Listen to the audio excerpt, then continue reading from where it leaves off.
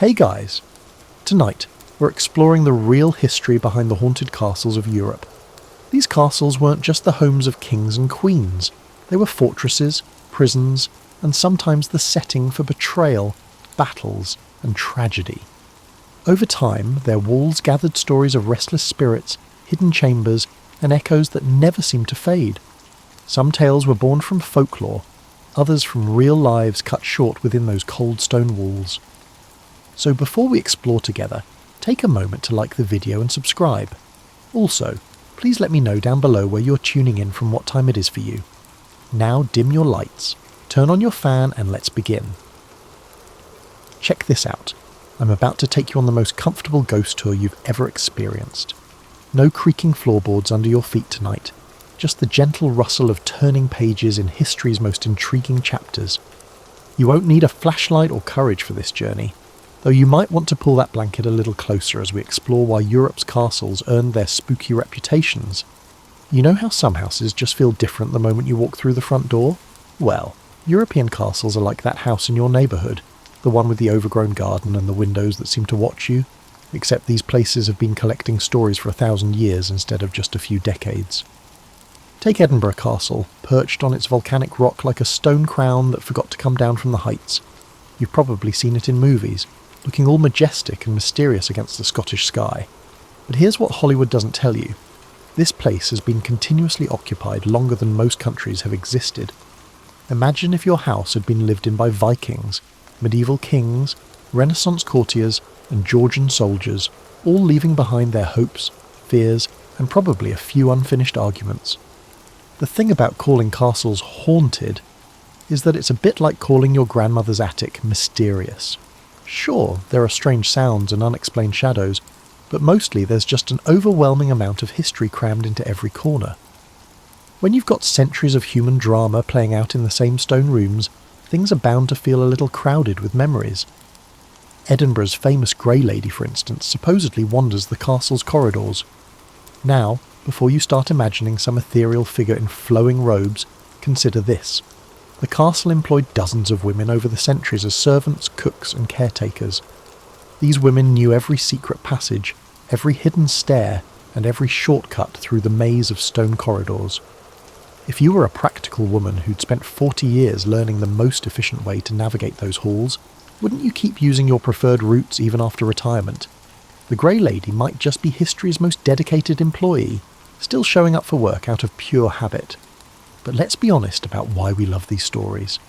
There's something deliciously cosy about being scared in a completely safe way. It's like watching a thunderstorm from inside a warm house. All the drama and excitement with none of the actual danger. Medieval castles were designed to be intimidating after all. Their builders wanted visitors to feel small and impressed, to crane their necks at soaring walls and wonder at the power of whoever lived there. The architects of these places were essentially medieval special effects artists. They knew exactly how to use shadows, echoes, and unexpected spaces to create atmosphere. Are there spiral staircases that appear to never end? They were designed to disorient attackers, but they work just as well on modern visitors. Does your flashlight fail to properly illuminate those deep dark corners? It is perfect for storing grain, but it is also perfect for your imagination to run wild. What's really happening in these haunted castles is a kind of time travel that doesn't require any special equipment. You're walking through rooms where real people lived, loved, schemed, and died. Their stories have soaked the stones like wine on a tablecloth, leaving permanent stains that change colour depending on the light. The Tower of London, for example, has hosted more drama than a season of your favourite soap opera. Kings, queens, traitors, and saints have all spent time within the walls of this place, often not by choice. When you visit today and feel that peculiar chill in the bloody tower, you're not necessarily sensing supernatural activity. You're sensing history itself, thick and heavy as London fog. So as we begin this journey together through Europe's most storied castles, remember that every ghost story starts with a human story. Every mysterious footstep once belonged to someone who was simply trying to get from one room to another. Every cold spot marks a place where someone once stood, perhaps looking out a window at a world that was changing faster than they could understand. The real magic of these places isn't in their ghosts, it's in their ability to make the past feel present, to collapse centuries into moments, and to let you feel the weight of all the lives that came before yours. Now that you're comfortable, let's talk about why these castles feel so naturally spooky, starting with the very practical reasons medieval people built them to be unsettling. You need to realise that intimidation was intentionally included in the architectural plan. These weren't just homes for rich people, they were psychological warfare made of stone and mortar. Medieval castle builders were master manipulators of human emotion, and they didn't even need a degree in psychology to pull it off. They understood instinctively that if you wanted to keep people in line, you made your home look like something that could swallow them whole. Are those walls impossibly high? They weren't just for defence, they were billboards advertising power, visible from miles away, making sure everyone knew exactly who was in charge. Take Warwick Castle in England. When you approach it today, even knowing you're just a tourist with a perfectly lovely car waiting in the parking lot, something primal kicks in as you walk toward those towers. It's the same feeling your ancestors would have had when approaching the local lord's stronghold, except they were probably carrying a complaint about their neighbour's goat, and hoping not to be thrown in the dungeon for their trouble. The genius of medieval castle design was in the details that most visitors never consciously notice. Do those narrow windows appear so picturesque in photographs? They were specifically designed to be too small for attackers to climb through, but also too small to let in much cheerful sunlight.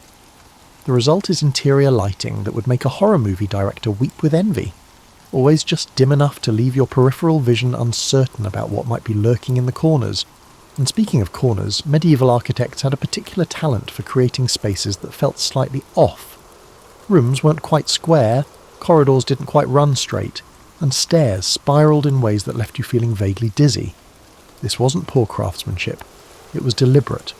When you're defending a castle, you want attackers to feel disoriented and uncomfortable.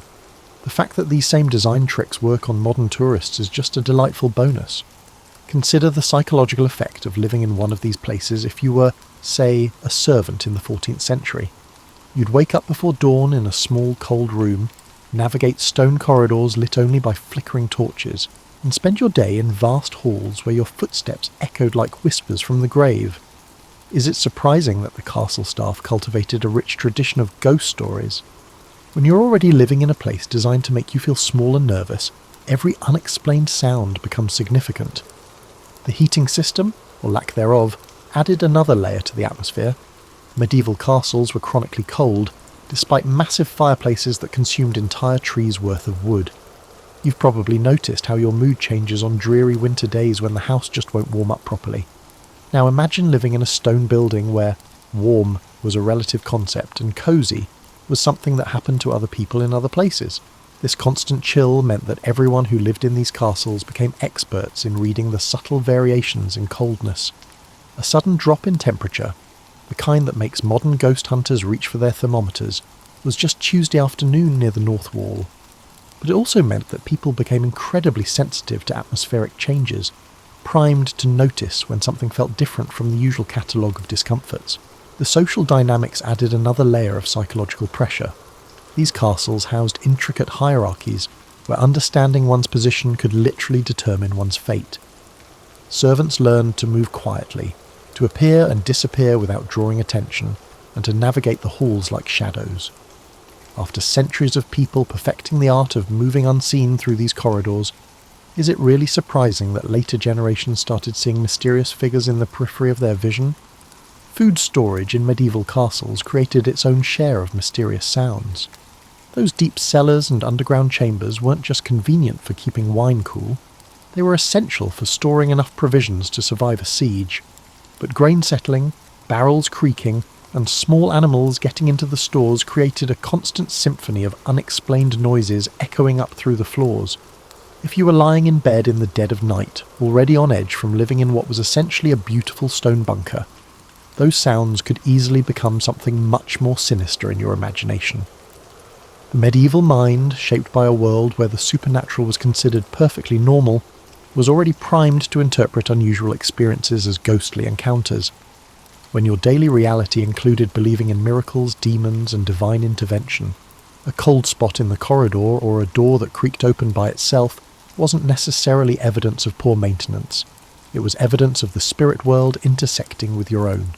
Let's get comfortable with some of history's most famous royal residents, who apparently never got the memo about checking out.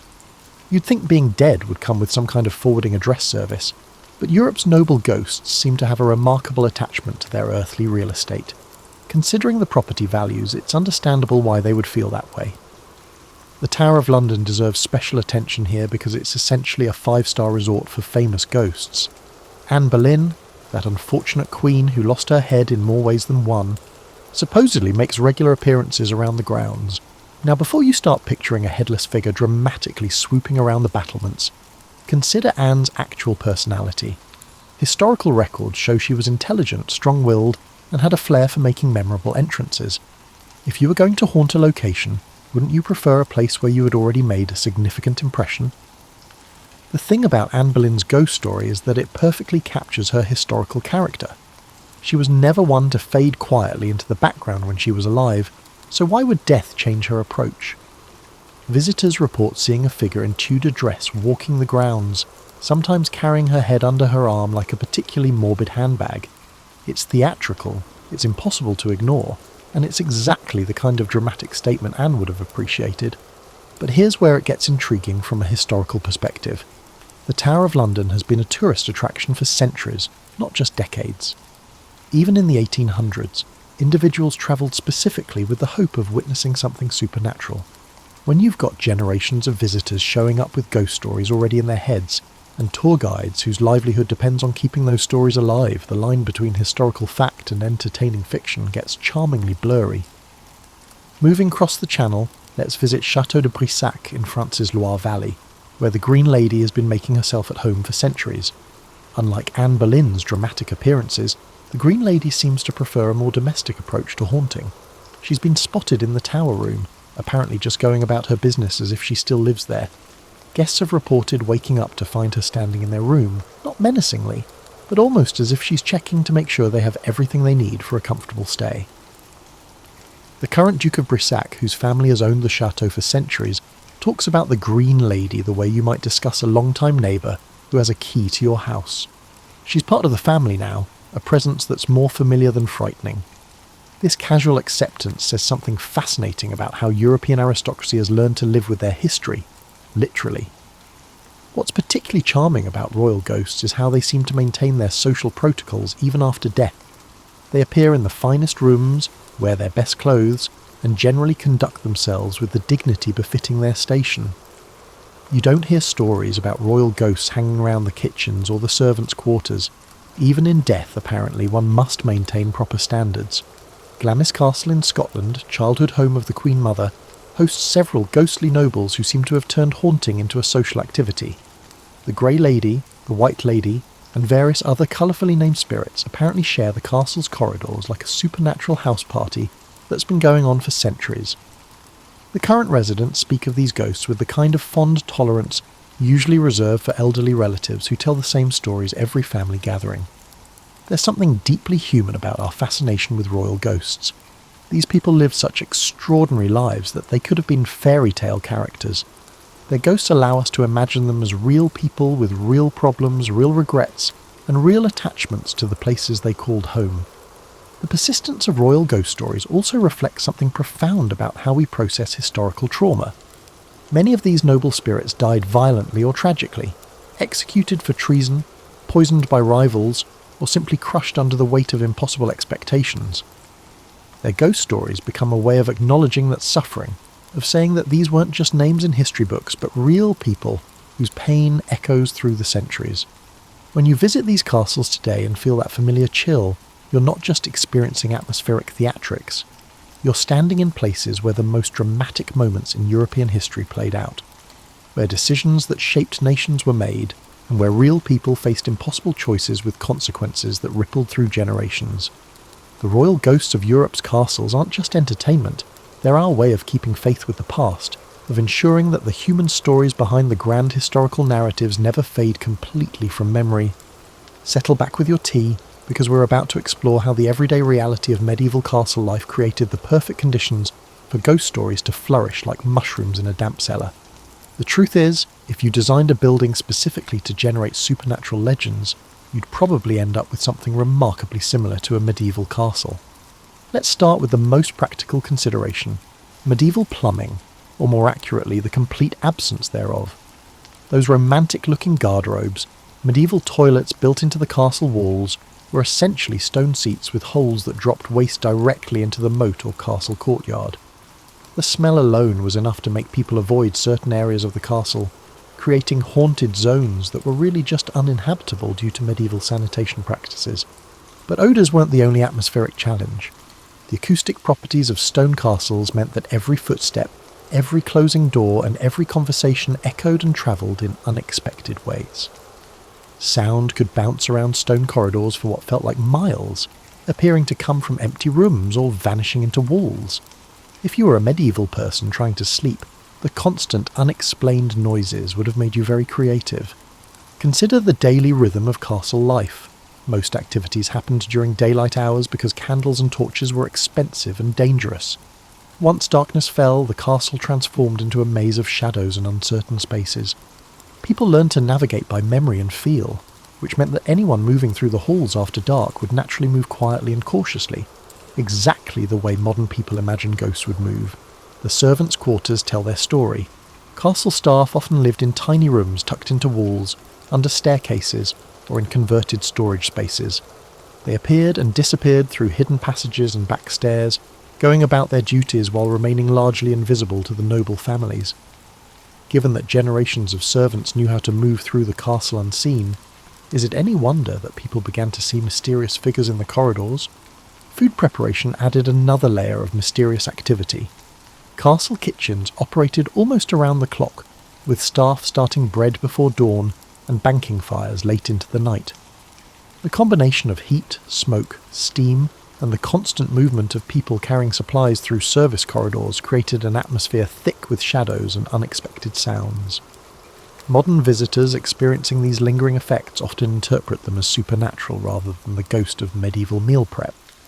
The sheer number of people who lived and worked in these castles over the centuries creates what you might call historical density.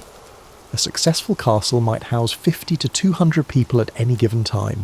Over 500 years, that's tens of thousands of individuals who called these stone walls home. Each person brought their habits, superstitions and stories. The mathematical probability of strange experiences starts looking pretty favourable when you multiply human nature by that many people across that much time. Medieval medicine deserves special mention in our ghost tour. People died frequently and often mysteriously, simply because medical knowledge was limited and life expectancy was short. In a world where sudden death was common, the boundary between the living and the dead felt much thinner than it does today. People were already primed to believe that those who died might stick around to finish unfinished business. The medieval calendar was packed with religious observances, many of which involved honouring the dead or contemplating the afterlife. All Saints' Day, All Souls' Day, and various feast days dedicated to martyrs kept death and the spiritual world at the forefront of daily consciousness. In that context, seeing a ghost wasn't a shocking supernatural event, it was practically a religious experience. Castle construction itself contributed to the mysterious atmosphere. Medieval builders worked with the materials and techniques available, which meant that walls settled, foundations shifted, and joints creaked as the buildings aged. Doors that had hung perfectly straight for decades might suddenly start swinging open due to structural settling. Windows that once fit snugly might begin rattling in their frames. These perfectly normal signs of an aging building became evidence of supernatural activity to people who were already expecting such things. The isolation of many castles amplified every mysterious experience. When your nearest neighbours might be miles away, and winter travel was nearly impossible, your castle became a closed world where every unexplained event took on outsized significance. There was no one to compare notes with, no outside perspective to provide rational explanations. If 3 people in the castle saw something strange, it became fact rather than shared imagination. Weather patterns around castles often created their own special effects. The tall stone structures affected local air currents, creating sudden temperature changes, unexpected drafts, and localized fog that could appear and disappear without warning. These natural phenomena, filtered through medieval understanding of the world, became evidence of otherworldly presence. Pour yourself another cup of tea, because the Renaissance brought some fascinating changes to castle haunting, though perhaps not in the ways you might expect. While the rest of Europe was discovering perspective in art and revolution in science, castle ghosts were getting a major upgrade in sophistication and style. The Renaissance mind was caught in a delightful contradiction. On one hand, humanist scholars were promoting rational thinking and scientific observation. On the other hand, this period was also characterised by elaborate court ceremonies, theatrical drama, and artistic expression that celebrated the mysterious and sublime. Renaissance ghosts, it seems, decided to embrace both trends simultaneously. Take the haunting of Bran Castle in Romania. Yes, Dracula's supposed stomping grounds, though Vlad the Impaler probably never actually lived there. During the Renaissance period, this castle became a customs post between Wallachia and Transylvania, which meant it hosted a constant stream of merchants, diplomats, and travellers. Each visitor brought their stories, superstitions, and cultural interpretations of what they experienced in those ancient walls. The Renaissance was when ghost stories became more literary, more detailed, and frankly more entertaining. Medieval ghost accounts tend to be brief and practical. Brother Thomas saw the deceased abbot walking the cloister at midnight. Renaissance ghost stories read like short novels, complete with atmospheric details, character development, and dramatic plot twists. This shift happened partly because more people could read and write, but also because the Renaissance celebrated storytelling as an art form. Castle residents were no longer content with simple appearances by the deceased. Their ghosts needed to have style, motivation, and preferably a tragic backstory that would make for enjoyable dinner party conversation. The Château de Chambord in France's Loire Valley exemplifies Renaissance ghost sophistication. Chambord, originally built by Francis I as a hunting lodge, accidentally became one of the most architecturally complex buildings in Europe, designed to impress and confuse in equal measure. Its famous double spiral staircase means that two people can climb to the same floor without ever meeting. Perfect for mysterious encounters that leave witnesses questioning what they actually saw. Renaissance castle ghosts also became more interactive. Instead of simply appearing and disappearing, they began leaving signs of their presence: rearranged furniture, mysterious music, and doors that opened at significant moments. This wasn't just medieval drafts and settling foundations. These were ghosts with a sense of timing and theatrical flair. The period's fascination with alchemy and natural philosophy created a new category of castle spirit, the scholarly ghost. Libraries in Renaissance castles started reporting mysterious research activities, books found open to specific passages, quill pens discovered still wet with ink, and candles burning in studies that should have been empty. These weren't your typical chain-rattling spectres. These were intellectual ghosts pursuing post-mortem continuing education. What's particularly intriguing is how Renaissance ghost stories reflected the period's political uncertainties. This was an era of religious reformation, shifting alliances, and social upheaval. Many Renaissance castle ghosts were said to appear during times of political crisis, as if the spirits of the past were commenting on contemporary events. Nostradamus would have loved the job security. The Renaissance also brought us the concept of the romantic ghost. Medieval spirits were usually either benevolent religious figures or dangerous entities to be avoided. Renaissance ghosts introduced the idea of tragic lovers, noble spirits seeking justice, and beautiful spectres whose stories inspired poetry rather than prayers for protection. These ghosts had backstories that would make modern romance novelists take notes. Italian Renaissance castles developed their own particular flavour of haunting. The Castello de Fenis in the Ulster Valley reports appearances by a lady in white who was supposedly walled up alive for adultery, a story that perfectly captures Renaissance themes of passion, betrayal, and dramatic justice. Unlike medieval ghost stories that focused on moral lessons, Renaissance hauntings explored complex human emotions and motivations. The period's artistic sensibilities influenced how people interpreted supernatural experiences. Renaissance castle residents were trained to appreciate beauty, symbolism, and dramatic effect. When they saw something unexplained, they didn't just record it, they analysed its aesthetic qualities, its symbolic meaning, and its artistic merit. This led to much more detailed and colourful ghost stories. Technical innovations also changed the ghost game. Better glassmaking meant clearer windows, which meant better visibility for mysterious appearances. Improved metallurgy created doors and hinges that moved more smoothly, allowing for more subtle supernatural effects. Even the ghosts benefited from technological progress. The Renaissance practice of commissioning detailed portraits of family members created a new phenomenon. People started recognising their ghosts. Instead of vague figures in outdated clothing, castle residents could now identify specific ancestors based on their painted likenesses. "Oh, that's just Great-Aunt Margarita in the blue dress from her portrait in the main hall," became a perfectly reasonable explanation for supernatural encounters. This period established many of the ghost story conventions we still recognise today. The tragic lover, the warning spirit, the unfinished business theme, and the idea that ghosts have distinct personalities and motivations rather than being generic spooky phenomena. Now we're getting to the dramatic chapters of our castle stories, where European history provided enough real-life horror to make any ghost story seem like a gentle bedtime tale. Wrap that blanket a little tighter, because we're about to explore how centuries of warfare and disease created the perfect conditions for supernatural legends to flourish. The Black Death of the 14th century deserves special attention in our ghost tour, not just because it killed roughly 1/3 of Europe's population, but because of how it transformed the relationship between the living and the dead in castle communities. When plague struck a castle, death wasn't a rare, solemn occasion.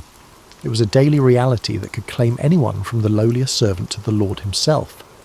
Caerphilly Castle in Wales experienced multiple plague outbreaks over the centuries, and each one left its mark on the castle's supernatural reputation. During plague years, normal burial practices became impossible. Bodies were often interred quickly in unmarked graves within the castle grounds or in nearby fields. Centuries later, visitors report cold spots and unexplained sensations in areas that archaeological surveys have revealed contain forgotten plague burials. The psychological impact of living through a plague outbreak created ideal conditions for ghost stories to develop. Survivors were traumatized, grieving, and hyper-vigilant for signs of continued danger. In this heightened emotional state, every unexplained sound, every shadow in peripheral vision, and every cold draft became potentially significant. People who had watched friends and family die suddenly were primed to believe that the dead might return. Wartime added its own layer of supernatural activity to castle life. The siege of Carcassonne during the Albigensian Crusade lasted for months, with attackers and defenders locked in a brutal standoff. Modern visitors to this remarkably preserved medieval city report hearing phantom sounds of combat, the clash of metal on metal, shouts in languages they don't recognise, and the thunder of horses' hooves on stones. But here's what makes these war-related hauntings particularly interesting. Many of the reported phenomena match historical accounts of medieval siege warfare. The mysterious sounds visitors hear aren't random ghostly noises. They're acoustically consistent with the specific weapons and tactics used during documented historical battles. It's as if the stones themselves recorded the events and occasionally play them back for modern audiences. Castle dungeons deserve their own chapter in any respectable ghost story collection.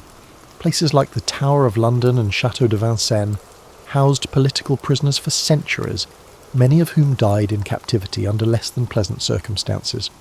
These underground chambers were designed to be psychologically oppressive, with minimal light, poor ventilation, and acoustics that amplified every sound into an echoing reminder of isolation.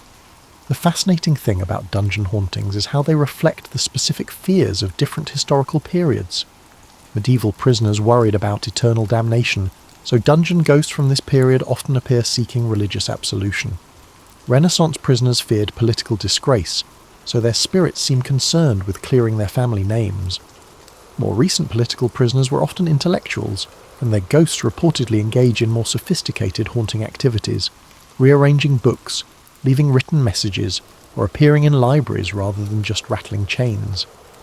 Plague and warfare also created a phenomenon unique to castle communities, collective trauma that lasted for generations.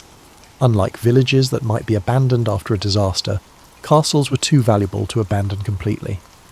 New residents moved into spaces where terrible things had happened, inheriting not just the buildings but also the psychological atmosphere created by previous tragedies. The Château de Brezay in France's Loire Valley illustrates this beautifully. Built on the site of earlier fortifications that were destroyed during various conflicts, the current castle incorporates stones from buildings where people lived, fought and died over more than 1,000 years. Modern visitors report a sense of layered history, not just one ghost story, but multiple eras of human experience compressed into a single location. Battlefield castles developed their own special category of haunting. Edinburgh Castle, built on a strategic military position that has been fortified for over 1,000 years, reportedly hosts ghostly reenactments of battles from different eras. Visitors describe seeing phantom soldiers in armour from various historical periods, as if different conflicts have left their mark on the same piece of ground. The Great Fire of London in 1666 affected several castle-like structures in the city, and the rebuilding process created opportunities for new ghost stories to develop. When you're constructing new buildings on foundations where people died in traumatic circumstances, you're essentially creating a supernatural time capsule. The new structures inherit the emotional resonance of what came before. Medical practices of earlier eras also contributed to castle hauntings. Medieval and Renaissance medicine often involved procedures that were essentially torture by modern standards. Castle infirmaries and chambers where medical treatment took place became associated with supernatural activity, not because of malevolent spirits, but because of the intense human suffering that occurred in these spaces. As we reach the end of our cosy journey through haunted castle history, let's explore how these ancient stones continue to mystify and enchant visitors in our modern world. Pour the last of your tea, because we're about to discover that the boundary between history and mystery has only gotten more intriguing with time. The advent of photography in the 19th century created an entirely new dimension to castle ghost stories.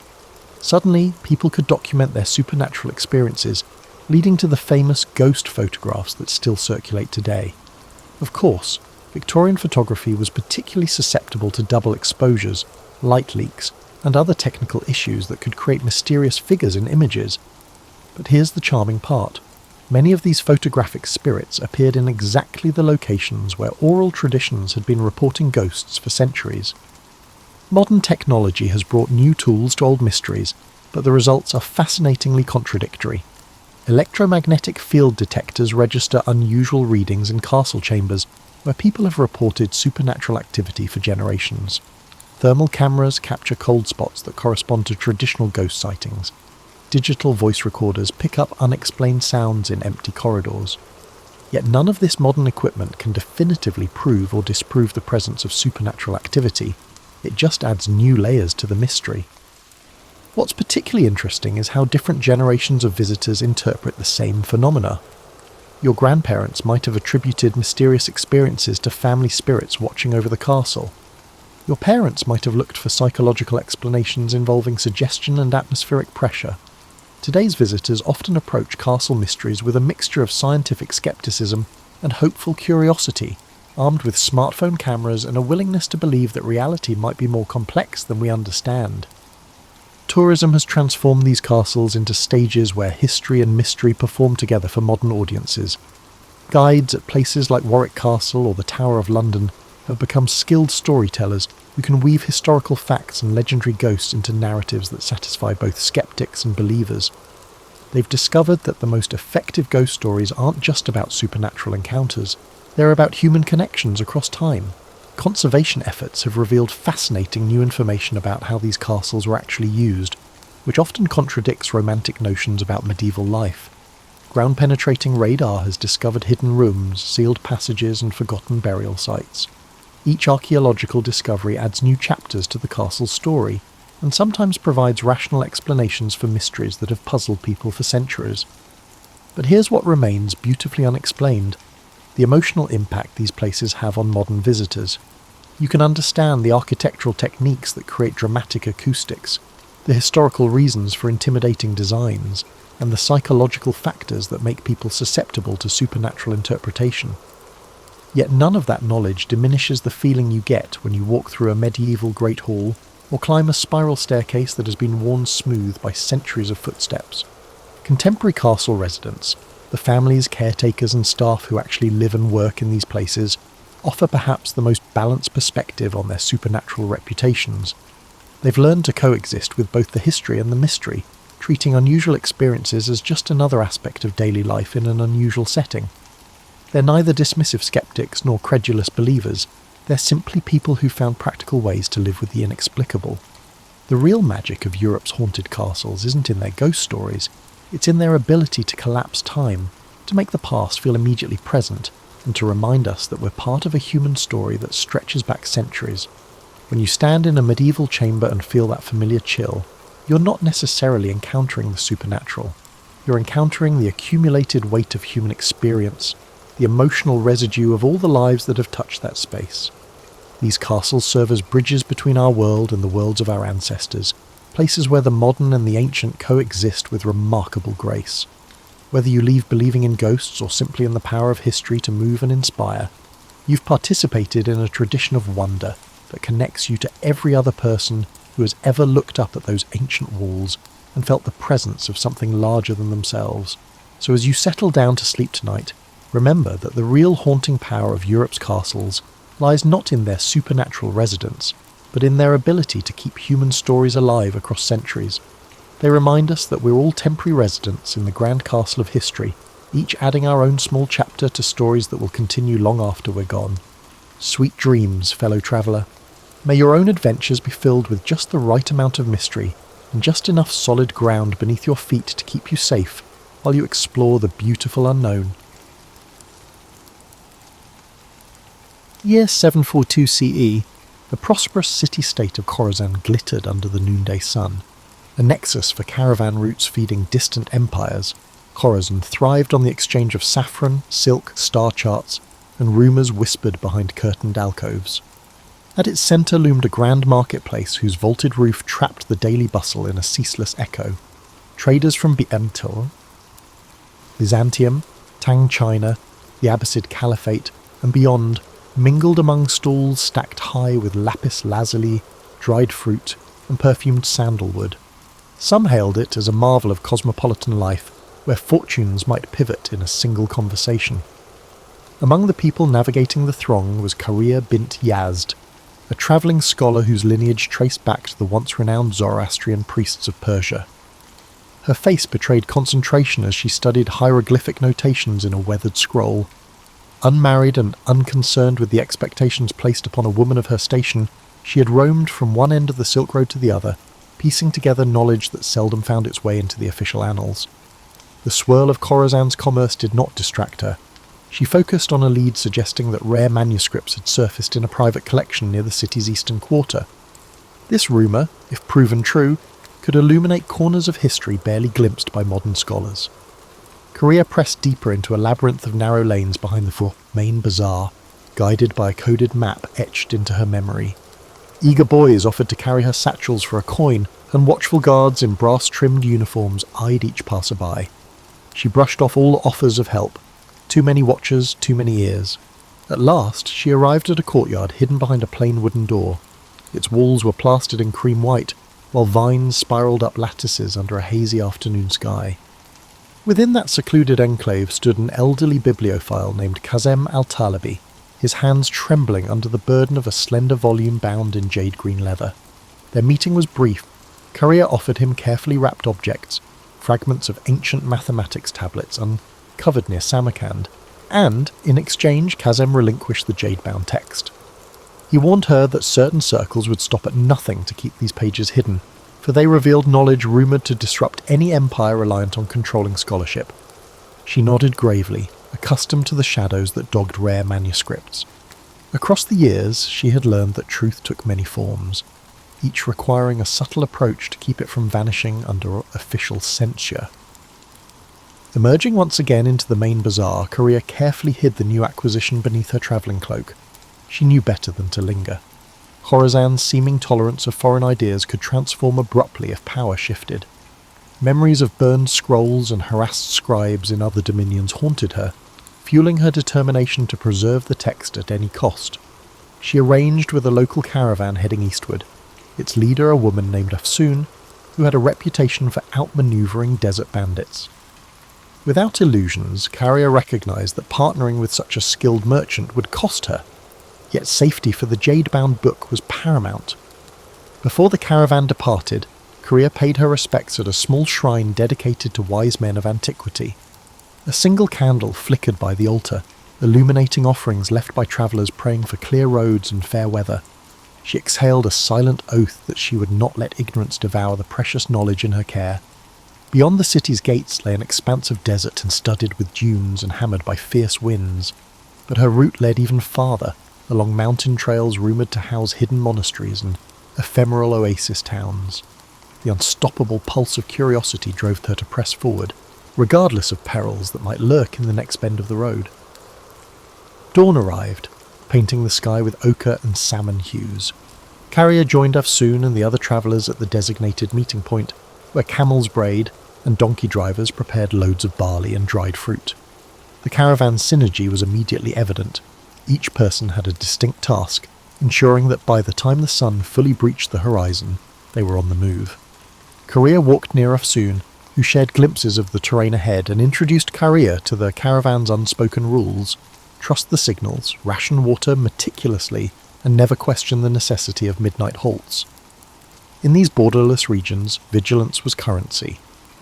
With the sun mounting, the caravan snaked through a parched plain dotted by twisted shrubs. A hush fell over them, broken only by the soft shuffling of hooves and the gentle clink of metal fastenings. Carria's thoughts drifted to the codex inside her bag. She had only glimpsed a few pages thus far. Intricate diagrams of planetary movement, cryptic references to an ancient empire that preceded the Achaemenids, and footnotes scrawled in an unfamiliar script. If accurate, these writings expanded the known timeline of advanced astronomy by centuries. She resolved to study every page once the caravan reached a safe haven. Afsoon signalled a halt near a cluster of sun-scorched boulders, granting the group respite from the crushing midday heat. While some dozed in makeshift shade, Carrier took cautious sips from her water skin, feeling the dryness cling to her throat. A restlessness stirred within her, equal parts excitement and anxiety. She replayed Qasim al-Talibi's warning.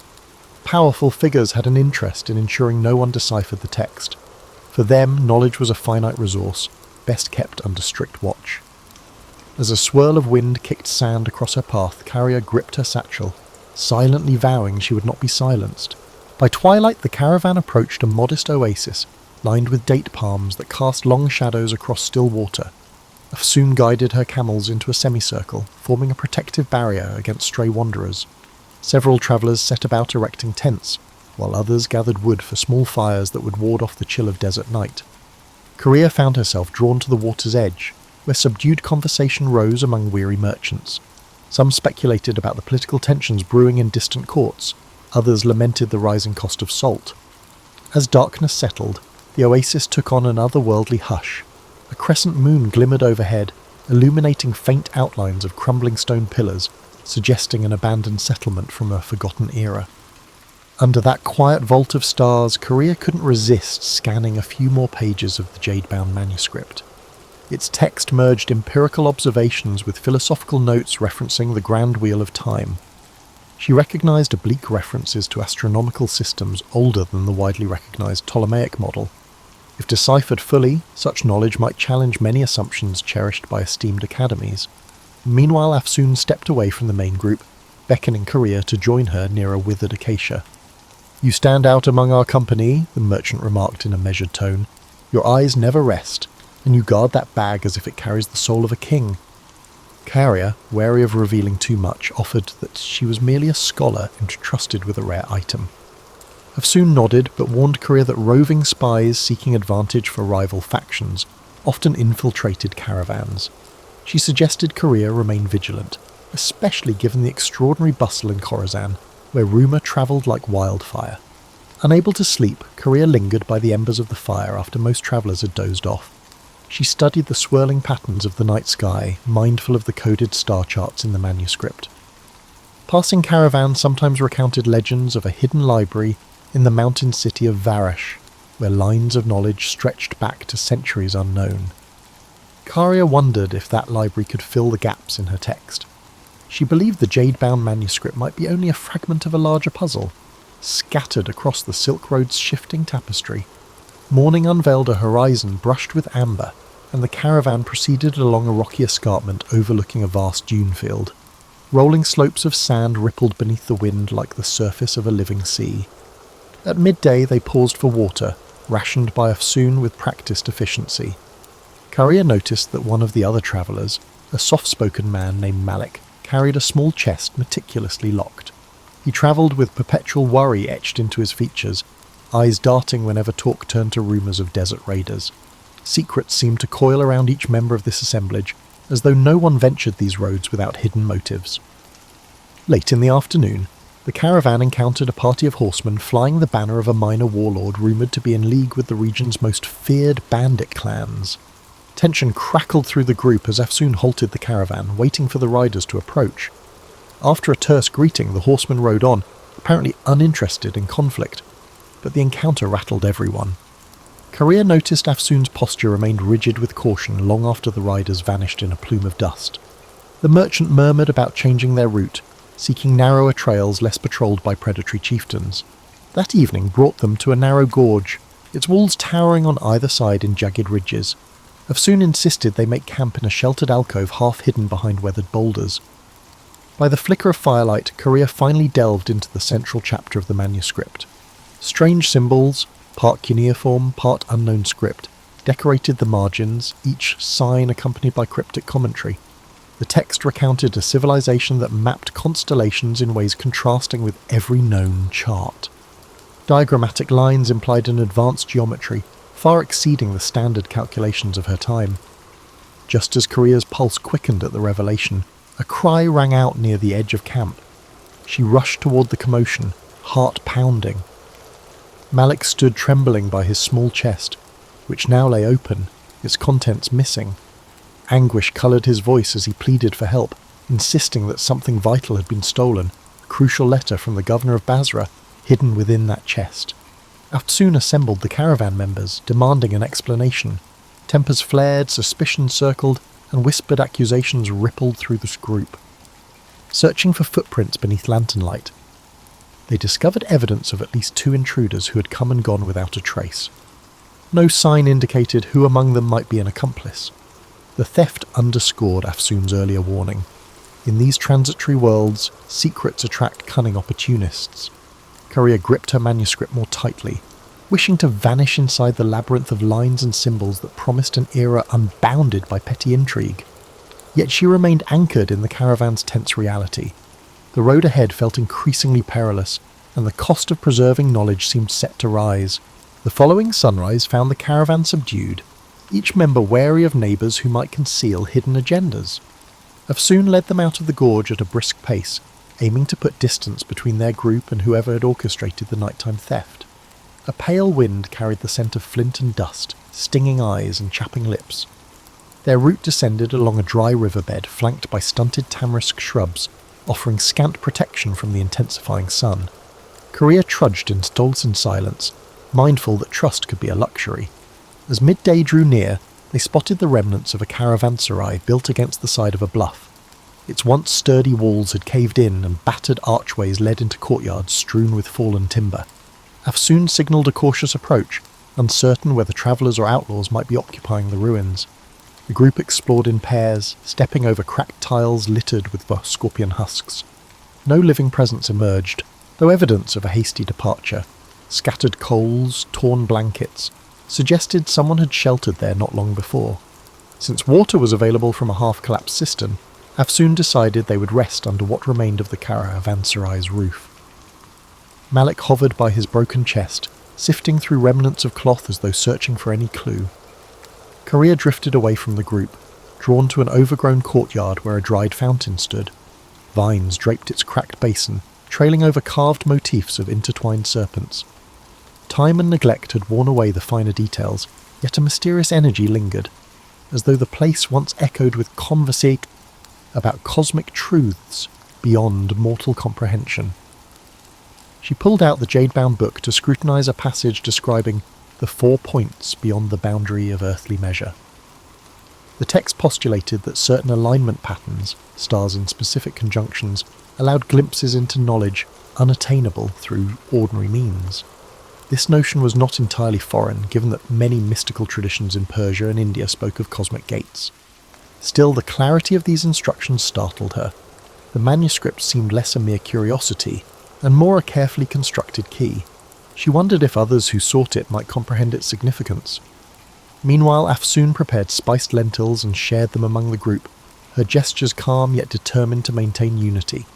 Tension still hovered like a low cloud, with suspicions that the thieves might be part of a larger plot. Over a sparse meal, Korea gleaned fragments of each traveller's story. A textile merchant returning from Cairo, a widower heading to Samarkand to meet his estranged son, an amateur scribe hoping to gain employment in the libraries of Nishapur. Layer by layer, she sensed each person guarded secrets born of loss, ambition, or desperation. As dusk fell, moonlight filtered through the caravanserai's gaps, accentuating outlines of shattered pillars. The group huddled around small fires.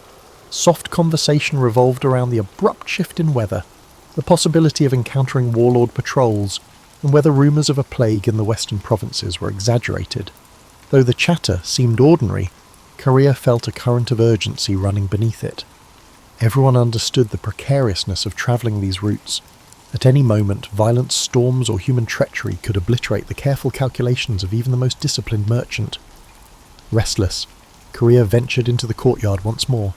She ran her fingertips over the carved serpents, musing that knowledge itself often took the shape of something fearsome and winding, capable of enlightenment but also of destruction, depending on who wielded it. Before she could lose herself in speculation, a subtle motion in the archway drew her attention. She turned to see Malik, shadowed in moonlight. His face still wore traces of anguish. He approached and, in hushed tones, apologised if his panic had disrupted the caravan's stability. Then he posed a startling question. "Is your book truly worth risking your life?" Korea hesitated, contemplating her answer. She confessed that its pages might safeguard insights from an older civilization, knowledge that could enrich the world if studied openly. Yet she recognised the hazards. No single text was worth a life, unless it also contained the means to prevent greater harm. Malik nodded, revealing that his lost letter held the potential to end a trade blockade strangling his hometown.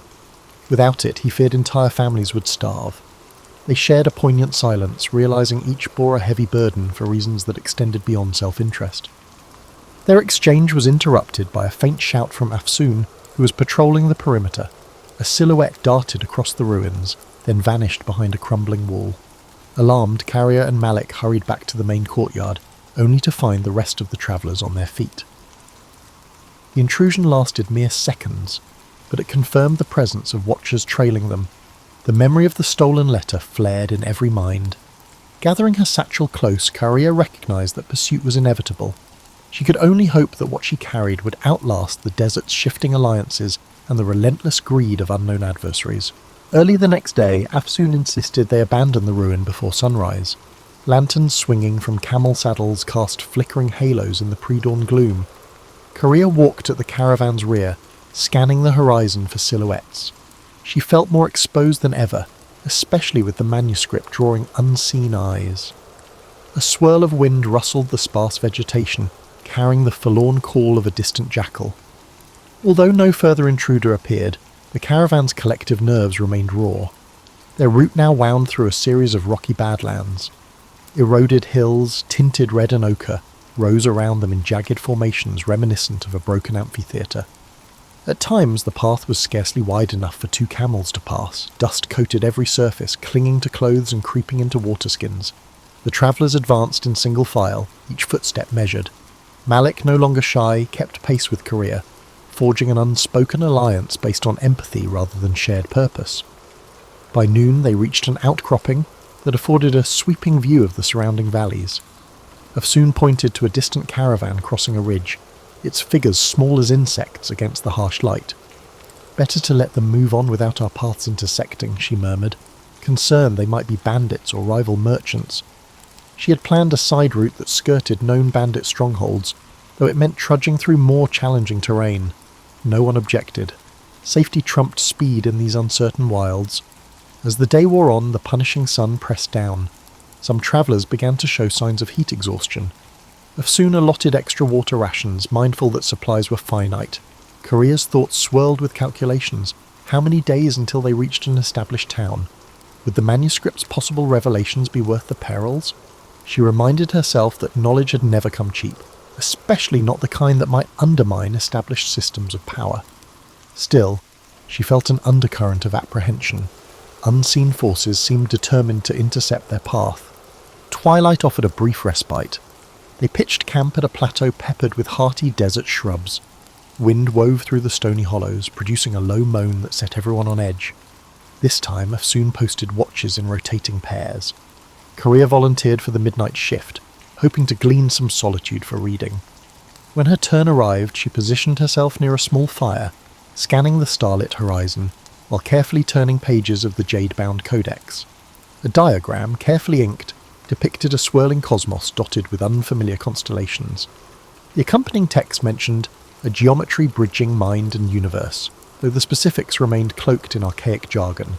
She sensed movement at the edge of the firelight and gripped the book protectively, but it was only an elderly trader from their group, awakened by coughing. He approached, nodding politely. "I see that you carry more than curiosity," he said, glancing at the manuscript's glowing pages.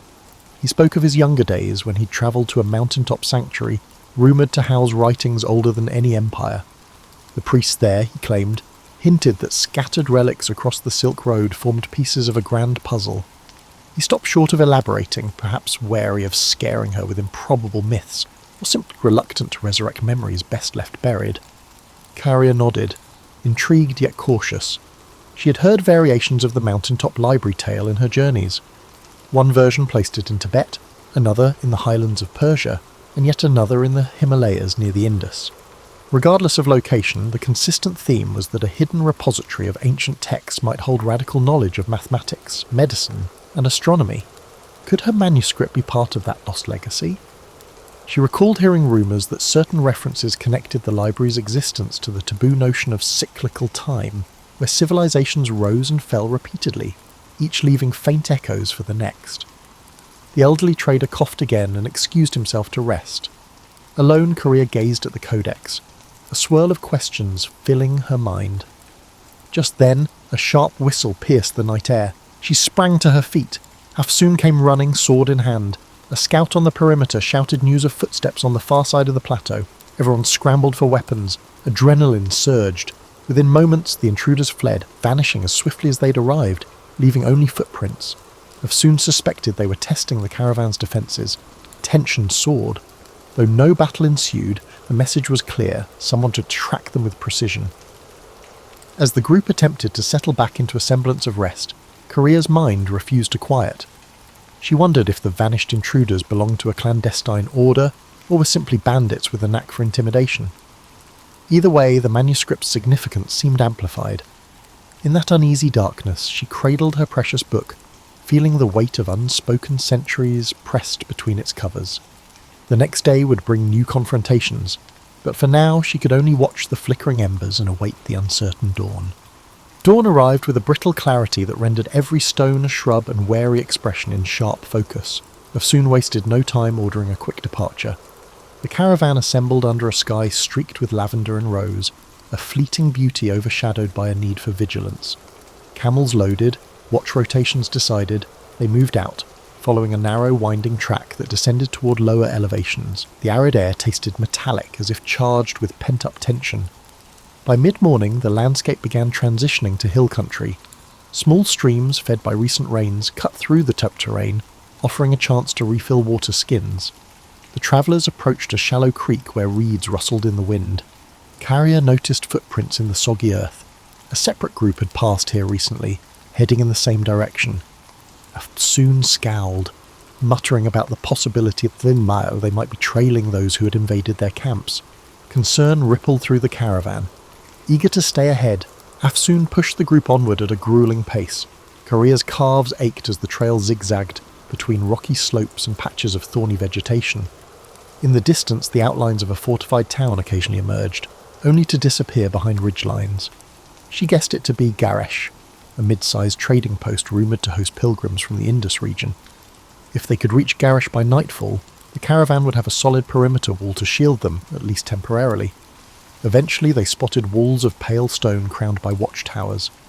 Hafsoon signalled for calm, reminding everyone that unknown dangers could lurk within a walled town as readily as outside. Approaching the gates, they encountered a row of guards wearing mismatched armour. After examining Hafsoon's travel permits, the guards allowed them entry in exchange for a modest toll. Inside, the streets were cramped with stalls selling earthenware, dyed cloth and hammered bronze jewellery. The aromas of grilled meat and fresh bread teased weary travellers, but an undercurrent of wariness ran through the crowd. Hafsoon found a secure compound where the caravan could rest.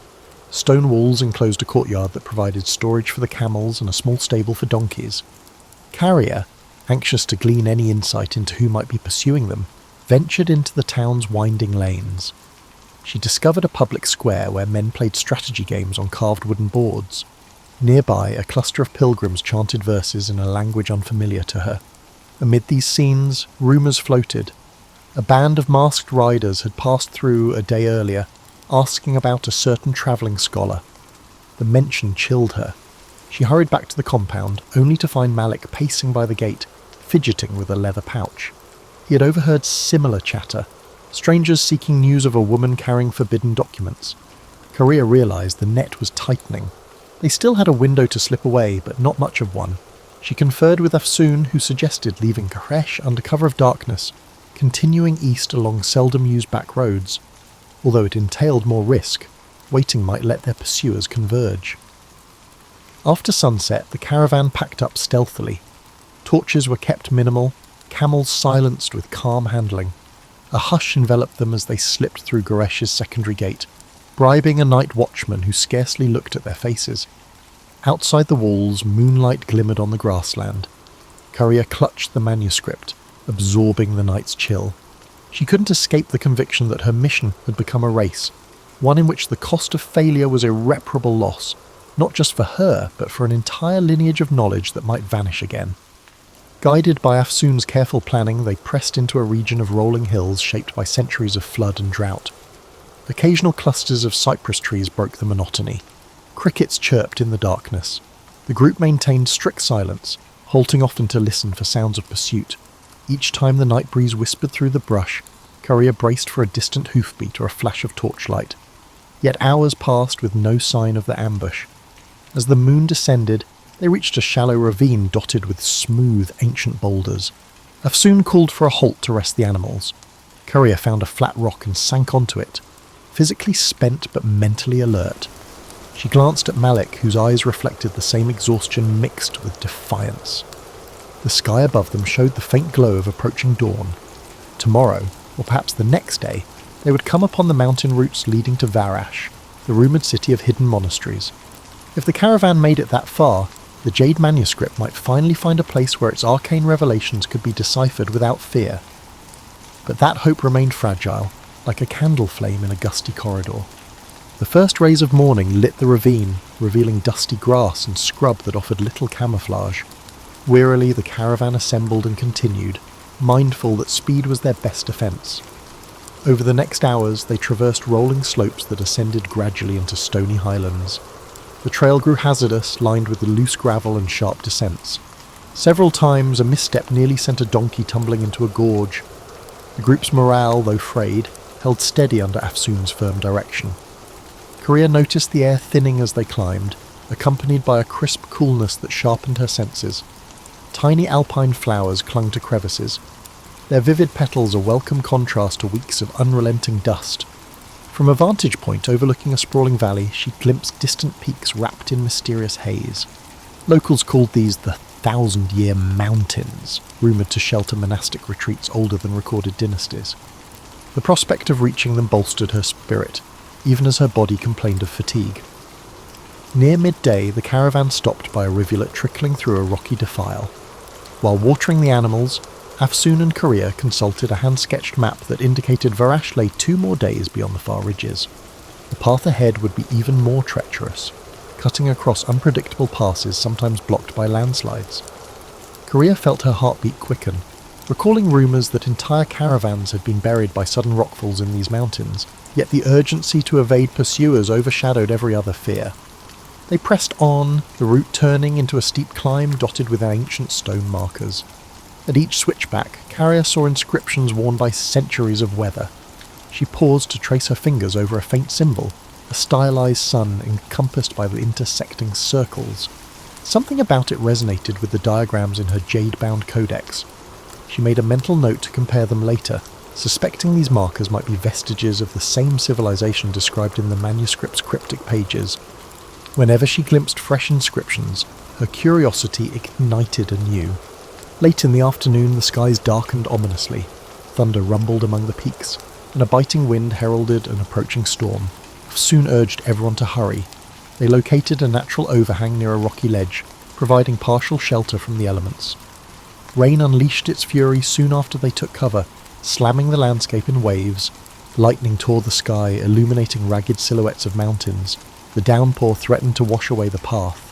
Huddled together, the travellers watched rivulets form across the rocky ground, carrying pebbles and debris downhill. The storm raged for hours, pinning them under the overhang.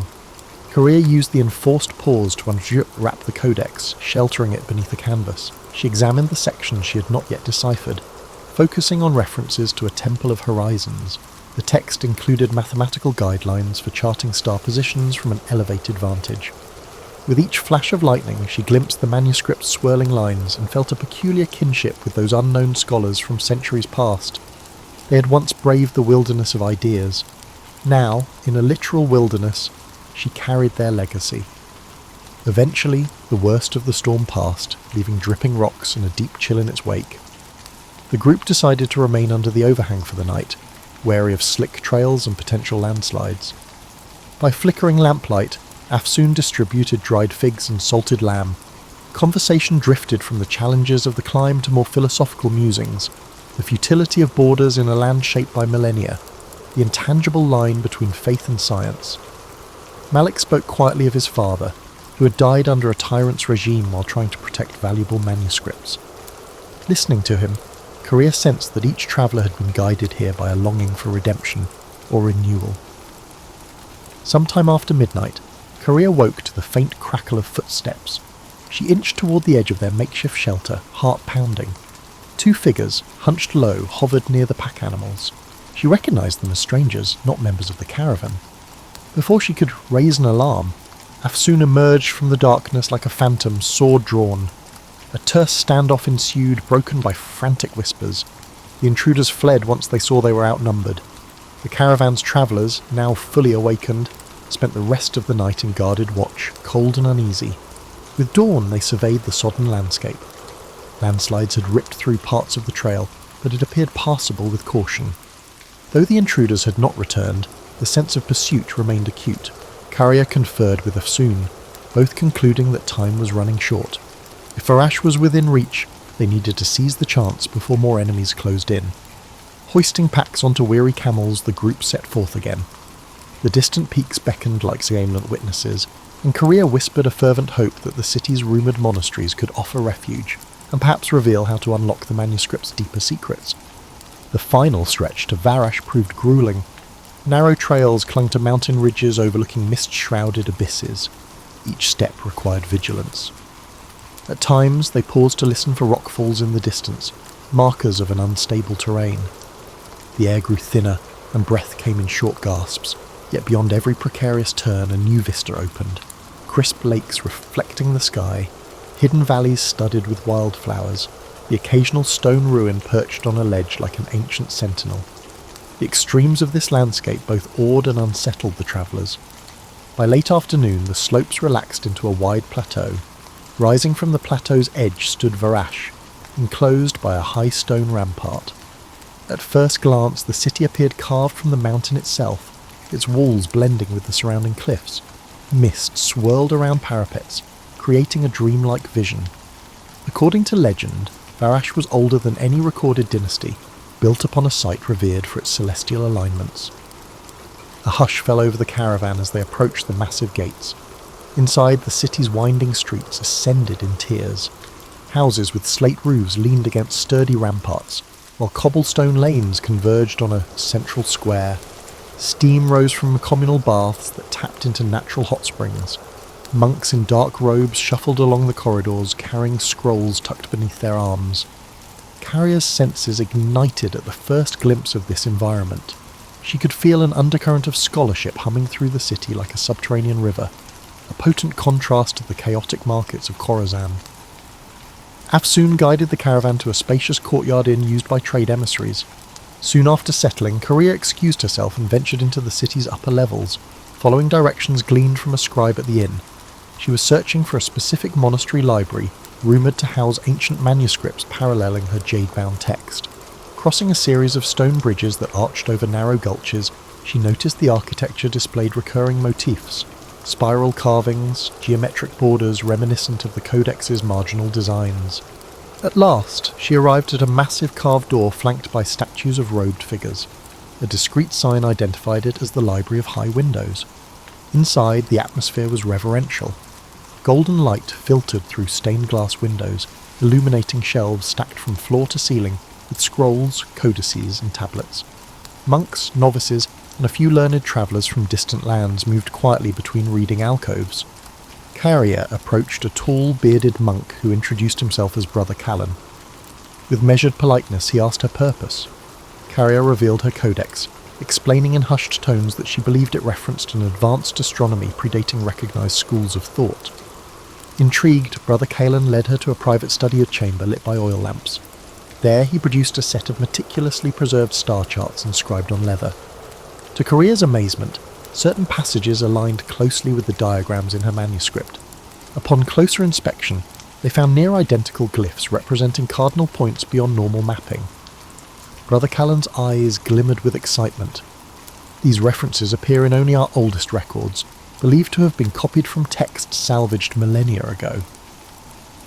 As the evening deepened, they pieced together parallel lines of text, cross-referencing them with genealogies, sterolters, and cryptic commentaries. The synergy suggested that the jade-bound book might indeed be part of a nearly lost tradition. However, a vital section remained missing. It was rumoured that a sister manuscript lay in a monastery farther east, high in a remote range where few ventured. Carrier's heart sank, knowing the road ahead might hold even greater dangers. Yet she also felt invigorated. The puzzle had grown more intricate, weaving her fate with ancient legacies that demanded guardianship. Upon returning to the inn, she found Afsoon and Malik in heated discussion with the rest of the caravan. News had arrived that unidentified riders were poking around Varash's gates, questioning travellers about a woman scholar and her prized artefact. Their arrival here was no secret. For the moment, the city's laws prevented open aggression, but no one believed that protection would last indefinitely. Afsoon proposed they break the caravan into smaller groups for anonymity. Malik pledged to stand by Carrier, recognising that her success might ripple far beyond personal gain. Under the inn's lantern glow, Carrier shared what she and Brother Callan had uncovered. The group listened in solemn silence, understanding the gravity of her discovery. Perhaps it offered a new perspective on the cosmos, or perhaps it threatened structures built on carefully managed knowledge. Either way, their pursuers would not relent. Still, Carrier felt a renewed determination. The tapestry of centuries had woven her path into this moment. With the city of Varish as an unlikely refuge, she now held a clearer vision of the manuscript's purpose. Dawn would bring decisions, whether to remain, to search for the sister text, or to brave unknown dangers.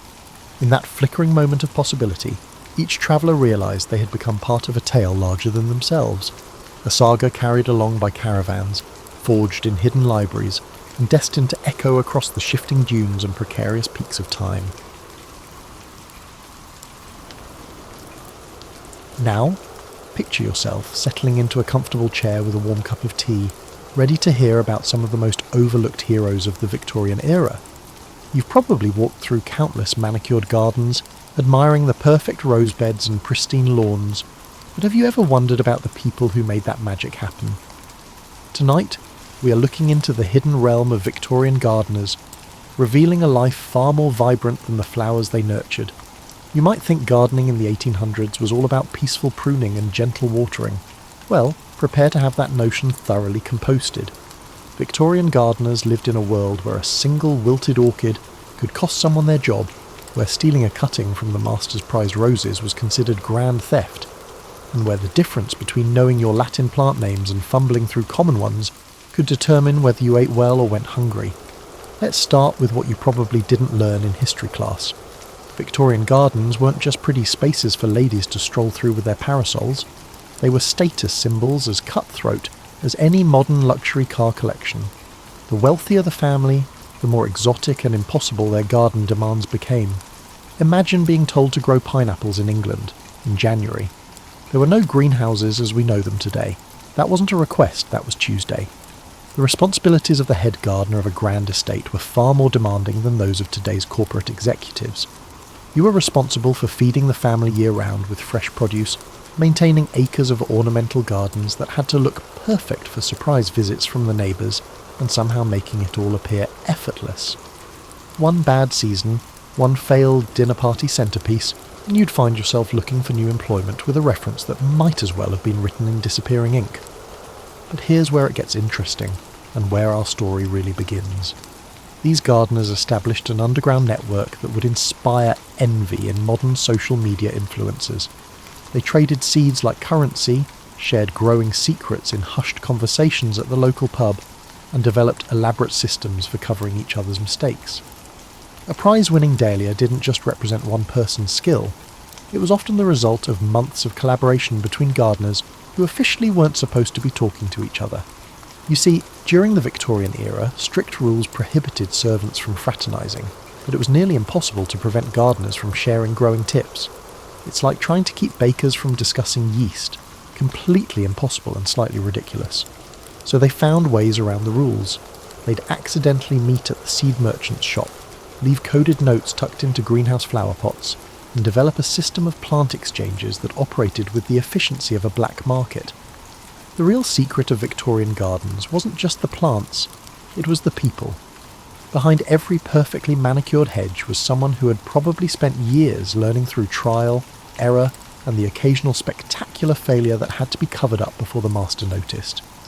These weren't just employees following a manual, they were artists, scientists, and diplomats, all rolled into one soil-stained package.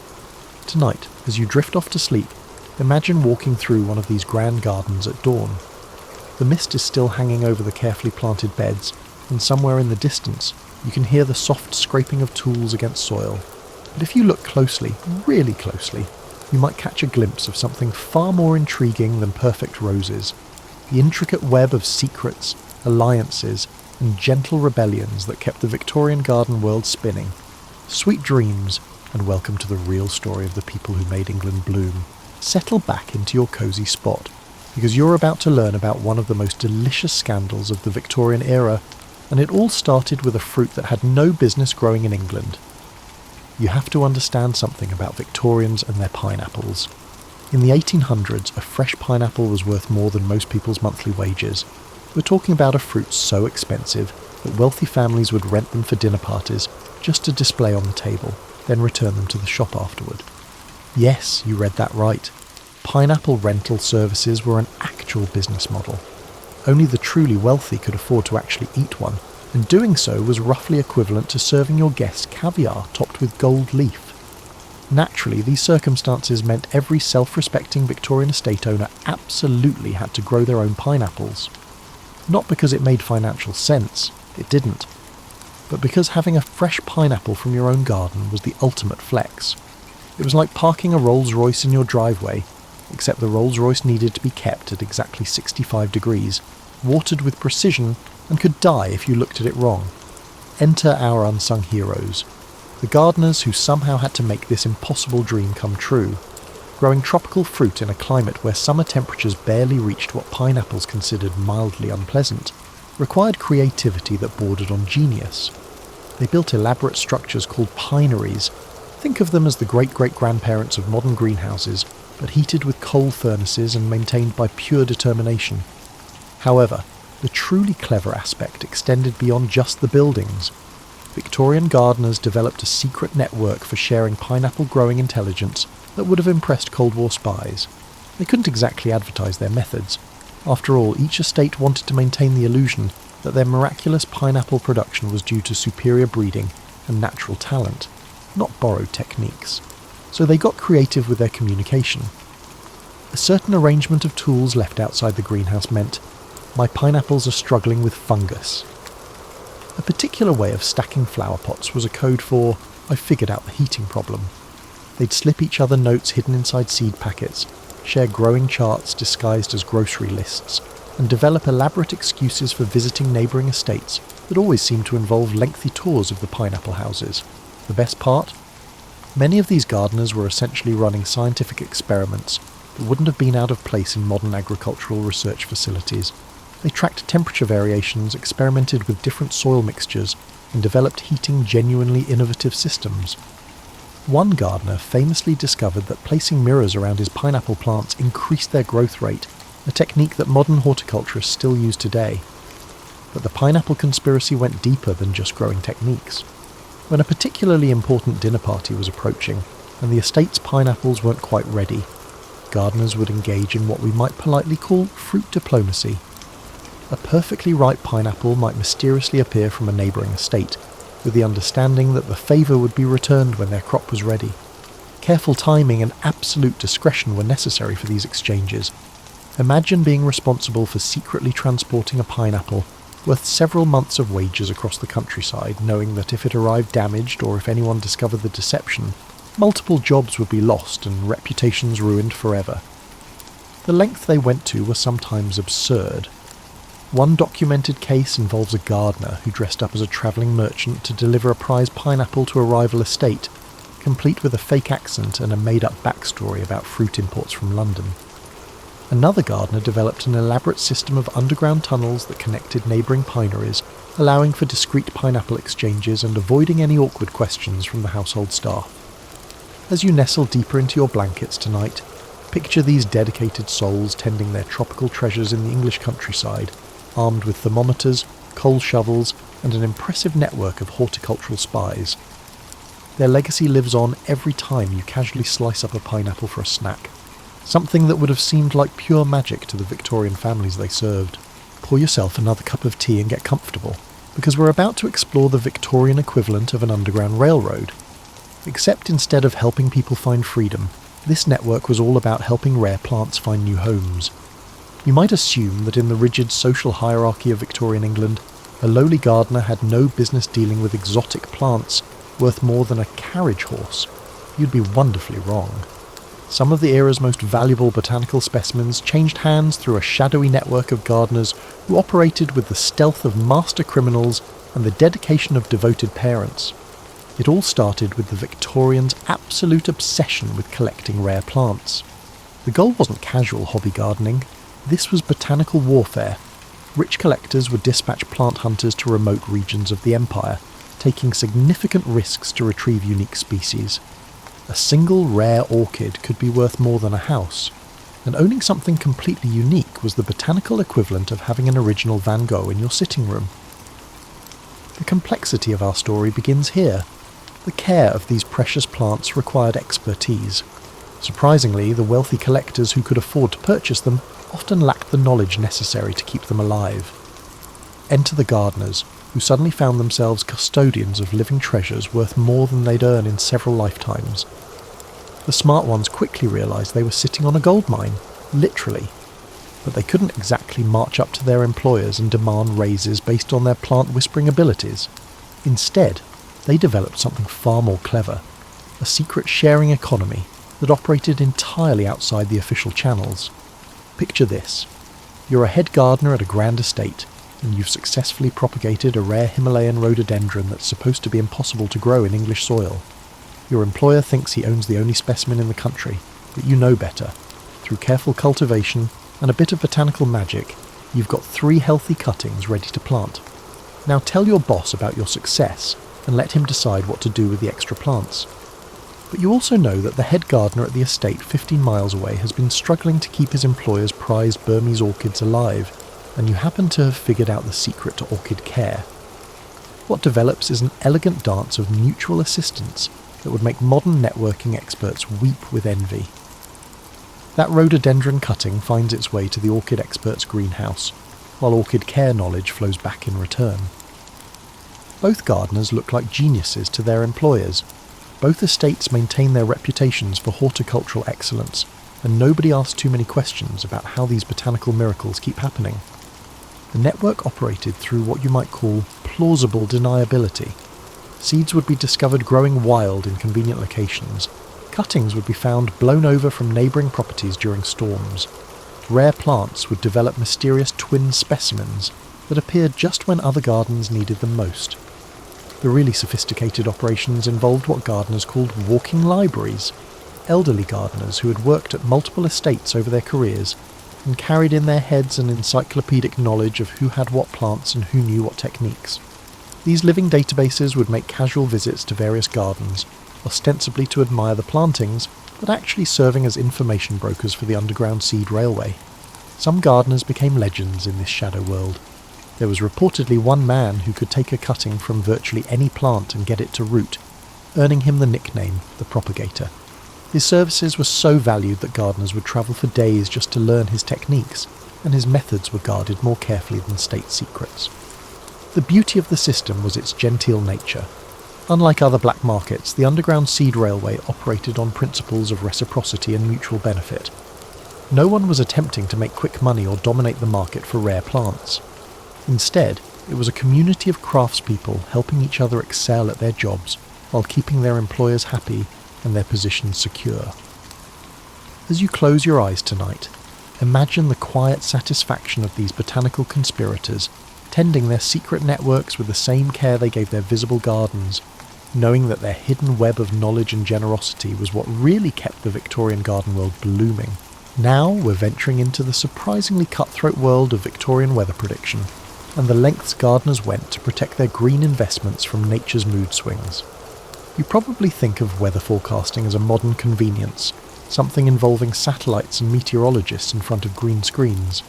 However, Victorian gardeners were responsible for their own weather forecasting, and their livelihoods hinged on accuracy. A surprise frost could destroy months of work in a single night, turning a head gardener from a respected professional into an unemployed man with muddy boots and excellent references nobody wanted to read. The challenge was that Victorian England's weather was about as predictable as a cat on catnip. Spring could arrive in February or wait until May. Summer might bring tropical heat waves or chilly rain that last for weeks. And autumn? Well, autumn was when everyone held their breath and hoped their carefully tended charges would survive until next year. So gardeners developed their own intelligence network, one that would have made military strategists proud. They observed everything. The behaviour of birds, the colour of sunset clouds, the way their arthritic joints felt on certain mornings, and even the mood of the estate's cats. One famous gardener swore he could predict frost 3 days in advance by watching how the dairy cows positioned themselves in the pasture. But here's where it gets really interesting. They started sharing this weather intelligence with each other, creating what amounted to an early warning system that stretched across the countryside. A gardener 20 miles to the west might send word that storms were headed east. Someone near the coast would pass along information about changing wind patterns. The network operated through servants, delivery boys, and anyone else who travelled regularly between estates.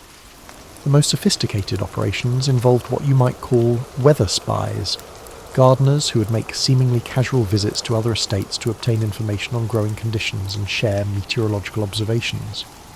They'd admire the roses while actually noting which plants were showing stress, and discuss the beauty of the landscape, while secretly gathering intelligence about which microclimates were performing better than others.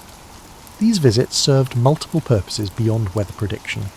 The gardener might notice that his neighbour's tomatoes were ripening 2 weeks earlier than his own, leading to discoveries about optimal planting locations or soil preparation techniques. Or they might observe that certain varieties were thriving in conditions where their plants struggled, sparking seed exchanges that we discussed earlier. The really clever ones developed coded systems for sharing weather information without alerting their employers to the extent of their collaboration.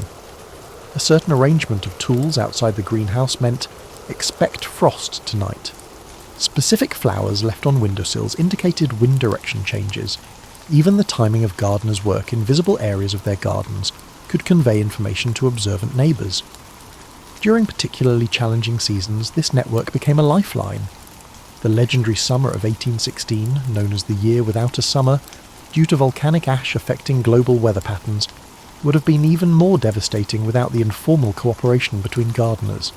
They pooled their knowledge about which crops could survive in cooler temperatures, shared seeds for hardier varieties, and coordinated their plantings to ensure that between them they could still provide fresh produce for their employers. Some gardeners became famous within this hidden community for their predictive abilities. There was reportedly one man whose weather forecasts were so accurate that other gardeners would adjust their planting schedules based on messages he sent through the informal network. His secret: he kept detailed records of weather patterns and plant responses over decades, creating what was essentially a localized climate database that he carried in his head. The weather wars also drove innovation in plant protection.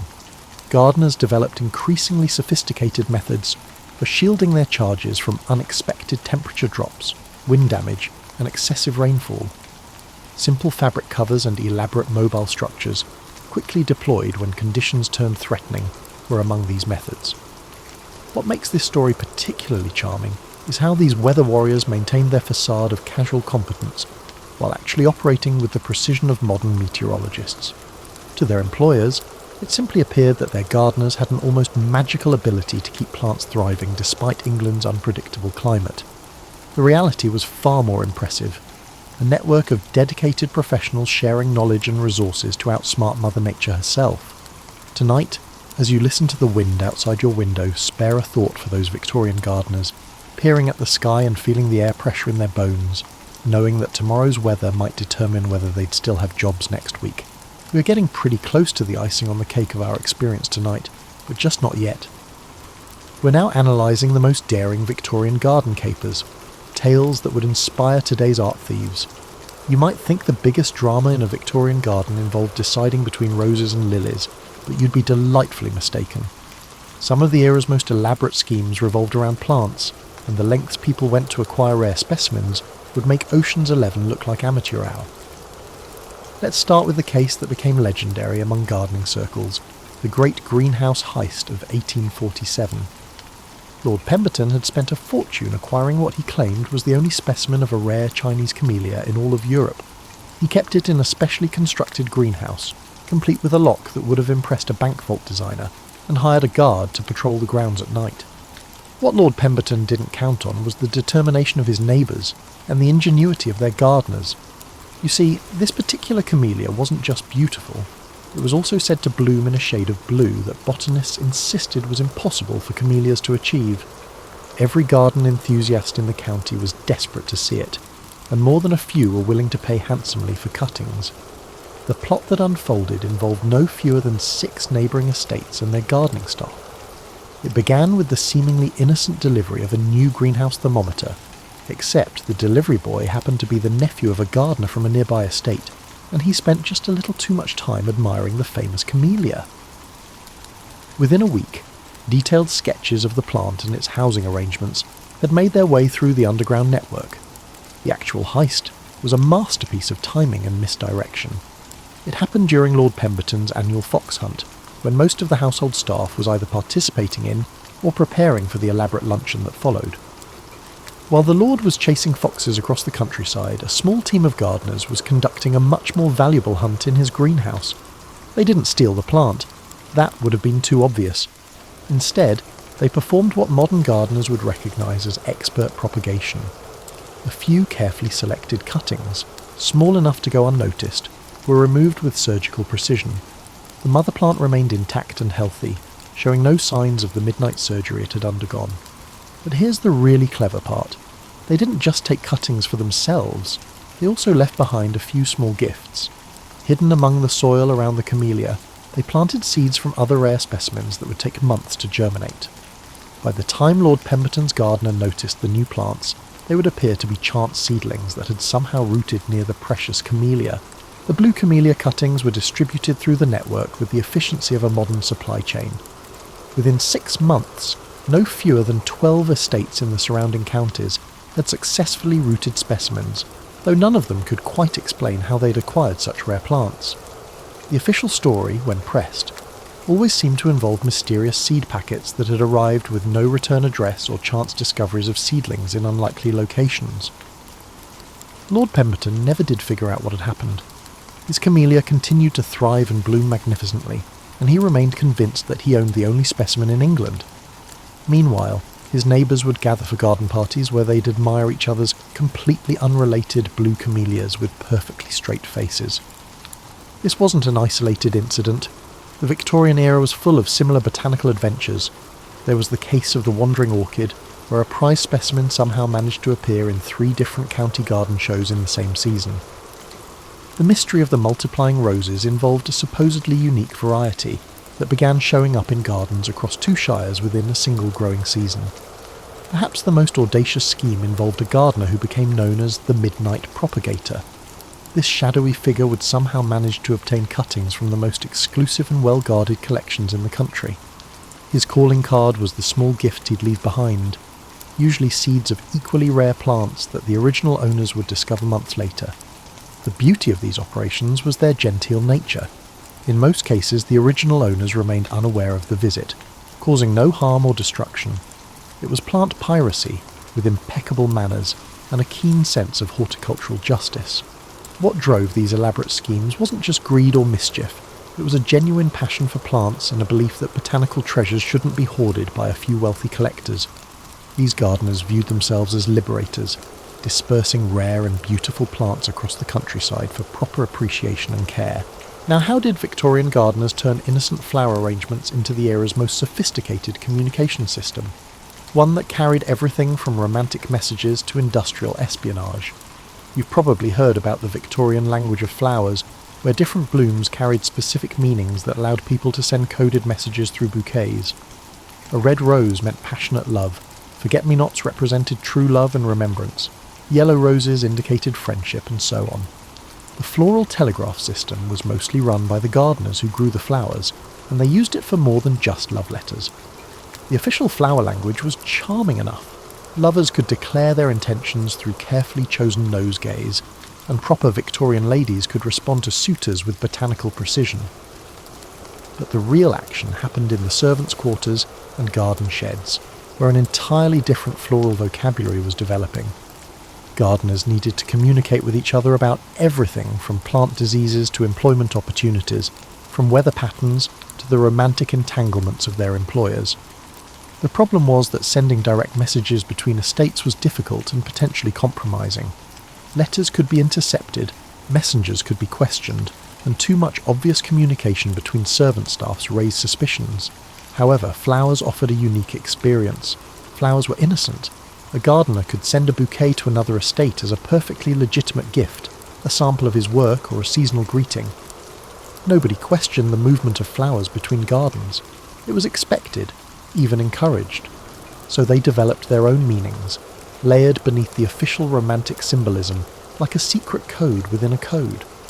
A bouquet that officially expresses friendship and good wishes might actually convey, "The head gardener at Thornfield Manor is looking for an assistant, good wages, and fair treatment."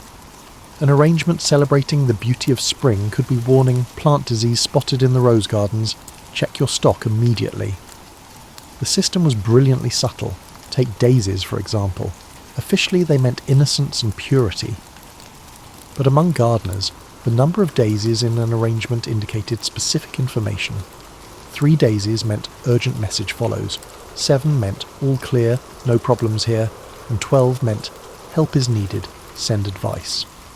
The really sophisticated communications involved what they called seasonal contradictions, arrangements that included flowers that shouldn't naturally bloom together.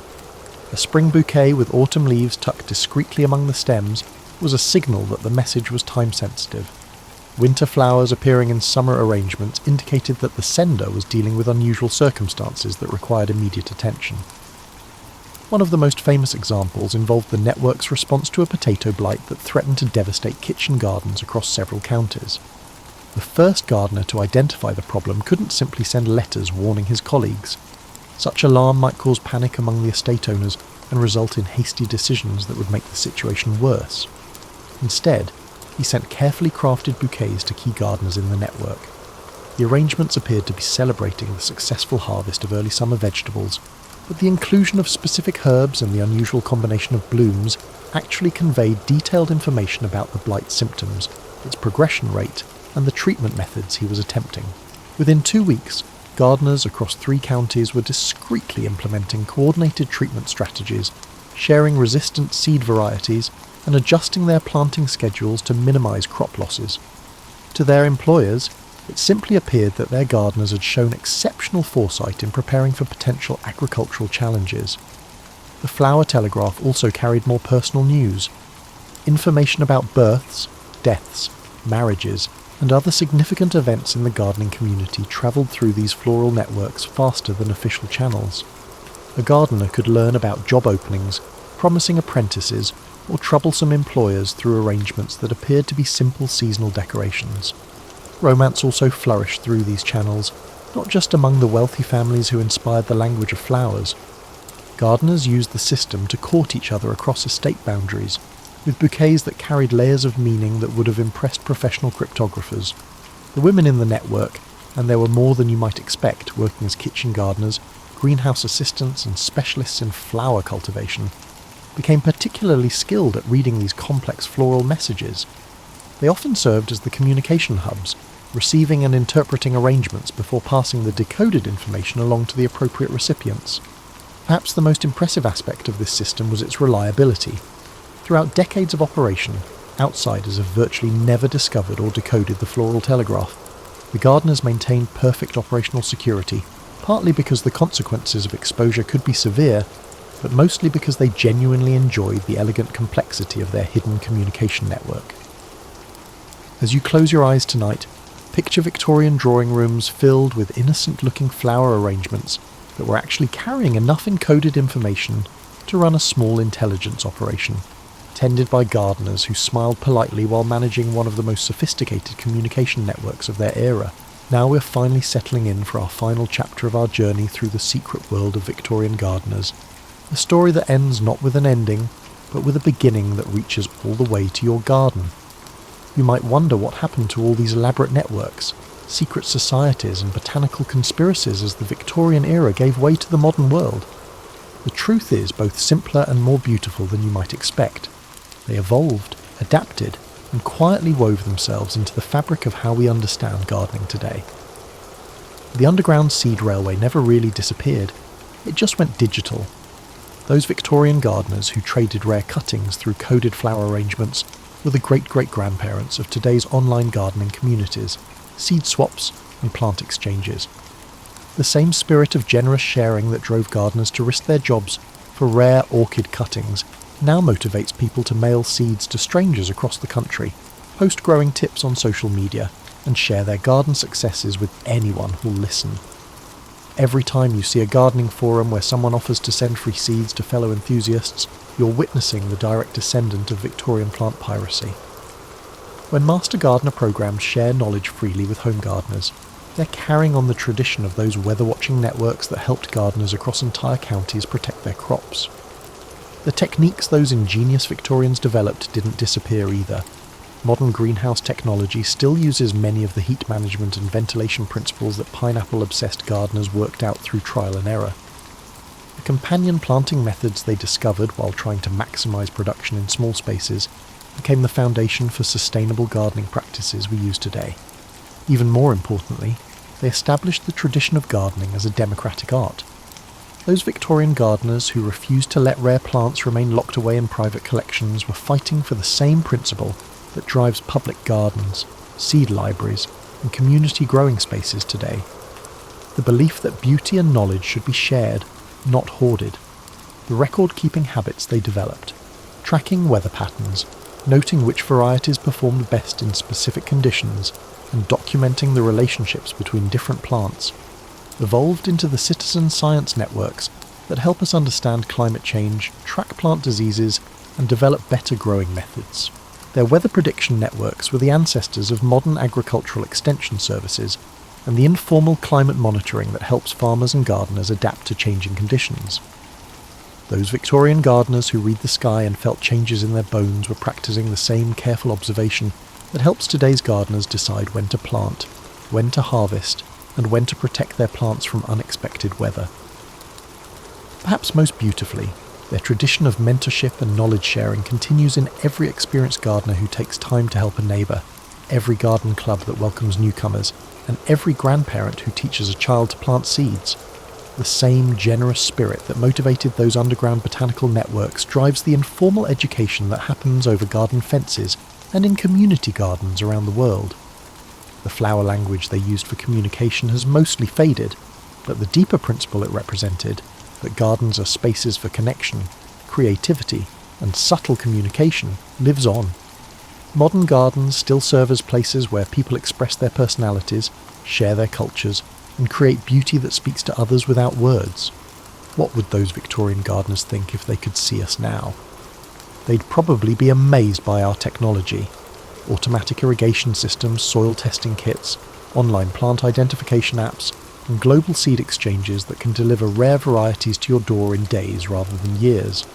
But they'd also recognise the same fundamental challenges they faced: the need to work with unpredictable weather, the satisfaction of nurturing something beautiful into existence, the joy of sharing discoveries with fellow enthusiasts, and the quiet rebellion of creating abundance in a world that often seems designed to limit it. Their legacy isn't just in the plants they preserved or the techniques they developed. It's in the understanding that gardening is fundamentally about connection to the natural world, to our communities, and to the long chain of people who've worked the soil before us and will continue after we're gone.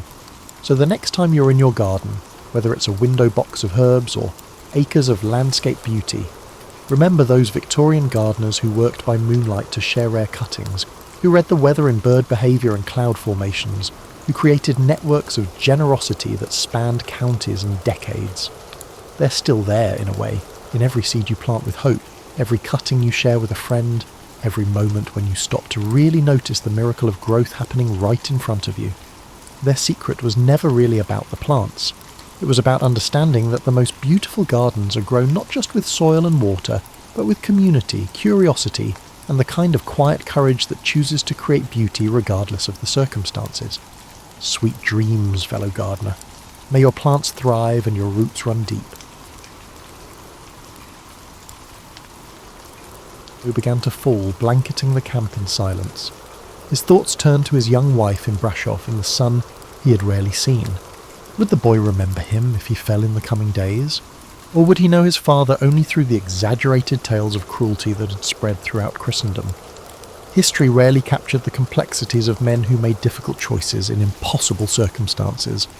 Already, German pamphlets depicted him as a madman, drinking blood amid forests of impaled victims, convenient propaganda to unite Christians against the Ottoman threat.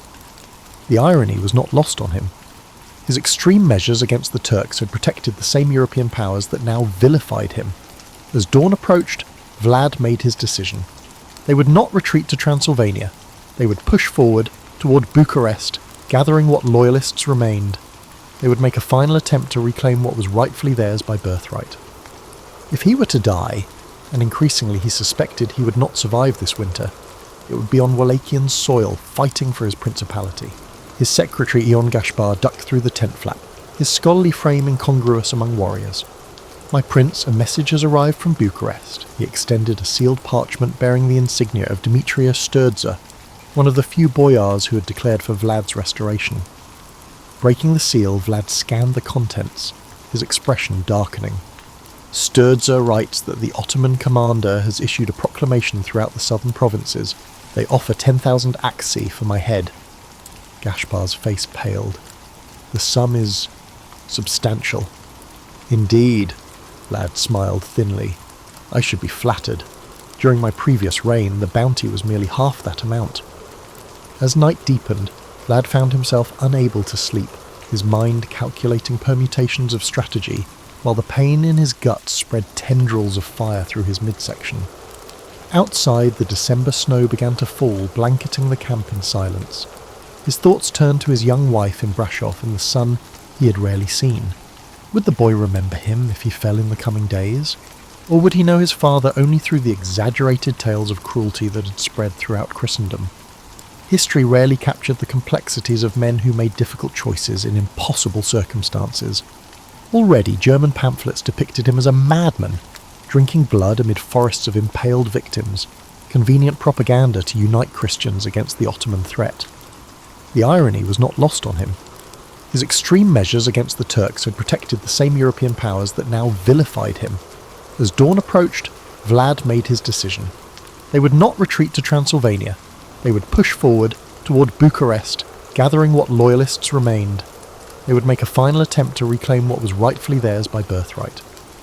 If he were to die, and increasingly he suspected he would not survive this winter, it would be on Wallachian soil, fighting for his principality. Despite Gaspar's protest that he was barely standing, Vlad insisted on mounting his horse when dawn broke. A prince of Wallachia does not travel in a litter like some Ottoman concubine, he asserted, despite the exertion of getting into the saddle leaving him drenched in perspiration. They diverted from their planned route, taking a treacherous goat path that wound through a series of limestone ravines. By midday, even Vlad recognised he could go no farther. They made camp in a defensible position overlooking a narrow valley, posting triple sentries despite their dwindling numbers. As twilight approached, Nikolai returned from a scouting expedition, his young face grave. My prince, Basarab's forces have split into 3 columns. They search the forest systematically. The nearest group is perhaps 2 hours behind us." Vlad nodded, resignation settling over him like the winter snow accumulating on the branches above. He had cheated death many times, survived assassination attempts, battlefield wounds, years of imprisonment. But now, with his body failing and betrayal lurking among his final loyal men, he recognised the approaching end. That night, as the others slept, Vlad penned letters, one to his wife instructing her to flee with their son to the Saxon stronghold of Sibiu, another to King Matthias of Hungary requesting protection for his family in exchange for intelligence on Ottoman military arrangements. The pain in his abdomen had become a constant companion, a burning coalescence of agony that radiated outward with each heartbeat. As he sealed the letters with wax, Vlad wondered whose version of his story would survive. The vengeance-obsessed tyrant, the brutal but effective bulwark against Ottoman expansion, or simply another fallen prince in the bloody tapestry of Balkan politics. Could it be all three, or none at all? He had learned that whoever remained to tell the story would write history. By December 20th, Vlad could no longer hide his deteriorating condition. The fever came in waves, leaving him alternately burning and shivering. More concerning was the progressive swelling and discoloration spreading across his abdomen, a purplish hue that Dragomir, with his battlefield medical experience, recognised as a harbinger of serious internal damage. "You've been poisoned, my prince," the old warrior stated bluntly as he examined Vlad in the privacy of his tent. "The pattern suggests arsenic, administered in small doses over months. It explains the gradual weakening, the pain, and the digestive disturbances you've hidden from us." Vlad's expression remained impassive, though his mind raced through possibilities. "Not months. The symptoms likely started after my return to Wallachia in October. The symptoms began shortly after my restoration feast. Who prepared your food during that time? Everyone and no one. I was surrounded by dozens of supposedly loyal boyars, all eager to demonstrate their renewed allegiance." Vlad laughed bitterly, triggering a coughing fit that left flecks of blood on his handkerchief. How fitting that my enemies finally discovered subtlety. Why face the impaler in battle when patience and poison work just as effectively? That evening, as sleet pelted their makeshift camp, Vlad called his remaining confidants to his tent. Despite his weakened state, he sat upright, refusing to address them from a position of illness. The pain his actions caused remained hidden behind his characteristically impassive expression. "Tomorrow we reach a crossroads," he informed them. "Basarab's forces continue to close from the south and east. The western route toward Transylvania remains open, but snowfall has made the mountain passes treacherous." "My prince," Mihnair interjected, "we have received word that the garrison at Poenari remains loyal. If we can reach the fortress, we could withstand the siege until reinforcements arrive from your Hungarian allies." Vlad's gaze sharpened. "What reinforcements? Matthias Corvinus has made no promises. More likely he watches from Buda, waiting to see which corps to support after the battlefield is cleared." "Then perhaps it is time to consider terms with Basarab," suggested Gashbar cautiously. "Your life might be spared in exchange for formal renunciation of your claim." The silence that followed was broken only by the crackle of the brazier heating the tent. All present knew Vlad's history, how his father and elder brother had been murdered despite promises of safe conduct, how betrayal had been the constant companion of his family for generations. "My claim is my birthright," Vlad finally responded, his voice dangerously soft. "I would sooner feed my entrails to the crows than surrender it to a puppet dancing on Ottoman strings." He paused, studying each face. "But neither will I lead you all to certain death for my ambition. Each of you has demonstrated loyalty beyond what any prince deserves. At dawn, those who wish to seek terms with Basarab may depart with my blessing. I will continue to Poenari." Although no one mentioned leaving, Vlad observed a brief flicker in Nicolay's youthful eyes, not out of cowardice, but from the natural human desire to survive beyond the approaching days. Vlad did not begrudge him this instinct. Unlike the boyars, who had repeatedly betrayed him throughout his reigns, these men had proven their worth. Later, alone except for Radu standing guard outside, Vlad examined the progression of the poison's work in the polished metal mirror he carried. The sclera of his eyes had yellowed, and the veins visible beneath his increasingly translucent skin carried a darker hue than normal. an experienced physician, one with knowledge beyond the limitations of contemporary Wallachian medicine, must intervene, or his prognosis will be clear. He had perhaps 2 weeks, possibly less if the physical exertion of evading Basrab's forces accelerated the poison's spread.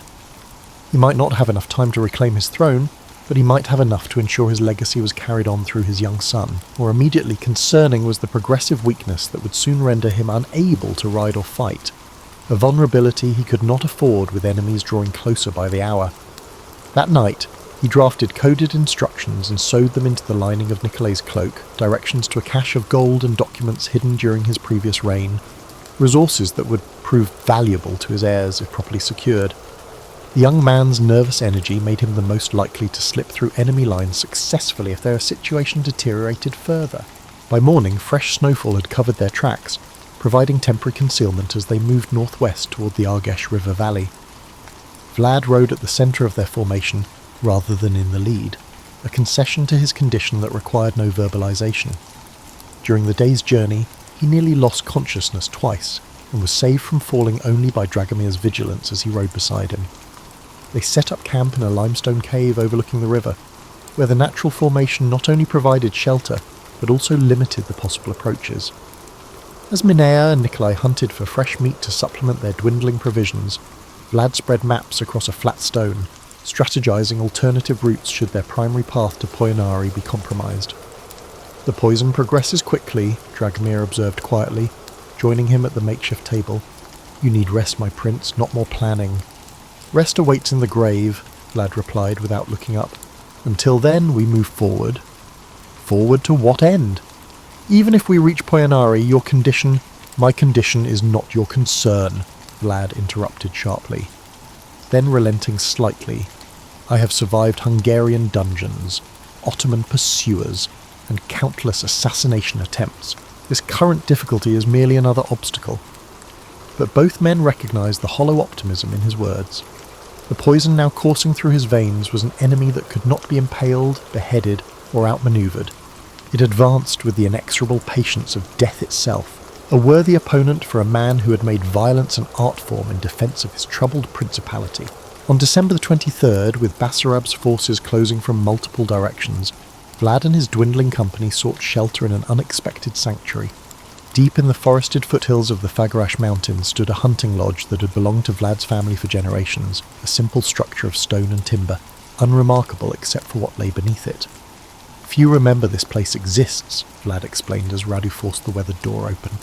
"My grandfather built it not for hunting game, but for hunting men." Inside, beneath rotting floorboards that Minea and Dragomir pried away, stone steps descended into darkness. The narrow staircase opened into a subterranean chamber carved directly into the bedrock, a room perhaps 30 feet square, with smaller cells branching off the central space. Ancient manacles hung from the walls, and channels carved into the stone floor converged at a central drain. The faint, lingering smell of old death permeated the air despite the decades since its last use. "The House of Bone," Dragomir murmured, with recognition. "I heard tales from the old veterans who served your grandfather. They claimed he extracted confessions from Hungarian spies here during the campaigns of the 1420s. "More than confessions," Vlad replied, lowering himself carefully onto a stone bench, each movement now causing waves of pain to radiate from his poisoned core. "Information, alliance structures, military dispositions. My grandfather understood that properly applied pain yields knowledge, and understanding is the true currency of power in our position." While Nikolai and Gaspar secured the perimeter of the hunting lodge, Minea inventoried their remaining supplies. The situation was grim. Food for perhaps 3 more days at half rations, minimal medical supplies, and ammunition for only a brief defence should they be discovered. That evening, as a heavy snowfall provided temporary concealment from pursuers, Vlad's condition deteriorated sharply. The fever that had been intermittent now burned constantly, and the pain in his abdomen had become so severe that even breathing shallowly caused spasms of agony. Increasingly frequent bouts of vomiting brought up dark blood, and his urine carried an alarming reddish tint. "The poison attacks the liver and kidneys," Dragomir explained to the others, while Vlad slept fitfully in an adjacent chamber. "Without proper treatment, Medicines available perhaps in Constantinople or Venice, but not here in the wilderness. The progress is irreversible.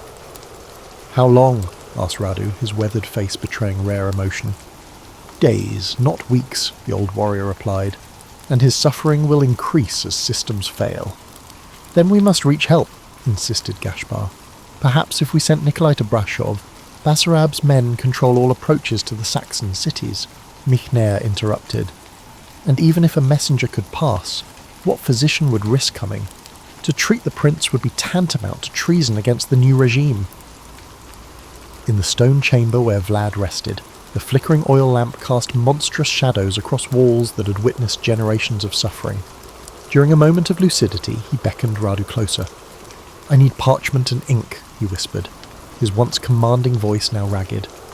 When the materials were brought, Vlad's trembling hand produced a map and accompanying instructions, the location of his personal treasury, hidden during his second reign and known only to him. Not the official treasury of Wallachia, which had been depleted by successive wars and regime changes, but his private accumulation of gold, jewels, and portable wealth. "This will secure my son's future," he explained to Radu. "Ensure it reaches him when he's of age. Until then, the Saxons of Sibiu will protect him and my wife if properly compensated." That night, as the others strategized their next movements above, Vlad remained alone in the ancient torture chamber, surrounded by the implements his ancestors had used to maintain their tenuous grip on power.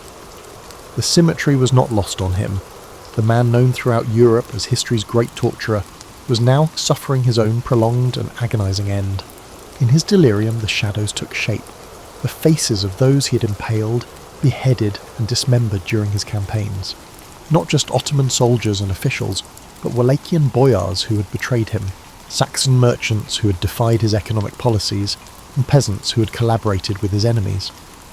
The brutal calculus of maintaining independence in a region contested by empires had required unprecedented terror, and Vlad had applied it methodically, without passion or cruelty, but with the precise logic of a mathematician. "I protected Wallachia," he told the shadows. "Everything I did served that purpose." The accusatory silence from the gathered spirits offered no absolution. Dawn brought new complications. Nikolai, returning from scouting the perimeter, reported movement in the valley below, not Basarab's main force, but a smaller contingent tracking their path through the fresh snow. 30 men, perhaps 40, the young fighter reported. "Moving cautiously.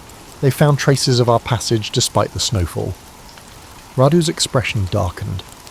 "They should not have found this trail. It's known to few outside the prince's inner circle.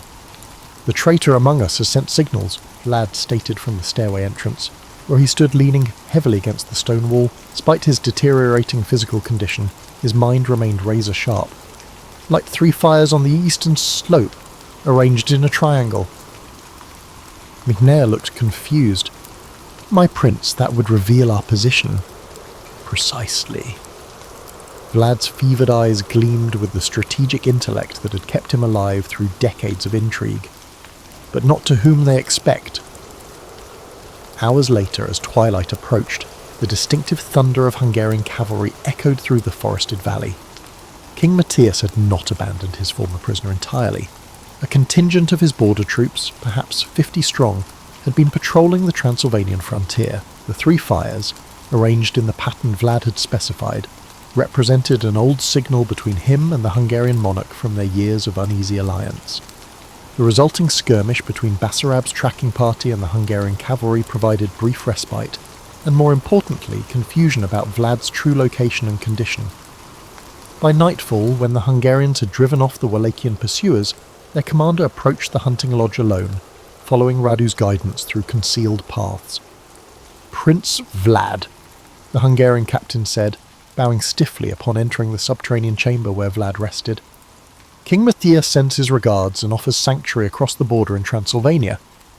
"How generous," Vlad replied, with characteristic dryness. "And what does the king request in exchange for this sudden remembrance of our alliance?" The Hungarian shifted uncomfortably.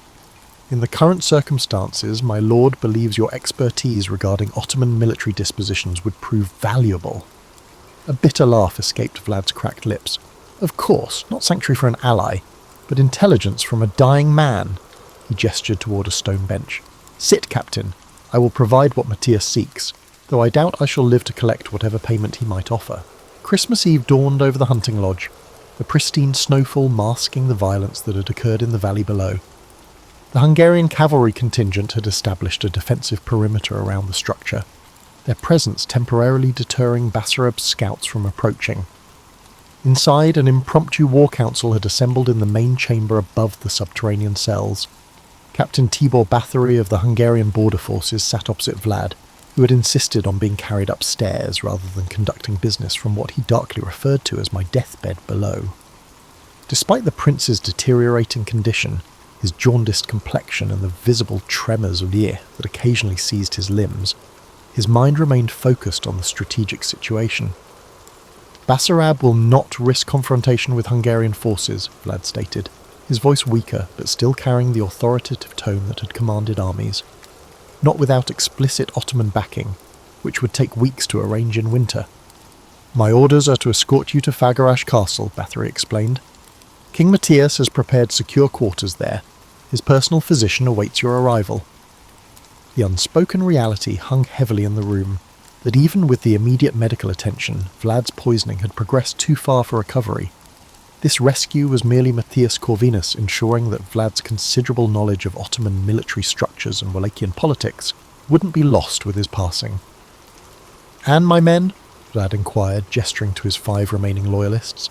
"They will receive royal protection as well," Bathory confirmed, though King Matthias specifically requested that Secretary Gaspar bring all correspondence and documents in his possession. Vlad's gaze shifted briefly to Gaspar, noting the secretary's momentary discomfort. The Hungarian interest in his administrative papers suggested concerns beyond mere military intelligence, perhaps questions about Vlad's diplomatic outreach to Venice or his correspondence with rebellious elements in Ottoman Bulgaria. "We depart at first light tomorrow," Bathory continued. "The mountain pass remains navigable, but another snowstorm approaches from the west." After the Hungarian captain withdrew to consult his lieutenants, Vlad motioned for his inner circle to gather closer, his voice dropping to ensure privacy. "I will not reach Fagarash alive," he stated matter-of-factly. "The journey alone would finish what the poison has begun, and Matthias knows this. His concern is not my survival, but controlling the narrative of my death and whatever secrets I might reveal in my final hours." "Then we refuse Hungarian escort," Michner suggested, his hand instinctively moving to his sword hilt. "Make our own way to Poyanari as planned." Vlad shook his head slowly. "The strategic situation has changed. Basarab's forces have likely blocked all approaches to Poyanari by now, and my condition," he gestured dismissively toward his swollen abdomen. "I cannot ride. I can barely walk. I could potentially pose a threat to your survival." A heavy silence settled over the group. For men who had defined their existence through loyalty to their prince, the prospect of abandoning him, even at his instruction, was nearly unthinkable. "There is another option," Vlad continued after a moment, "one that serves multiple purposes." His fevered eyes seemed to burn with renewed clarity. "Captain Bathory stated we depart at dawn. Radu, Michner and Nikolai will accompany my litter with the Hungarians. Dragomir and Gaspar will disappear during the night, taking alternate routes to deliver messages and secure certain items of importance." He produced several sealed documents from within his doublet, documents he had been preparing during moments of lucidity over the past days. "Dragomir will deliver this package to my wife in Brasov, along with instructions for reaching Saxon protection in Sibiu. Gaspar will take this second packet to the monastery at Snagov, where certain loyalists await direction." What remained unspoken was Vlad's suspicion that at least one among them had betrayed him, likely the same person who had facilitated his poisoning months earlier. By separating his remaining followers, he increased the chances that at least some of his final commands would be executed faithfully. As night deepened and the Hungarians maintained their watchful perimeter around the lodge, Vlad requested privacy in the subterranean chamber where he had spent the previous night. Only Radu remained nearby, standing guard at the top of the stone staircase. In the flickering lamplight, Vlad produced a small leather pouch from among his possessions. Inside lay a gold signet ring bearing the dragon emblem of the Order of the Dragon, the organisation his father had belonged to, and from which the family name Draculea derived. Alongside it rested a small Orthodox crucifix of Byzantine craftsmanship, and a folded piece of parchment containing a prayer written in his mother's hand decades earlier. These personal effects, not the elaborate royal regalia that had been lost during his various exiles, but the modest items that connected him to his lineage, were all that remained of Vlad's personal legacy. He wrapped them carefully, adding a letter to his young son, and sealed the package with wax, impressed by his thumb rather than his official seal. When Radu descended the stairs later to check on his prince, he found Vlad kneeling in prayer before an improvised altar, the crucifix placed upon the same stone table where his grandfather had extracted confessions through methodical torture.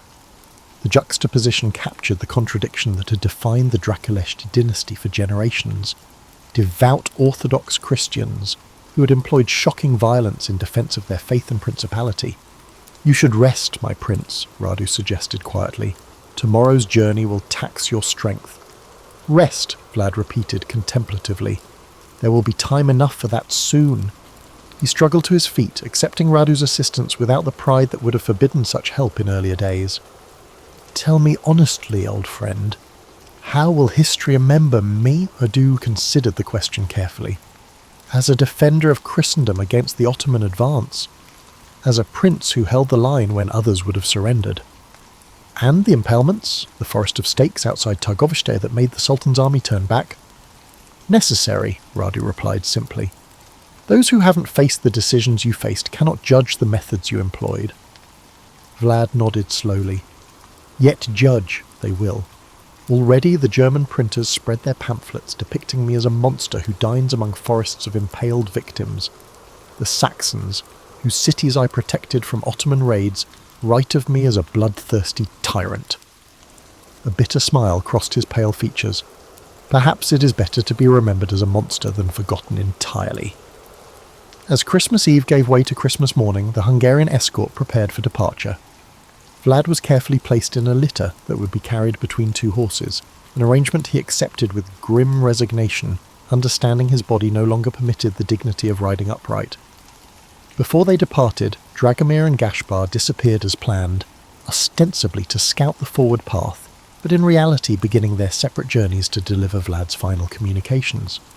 Nobody could have predicted that only one of these messages would reach its intended recipient, and that the other messenger harboured treachery that would shape the final chapter of Vlad's story. The journey toward the Transylvanian border proceeded slowly through deepening snow. By midday on Christmas, Vlad's condition had deteriorated sharply. The poison had progressed to his extremities, causing periodic muscle spasms that left him gasping for breath. Captain Bathory ordered a temporary halt in a sheltered ravine, allowing his men to establish a windbreak around Vlad's litter. "We should reach the border post by nightfall," the Hungarian officer informed Radu and Minna. "From there, we can obtain a proper wagon for transport to Fagarash." What remained unspoken was the increasing likelihood that they would be transporting a corpse rather than a living prince. Vlad had been unconscious for the past hour, his breathing shallow and irregular. Nikolai had been sent ahead to ensure the border garrison prepared appropriate accommodations, while the remaining Wallachians maintained a protective circle around their dying leader. As twilight approached, bringing with it plummeting temperatures, Vlad unexpectedly regained consciousness. His yellow eyes seemed to burn with unnatural clarity as he beckoned Radu closer. "Water," he rasped. After taking a small sip from the offered water skin, Vlad gripped Radu's wrist with surprising strength. "Do you have the package for my son secured?" "Yes, my prince, hidden as you instructed."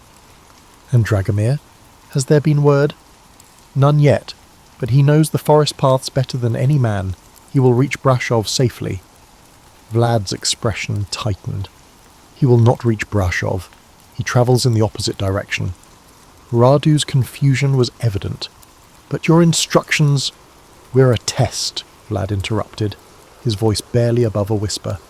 "One I needed to confirm before death claims me." With tremendous effort, he raised himself slightly on one elbow, scanning the nearby figures, until he located Mihnea consulting maps with the Hungarian captain several yards away. "My cousin has betrayed me," Vlad whispered. "It was Mihnea who arranged for the poison. She has been sending intelligence to Basarab throughout our retreat." Radu's hand moved instinctively to his weapon. "How can you be certain?" "The documents I gave to Dragomir and Gaspar contained different information. Location of treasuries, military dispositions, names of loyal agents." The packet for Dragomir contained accurate information about my wife's location. The packet for Gaspar contained false information, including the claim that Michner was my chosen successor. And you believe Gaspar is loyal while Dragomir served my father before me. His loyalty was never in question, Vlad explained. Each word clearly causing him pain. I sent him north because I knew Michner would expect me to send messages south. I suspected Gaspar maintained correspondence with Michner, so I gave him false information. Standing dawned on Radu's weathered face. The shepherd mentioned by Sturza's messenger, Gaspar was passing information through him. Indeed, and now Gaspar travels to rendezvous with Ottoman agents, carrying what he believes are vital state secrets. A ghost of Vlad's old calculating smile crossed his features. Instead, he delivers carefully crafted misinformation that will send Basarab's forces searching in the wrong direction for weeks. And Michner, Vlad's gaze hardened, watches me die by inches, believing himself the architect of my downfall, never suspecting I identified him months ago. He paused, struggling for breath. But I would not leave this earth without him knowing that his treachery was as transparent to me as the winter air. "What would you have me do, my prince?" Radu asked, the loyalty of decades evident in his voice. "Nothing, old friend. The Hungarians will protect him as part of their agreement with Basarab, another betrayal by Matthias that I anticipated." Vlad's voice weakened further. Let Michner live with the knowledge that he did not deceive me, that even dying I remained one step ahead of his schemes. As night descended fully over the Carpathians, a small cavalcade reached the Hungarian border fortress. Vlad was transferred to a proper bed in the commander's quarters, though all present recognized that death approached swiftly. The poison had reached his extremities, turning his fingertips black, while the yellowing of his skin had deepened to an alarming bronze hue. Throughout the night, as Hungarian guards maintained vigil outside his chamber, Radu watched as Vlad drifted between consciousness and delirium. In his fevered state, the prince recited Byzantine military formations, debated theology with long-dead bishops, and issued commands to armies that had dissolved years earlier. Shortly before dawn on December 26, Vlad experienced a final moment of clarity. His eyes opened, focusing on Radu with unexpected sharpness. "My story ends here," he stated with surprising strength, "but Walachia's continues. We must protect my son until he can reclaim what is rightfully his." "I swear it," Radu promised. Vlad nodded slightly, satisfaction evident despite his pain. "History writes itself with blood, Radu. Mine has contributed its share to those pages." He paused, his breathing becoming more irregular. "I regret nothing. Every impalement, every execution, every brutal act preserved Walachia's independence one day longer against forces that would devour us." As the first light of dawn illuminated the eastern sky, Vlad Dracula, three-time Prince of Wallachia, closed his eyes for the final time. The man known throughout Christendom as the Impaler died not on a battlefield or by an assassin's blade, but from poison administered by a trusted kinsman, the most traditional death for a Balkan ruler. Captain Bathory entered the chamber an hour later, paying proper respects to the deceased prince before turning to practical matters. "King Matthias has ordered that Prince Vlad receive proper Christian burial at the monastery in Snagov," he informed Radu. "We depart as soon as arrangements can be made." Neither man mentioned that Matthias's sudden concern for Vlad's proper interment likely stemmed from political calculations rather than respect. A verifiable grave would prevent pretenders from claiming to be the resurrected Dracula in future years, a common occurrence with charismatic leaders whose deaths occurred under ambiguous circumstances. As Hungarian soldiers constructed a transportation bier, Radu noticed Mina watching from a distance, his expression unreadable. The cousin who had betrayed his prince now found himself in an uncertain position, neither fully trusted by the Hungarians nor able to return to Basarab's court without risking exposure of his double game.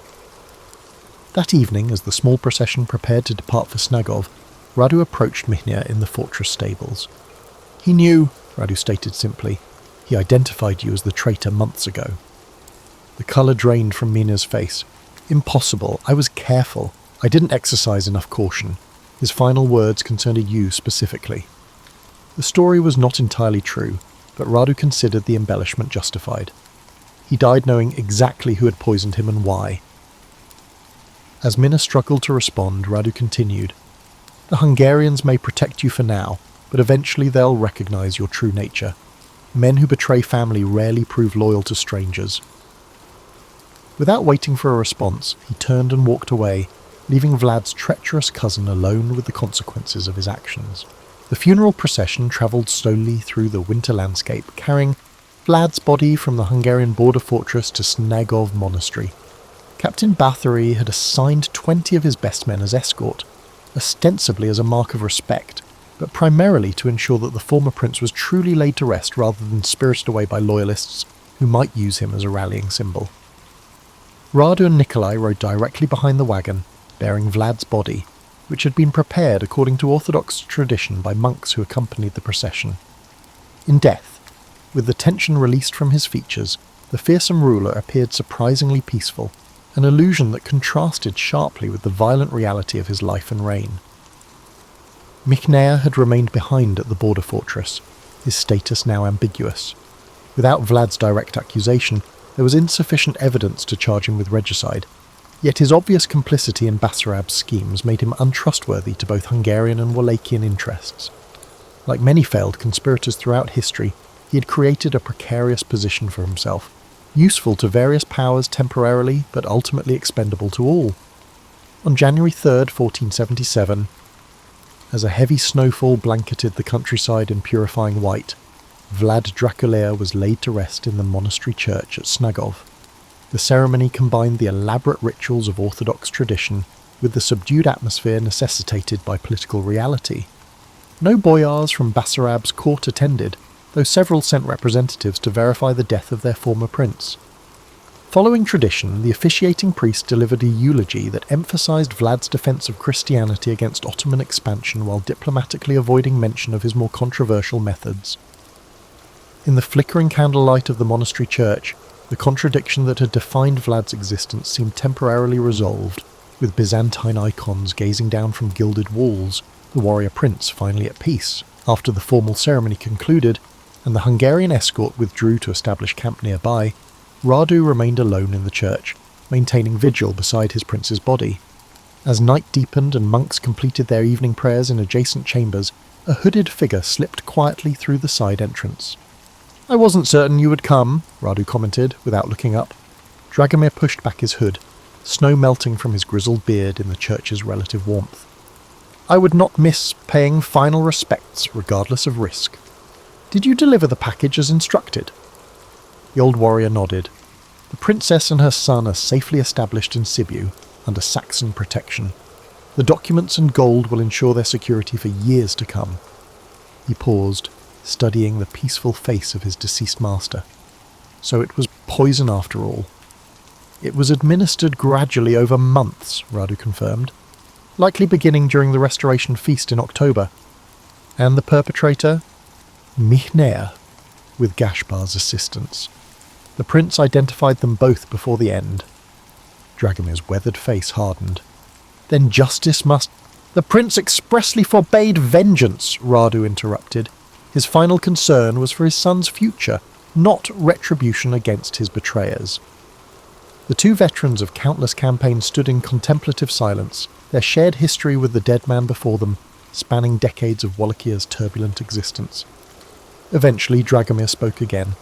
What happens now? To Wallachia? To his legacy? Basarab will rule until the Ottomans find him no longer useful. Hungary will maintain the pretense of opposing Ottoman influence while practically accommodating it. The cycle continues.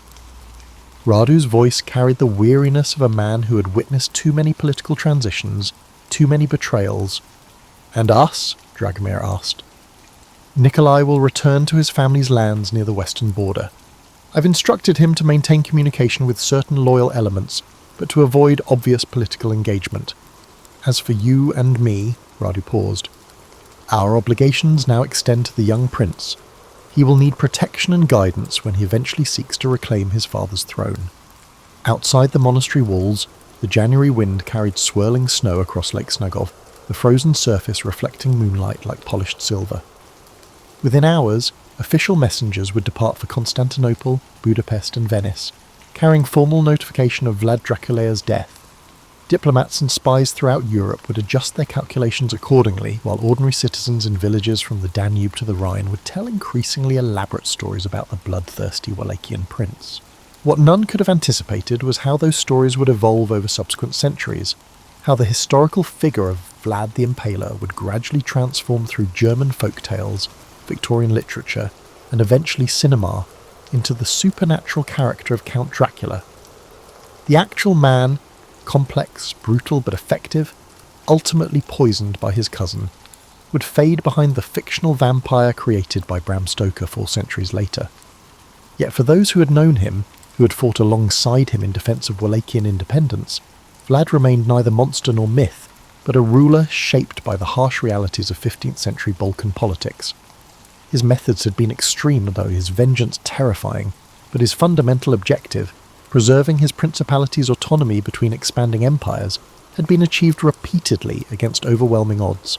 In the years following Vlad's death, as Ottoman influence expanded throughout the region, many Wallachians would look back on his reign with complex nostalgia.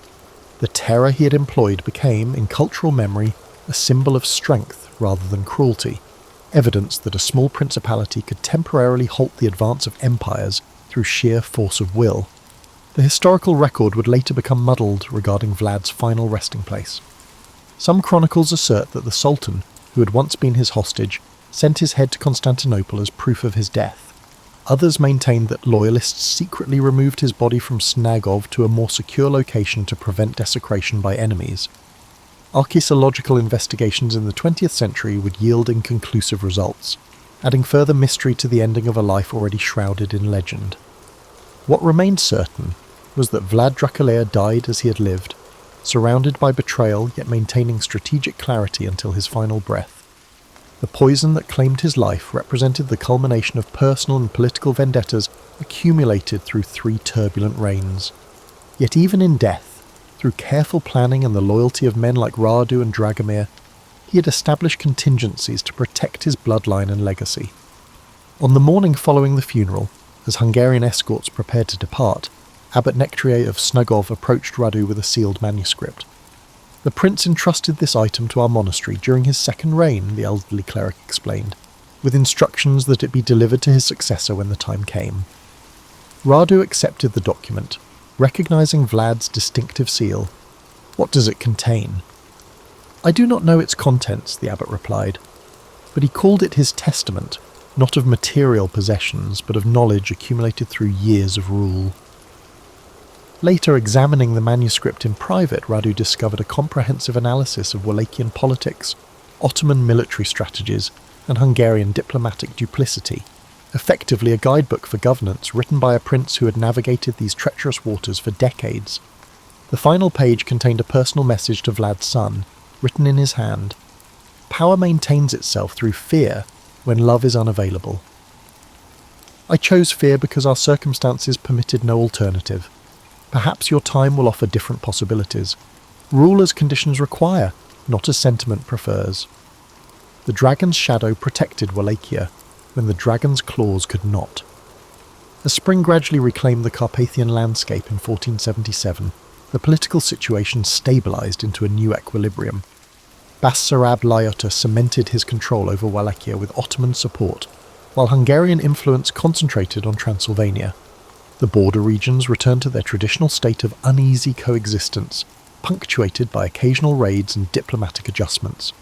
The story of Vlad the Impaler, his extraordinary methods of maintaining power, his resistance against Ottoman expansion, and his ultimately unsuccessful struggle against internal betrayal, became gradually incorporated into the broader narrative of Eastern European resistance against imperial domination.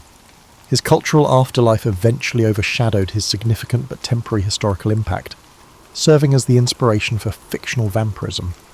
Yet for those who truly understood Balkan politics of the 15th century, Vlad represented something more complex than either hero or villain. He embodied the desperate measures required of small states caught between expanding empires. His poisoning by a trusted kinsman merely confirmed the dangerous reality he had navigated throughout his life, where family connections provided no immunity from betrayal. In the quiet monastery church at Snegov, where candles burned perpetually for his soul according to Orthodox tradition, Vlad Dracula found a peace that had eluded him in life. Whether his physical remains actually rested beneath the stone floor became less important than the legacy of determined resistance he had established, a template for national identity that would resonate through Romanian consciousness for centuries to come. The mystery surrounding his final days and death, like many aspects of his controversial life, would still stimulate debate among historians, writers, and ordinary citizens, convinced it held the kernel of a secret known only to a handful of traders or explorers who lacked the means to follow up on it. The Venetian might never have expected his words to incite one of the most daring voyages of the age. Yet for Columbus, that letter represented a subtle push, a sign that the improbable might be real. In the decades leading up to his famed expeditions, Europe wrestled with power shifts. Italy's city-states squabbled with each other. The Ottoman Empire flexed control over trade routes, and Portugal angled for maritime dominance. People in Columbus's circles debated the viability of sailing west to reach the spice-laden east. The question was more than academic curiosity. It came down to wealth, alliances, and bending the map to serve power. Genoa, sitting at the crossroads of so many trading arteries, was itself a testament to how maritime acumen could drive prosperity. Columbus was neither the best educated nor the wealthiest visionary of his time, but he excelled in marrying lofty dreams with a canny political sense. It became apparent to him that some power, be it Portugal, Spain, or another kingdom, would eventually roll the dice on a transatlantic venture, and he, poised with a solid track record of smaller voyages, aimed to be the chosen instrument of that gamble. He saw himself as indispensable in bridging the gap between the idea and the deed. Others might excel in theorizing or financing, but Columbus believed he alone carried the peculiar mix of unwavering faith and nautical competence necessary for success. During these formative years, what truly set Columbus apart was not just his willingness to take leaps, but his ability to accumulate allies and supporters behind closed doors. He had a gift for speech, particularly when discussing navigation or potential wonders that might lie across the Atlantic. People described him as a steadfast man, perhaps even stubborn, whose vision shone through in conversation. Some dismissed him as overzealous, others were swept up in his unwavering confidence. Either way, they remembered him. In a society where reputations were currency, that was the first step toward finding patrons who could turn imagination into tangible backing. Stories about Columbus often skip from his boyhood in Genoa straight to his lobbying at the Spanish court. Yet these in-between years, during which he sharpened his craft, cultivated friendships, and scoured every port for whispered tales, were pivotal. They formed a crucible in which the idea of sailing west to reach what Europe called the Indies hardened into a driving obsession. By the time he embarked on the journeys that would etch his name into history, he was already a seasoned navigator with connections in multiple courts. Many might have possessed theoretical knowledge or raw courage, but Columbus combined them with a strategic sense of timing and persuasion. Ultimately, the sum of these experiences, the near-death storms, the midnight confessions of old sailors, the letters penned by obscure travellers, wove together.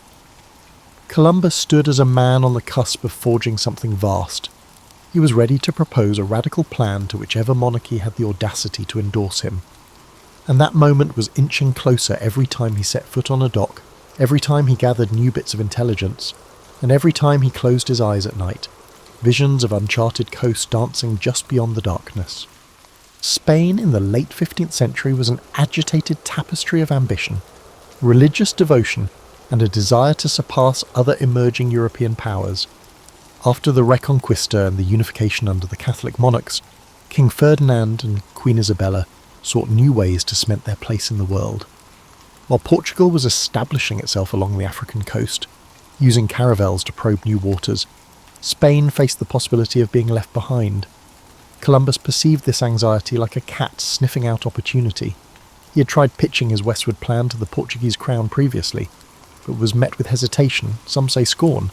His proposition sounded suspiciously like gambling with the unknown. Portugal, after all, already had an established route circling Africa. But the Spanish court was more impressionable, perhaps because they were eager to leapfrog over rivals in the exploration race. Columbus bided his time in Andalusian port towns, forging friendships with local captains, cartographers, and the occasional monk with an interest in exotic geography. He cultivated a sense of mystique around himself, dropping hints about rumoured islands beyond the horizon. And yet, winning over the Catholic monarchs demanded more than grand promises. Columbus needed to demonstrate some shred of credibility. So, he appeared at court armed with numbers and references. Although many modern experts debate the accuracy of his calculations, especially his underestimation of Earth's circumference, he was undoubtedly passionate about them. He insisted that the distance westward to Asia wasn't as colossal as mainstream scholars maintained. Moreover, he insisted on titles and privileges for himself if he were successful. This wasn't mere hubris. He believed that if he discovered new lands or profitable routes, he deserved recognition and wealth. It's worth noting that Columbus, as a man of his era, cloaked his intentions in religious justifications. He talked about bringing Christianity to the far reaches of the world. This approach resonated with an Iberian court fresh from the triumph over Granada and eager to spread Catholic influence abroad. But behind the religious language, there was also a shrewd negotiator who understood that spiritual rhetoric often smoothed the path toward funding. If you could couch your proposed voyage in terms of salvation or the glory of God, you'd find fewer obstacles in the corridors of power. What followed were months, some say years, of haggling. Advisors to the crown debated whether Columbus was an inspired savant or a fool. Traditional geographers scoffed, referencing ancient authorities who argued that the Atlantic was vast, filled with unknown dangers. A few murmured that even if Columbus did find land, it could be an inhospitable wilderness unworthy of the trouble. Columbus, however, radiated a calm sense of certainty. He occasionally flashed a map, though how detailed these charts were remains a mystery. Scholars have speculated for centuries about the source of his unwavering assurance. Some posit hidden documents or secret knowledge gleaned from seafarers who stumbled upon unknown islets. Others assume it was sheer stubbornness, an unshakable conviction that a western sea route must exist. Eventually, the Catholic monarchs took a calculated risk. They granted Columbus the funds for 3 ships, a modest investment from their perspective. The arrangement was that if he found nothing, the loss would be brushed aside by the Spanish treasury, but if he succeeded, Spain would catapult ahead in the scramble for new lands and trading routes. The recollection of Portugal's prosperity from gold and spices weighed heavily on their minds. Nobody wanted to miss out on the next wave of riches. Columbus, exultant with the royal nod, hurried to assemble a crew. People often overlook the question of how Columbus gathered those men. It's true many were from modest backgrounds, with some rumoured to be on the run from the law, hoping to escape their past in the expanse of the ocean. But it wasn't just desperados who signed up. Skilled navigators from Palos, Huelva, and beyond joined, intrigued by the potential for fortune. The ships, commonly referred to in simplified form as the Niña, the Pinta, and the Santa Maria, were repurposed commercial vessels, not the grand, specialised craft of some modern imagination. In those final days before departure, Columbus prayed publicly at small monasteries and confided in a handful of confidants. The air crackled with anticipation. Coastal communities whispered about the boldness of it all. Some saw it as an act of madness or vanity. Others felt the giddiness of perhaps witnessing the dawn of a new era, though they likely didn't phrase it that way. For his part, Columbus maintained a controlled composure, but one can imagine the swirl of thoughts in his head. What if the critics were right, and Asia lay much farther than he had predicted? What if the currents were too treacherous, or the men mutinied out of fear? Despite the swirling uncertainty, Columbus pressed on. In the context of the times, caution often yielded smaller gains, while boldness, especially in exploration, could reshape kingdoms and redefine maps. And so, in August of 1492, with the last fleeting gusts of summer wind, he led his ragtag armada out of Palos de la Frontera. Spain's coastline faded behind them under a brilliant sky, and all that remained was the emptiness of the Atlantic. No one aboard those 3 ships fully grasped the magnitude of what they were about to set in motion. Columbus was convinced that on the other side of that endless horizon lay a gateway to Asia. What he actually found would ripple through history in ways neither he nor his patrons could have envisaged. Yet that departure day, so often depicted in simplified paintings, was anything but routine. The tension on deck, the unspoken prayers of the men, the spectre of turning back if storms threatened, It all brewed a potent mix of hope and dread. Columbus, unwavering, stood near the ship's helm, mentally rehearsing his route, likely feeling the weight of his deal with Spain's monarchy on his shoulders. But as a faint breeze pushed them out to open sea, he also might have felt an intoxicating rush of possibility. Sailing into the unknown demanded more than bravado. It demanded an unspoken agreement among the crew that they would trust Columbus's instincts, for better or worse. For weeks, the men heard nothing but the wind snapping the sails and the hull creaking under the pressure of the open sea.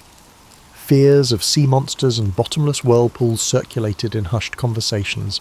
Each day, Columbus measured the sun's position with the astrolabe, jotting figures in a logbook he kept hidden from prying eyes.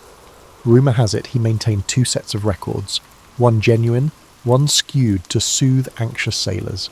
As time wore on, their diet, initially bread, onions, salted meat, became stale and monotonous. Water turned brackish, tempers flared as frustrations boiled over. The sense of distance from any known shore was paralysing for some. A few men muttered that they should force Columbus to reverse course. Yet each evening, Columbus delivered a kind of pep talk, reminding them of the wealth rumoured to be waiting just beyond the horizon, of the possibility that each day's sail brought them closer to Asia's spice markets. From a modern perspective, such promises might seem manipulative, but within their historical context, Columbus was playing the necessary role of morale builder. Along the voyage, certain signs stirred fleeting moments of optimism: floating clusters of seaweed, stray birds overhead, even the faint smell of unfamiliar vegetation on the breeze. Sailors latched onto these clues like lifelines, interpreting them as evidence that land must be near. Some historians argue that these were the crucial threads holding the expedition together when minds threatened to unravel. Columbus, however, rarely displayed his own doubts. His journals hint at the internal turmoil he felt when days stretched into weeks and no solid coastline materialized. But to the men, he projected unwavering determination. Then came a fateful night in October, when the cry of "Tierra, Tierra" finally broke the silence. The men scrambled to the sides of the ship, eyes scanning the dark horizon. Shrouded in moonlight was a low, dark outline that could only be land. Relief, excitement, and a twinge of disbelief shot through the crew. They had survived the dreaded emptiness. When morning came, they saw a lush island, beaches gleaming under the sun. Columbus, convinced he was near Asia, unfurled the Spanish flag and claimed the land for the crown. In his diary, he described the island's inhabitants as friendly, curious, and naive about European ways, though he likely wrote with the tinted lens of an outsider imposing his own worldview. The early interactions between Columbus and the indigenous people, often referred to as the Taino, began with gestures of goodwill. Small gifts of glass beads and trinkets were exchanged for parrots, cotton, and rudimentary gold ornaments. Columbus interpreted these gestures in a context shaped by centuries of European feudal and mercantile culture. He wrote excitedly about the potential for future riches and the ease with which Spain might extend its reach across these lands. That initial moment of wonder, 2 distinct worlds meeting for the first time, held a fragile promise of mutual discovery. Yet history shows us how illusions can fracture under the weight of greed and cultural misunderstanding. Columbus recorded that some of the islanders directed him farther to the south and west, mentioning places with greater wealth. So, he pressed on, navigating among the islands of what we now call the Caribbean. The further he travelled, the more he convinced himself that the Grand Khan's palaces might lie just around the next coastline.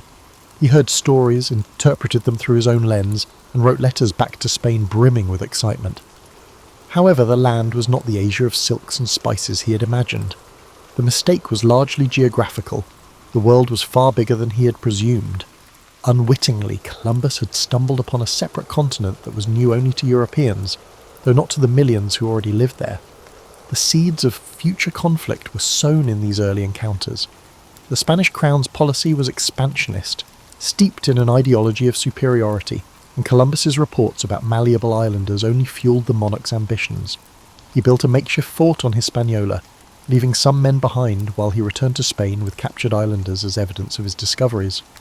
In modern eyes, that action signals a grim foreshadowing of how the New World's inhabitants would be treated, as curiosities, labour sources, or impediments to colonial aims. But in Columbus's time, such manoeuvres were considered strategic. He wanted to ensure further funding by demonstrating tangible results. Returning with natives, though entirely unethical by contemporary standards, served as proof that he wasn't just spinning tall tales. As he sailed back, Columbus already envisioned subsequent expeditions, likely anticipated wealth, honours, and a permanent place in the aristocracy. He had entered the islands as an emissary of a new empire in the making. Much like a businessman presenting a prototype to investors, he came back with enough evidence to secure additional patronage from Spain. Royal receptions greeted him upon his return, and he responded by describing the islands as paradises brimming with potential for Christian conversion and resource extraction. The tale of first contact is often romanticised, but the reality was more complex and ominous. Suspicion lurked beneath the surface, both from the Spanish who found less gold than rumoured, and from the indigenous peoples who now witnessed the arrival of more foreigners seeking land and labour. Columbus's navigational victory had unknowingly unlocked a door that would soon see waves of conquistadors. Missionaries and fortune-seekers flood these shores. For now, though, in the immediate aftermath of that first voyage, Europe saw Columbus as a triumphant discoverer who validated the westward route.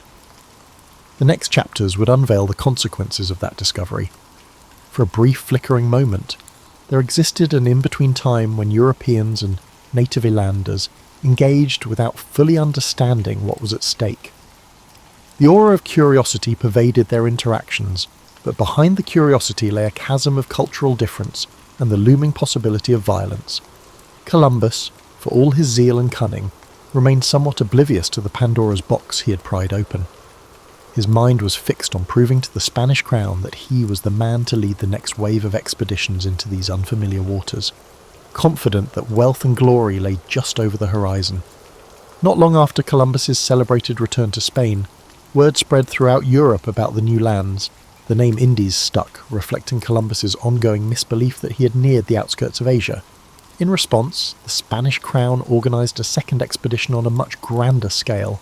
Columbus would no longer command a modest trio of ships, but rather a flotilla aimed at establishing a permanent foothold. Soldiers, settlers, and clergy accompanied him, each with their own agenda. What was the ultimate objective? Transform these islands into profitable colonies for the Spanish realm. The spectacle of this second voyage contrasted sharply with the tentative nature of the first. Resources flowed in: cannons, livestock, seeds for European crops. The monarchy envisioned these distant shores as an extension of Spanish civilization. In Columbus's eyes, the project was both an opportunity and a test. He welcomed the chance to govern as a viceroy of sorts, but the weight of responsibility also rested heavily on his shoulders. He had to turn uncharted islands into functioning colonies, maintain favour with the crown, and keep the natives from slipping out of Spanish control. Upon arrival back in Hispaniola, the atmosphere was palpably different. Where before there had been curiosity, now there was tension. The men Columbus had left behind in the makeshift fort had engaged in violent conflicts with locals, straining relations. The Taino were not a monolithic group. They had their own leadership, alliances, and internal politics, but collectively, they recognised that these foreigners sought to claim land and resources as their own, ignoring existing structures. Discontent and confusion spread on both sides, often fueled by the language gap. Columbus tried to govern, but the role required more than just navigation skills. Administering a settlement demanded diplomacy, patience, and foresight. Pressed by the Spanish crown for gold, he imposed demands on the Taino for tribute. This policy alienated them, transforming a guarded tolerance into outright hostility. Rebellions flared, and the Spanish met them with harsh reprisals. Columbus found himself caught between his promise to Spain, that these territories would yield wealth, and the reality that extracting riches from these communities required force or, at the very least, intimidation. Meanwhile, friction also arose among the Spanish settlers themselves. Not everyone respected Columbus. Aristocrats resented taking orders from a Genoese outsider. Soldiers chafed under what they viewed as incompetent leadership. A swirl of accusations circulated: mismanagement of supplies, favouritism, and even cruelty toward both settlers and Minton natives. Columbus strove to maintain a grip on the situation, but as ships came and went, they carried back to Spain letters and rumours that cast him in a questionable light. People who once heralded him as a visionary began to wonder if he was a tyrant. And yet, Columbus managed to launch further exploration from these colonial footholds. He navigated around Cuba, ventured into Jamaica, and glimpsed more of the Caribbean's island chain. Each landfall brought new interactions with indigenous populations. Some initial encounters seemed peaceful enough, featuring small exchanges of goods or gestures of amity. But as Spanish ambitions grew, tensions invariably escalated into conflict. Even so, Columbus's spirit for exploration never truly dimmed. He continued sketching rough maps, confiding in his journals about how these islands might connect to the broader Asian continent. One underappreciated dimension of Columbus's second voyage was the attempt to introduce European agriculture and husbandry to the New World. Horses, pigs, and cattle unloaded from Spanish ships trotted across Caribbean shores for the first time. Wheat and sugarcane seeds were planted with the hope that they would thrive. These experiments would eventually reshape local ecosystems, though Columbus and his contemporaries didn't foresee how foreign plants and animals could disrupt native habitats. They also didn't foresee the profound demographic collapse that would befall the Taino due to disease, forced labour, and armed confrontation. Amid the daily swirl of colonial administration, Columbus also wrestled with personal disappointment. Precious metals seemed less abundant than he had hinted in his early letters. The dream of easy gold faded, forcing him to tighten the screws on both colonists and native populations to meet Spain's expectations. This pressure fueled further discontent. Some settlers plotted against him, drafting scathing reports to royal officials. Columbus responded with imprisonments and strict measures, hoping to maintain order and prove he could handle the responsibilities vested in him. He was not entirely oblivious to the unravelling situation. Letters he penned to the Spanish crown reveal a weary individual, pleading for more support, complaining that rebellious colonists undermined his policies, and defending his harsh treatment of natives as necessary under the circumstances. Historians continue to debate whether these pleas stemmed from genuine concern or a desperate attempt to preserve his authority. Possibly it was both.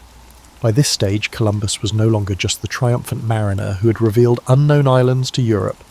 He was an embattled governor, pinned between colonial demands, rebellious factions, and indigenous resistance.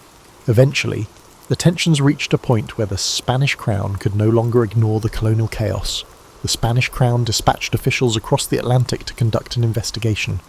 Columbus's name, once applauded in royal halls, started to be whispered with skepticism. The monarchy needed order and profit, not unending complaints and allegations of brutality. Columbus, for his part, insisted he remained steadfast in his loyalty, that his measures were misrepresented, that others were sowing discord against him. But the drumbeat of criticism was relentless. These were pivotal years in which the promise of new lands collided with the practical realities of conquest. The idea of finding a paradise was replaced by the harsh realities of colonization. Columbus's navigational achievements could not shield him from the complexities of trying to rule a far-flung colony under the watchful, profit-hungry eyes of the Spanish crown, and so, amid fractious settlers and indigenous communities on the brink, the stage was set for a reckoning. The once celebrated admiral, whose unwavering conviction had brought him so far, found himself ensnared in the bureaucracy and violence of empire building, an empire that demanded more than a dreamer's spirit could easily deliver. When people talk about Christopher Columbus today, they often reduce him to a single act, that of discovering America. In that narrative, the nuance of his multiple voyages and the complexities of his tenure as a colonial administrator often vanish. Yet it's precisely in the aftermath of these voyages that the full dimensions of his influence and his failures come into stark relief. As Columbus initiated further journeys, some leading him toward the coasts of Central and South America, he found himself increasingly marginalized by Spanish bureaucracy. This shift manifested most dramatically in the arrival of Francisco de Bobadilla, a royal commissioner tasked with investigating complaints about Columbus's governorship. The new bureaucrat, carrying the weight of royal authority, wasted little time in gathering testimony. Both Spaniards and local islanders recounted episodes of cruelty, nepotism, and questionable decisions.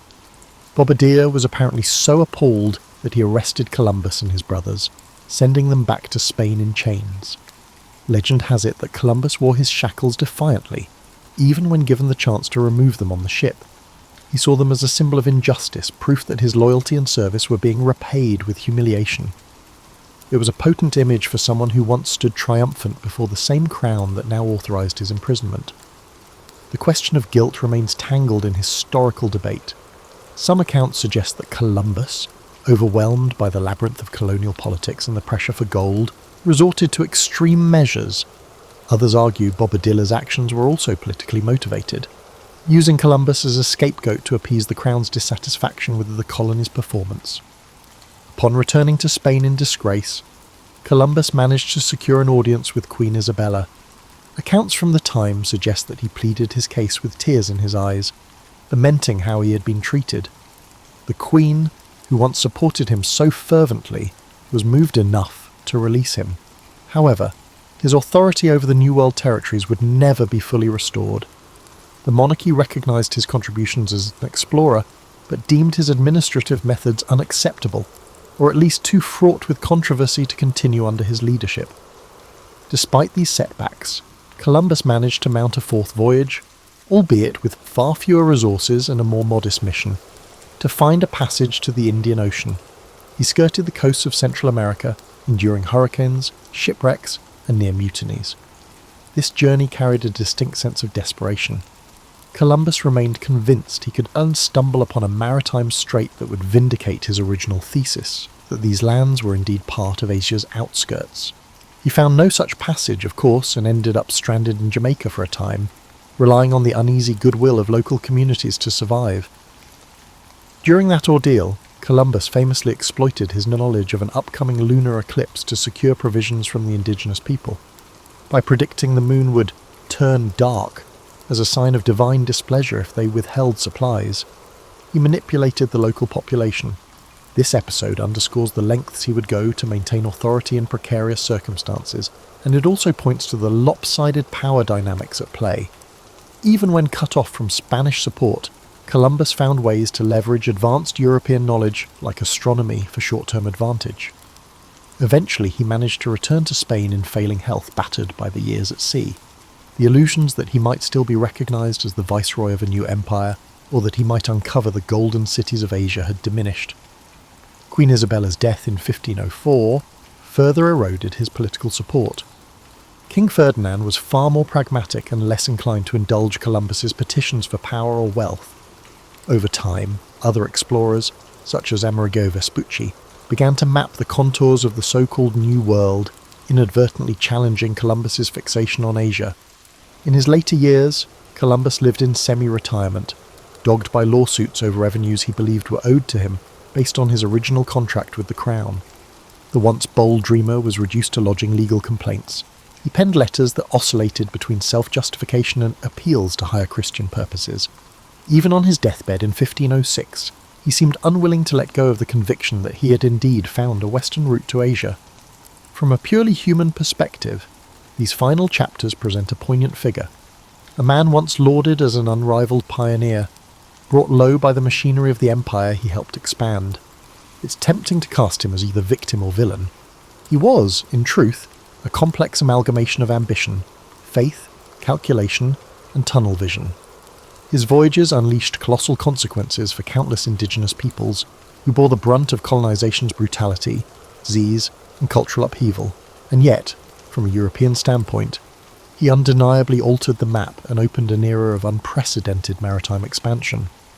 One might argue that his ultimate downfall was that he neither adapted nor let go of his initial misconceptions. Had he recognised these territories as a separate landmass, he might have adjusted his strategies, perhaps forging alliances or seeking more sustainable ways to govern. Instead, he persisted, year after year, in claiming that Asia was just around the corner, that a strait or a city of gold would validate his calculations. This inflexibility collided with the messy reality of empire building. The monarchy demanded tangible riches and stability, not unending quests based on outdated assumptions. By the time Columbus died, he had seen only fragments of his grand vision realised. The world had indeed changed, but largely beyond his personal control. Ships from other European nations would soon arrive, each with their own agendas, as the scramble to exploit the newly unveiled continents gained momentum. Columbus's name would echo through centuries, but his latter days were marked by a troubled sense of having been eclipsed. The shimmering illusions that guided him across unknown waters faded into a legacy far more complicated and far more transformative than even he could have imagined. The ramifications of Columbus's journeys extended far beyond the man himself, unleashing a chain of events that would reshape the globe. With each subsequent ship sailing westward, more European settlers landed on Caribbean shores and, eventually, the mainland. While the Spanish crown extracted gold and silver from mines carved out of the soil, indigenous societies buckled under forced labour and diseases like smallpox, measles and influenza. These illnesses, new to the Western Hemisphere, devastated populations who had no immunity. Communities that had thrived for generations collapsed, their cultural practices disrupted or erased. Within a single generation, the vibrant tapestry of the Taino and other native groups was forever transformed. Some scholars estimate mortality rates well over 70% in certain areas due to epidemics alone. The Spanish approach was typically to establish encomiendas, a system in which settlers were granted control over local communities. They were supposed to protect and educate them in Christianity, but in practice, the system turned into a form of enslavement, extracting labour while paying minimal heed to well-being.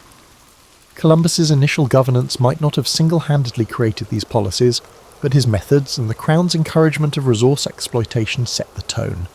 The idea of the Columbian Exchange is often used to describe the massive transfer of plants, animals, people, and ideas between the old and new worlds. From the Americas came crops like maize, potatoes, tomatoes, and cacao, which would revolutionize European cuisine and agriculture. Conversely, Old World animals like horses, cattle, and pigs quickly became fixtures in the Americas, changing landscapes and indigenous livelihoods. This exchange also included the forced migration of African slaves who were brought in to replace decimated local labour forces, grim escalation that Columbus may never have directly orchestrated, but that followed from the colonial blueprint he helped lay out. In a broader sense, Columbus's voyages sparked the European imagination. Portugal, England, France, and the Netherlands soon launched their own missions across the Atlantic, driven by rumours of riches and unconquered lands. Competing claims ignited conflicts over territory, opening a new age of imperial rivalry. The lines on maps were redrawn countless times, each iteration leaving a trail of treaties, wars, and boundary disputes. And so, the impetus that began with Columbus's belief in a westward path to Asia spiralled into a global upheaval that reached far beyond the Caribbean. As these powers jostled for control, indigenous nations across two continents faced waves of new arrivals. Some groups formed alliances with Europeans, leveraging firearms and trade relationships to gain regional advantages. Others resisted colonization with every means at their disposal, whether through warfare or diplomatic negotiation. In that unfolding drama, Columbus's role was recast, overshadowed by conquerors like Cortés and Pizarro, whose direct subjugation of massive civilizations, Aztec and Inca, dwarfed the smaller-scale conquests of the first islands. Yet the initial spark, the template for claiming land under royal charters, traced back to Columbus's insistence that these lands belonged to Spain. Over the centuries, his reputation waxed and waned. In Spain, he was intermittently lionized as a national hero, though he was Italian-born. In the emerging United States, Columbus was mythologized as an emblem of pioneering spirit, particularly during the 19th century, when a young nation sought founding myths disconnected from British colonial rule. Monuments sprouted in his name. Poets and chroniclers polished away the unseemly details, painting him as a visionary chosen by fate. But as the modern era approached, historians began to piece together the darker facets, the enslavement of native peoples, the ruthless tactics to extract tribute, and the catastrophic demographic collapse that accompanied European arrival. Within academic circles, Columbus's identity has been dissected with increasing rigour. Was he a brilliant, if flawed, mariner caught in the unstoppable tide of empire? A cunning opportunist who used royal favour to pursue his quest for personal glory? Or a tragic figure who stumbled into a continent he never understood, living long enough to see his illusion crumble? The man's diaries, the letters he exchanged with monarchs, and the records of those who travelled with him reveal contradictions and complexities that defy easy categorization. Social movements in the late 20th and early 21st centuries further heightened scrutiny. Protesters targeted Columbus Day celebrations, calling attention to the brutal legacy of colonization for indigenous peoples. Statues were defaced, public debates raged, and local governments declared alternative holidays like Indigenous Peoples' Day. The conversation shifted from glorifying Columbus's navigational triumphs to examining the price others paid for his endeavours. Some people clung to the older narrative, seeing him as an icon of exploration and progress, while others demanded a more candid acknowledgement of the suffering woven into his story. In many ways, Columbus embodies the paradox of exploration, a thirst for new knowledge and wealth, coupled with the violent imposition of power over those encountered. Modern sentiments often try to reduce historical figures to moral absolutes, hero or villain, but people, and particularly those who lived centuries ago, exist in moral shades shaped by the context of their times. Columbus was no exception. He followed the traditions of his society: exploitation, religious zeal, hierarchical rule, while also forging new paths that irrevocably altered the world's trajectory. Reflecting on this, one sees that the significance of Columbus's voyages cannot be understated. Regardless of how one judges his personal character, entire continents were thrust into a new era of connectivity and strife. Commodities, pathogens, and cultural practices mingled in a transoceanic dance, with consequences that continue to unfold. That global transformation can be traced to this determined navigator who, despite incorrect assumptions and an inflexible mindset, was the catalyst for an epical shift.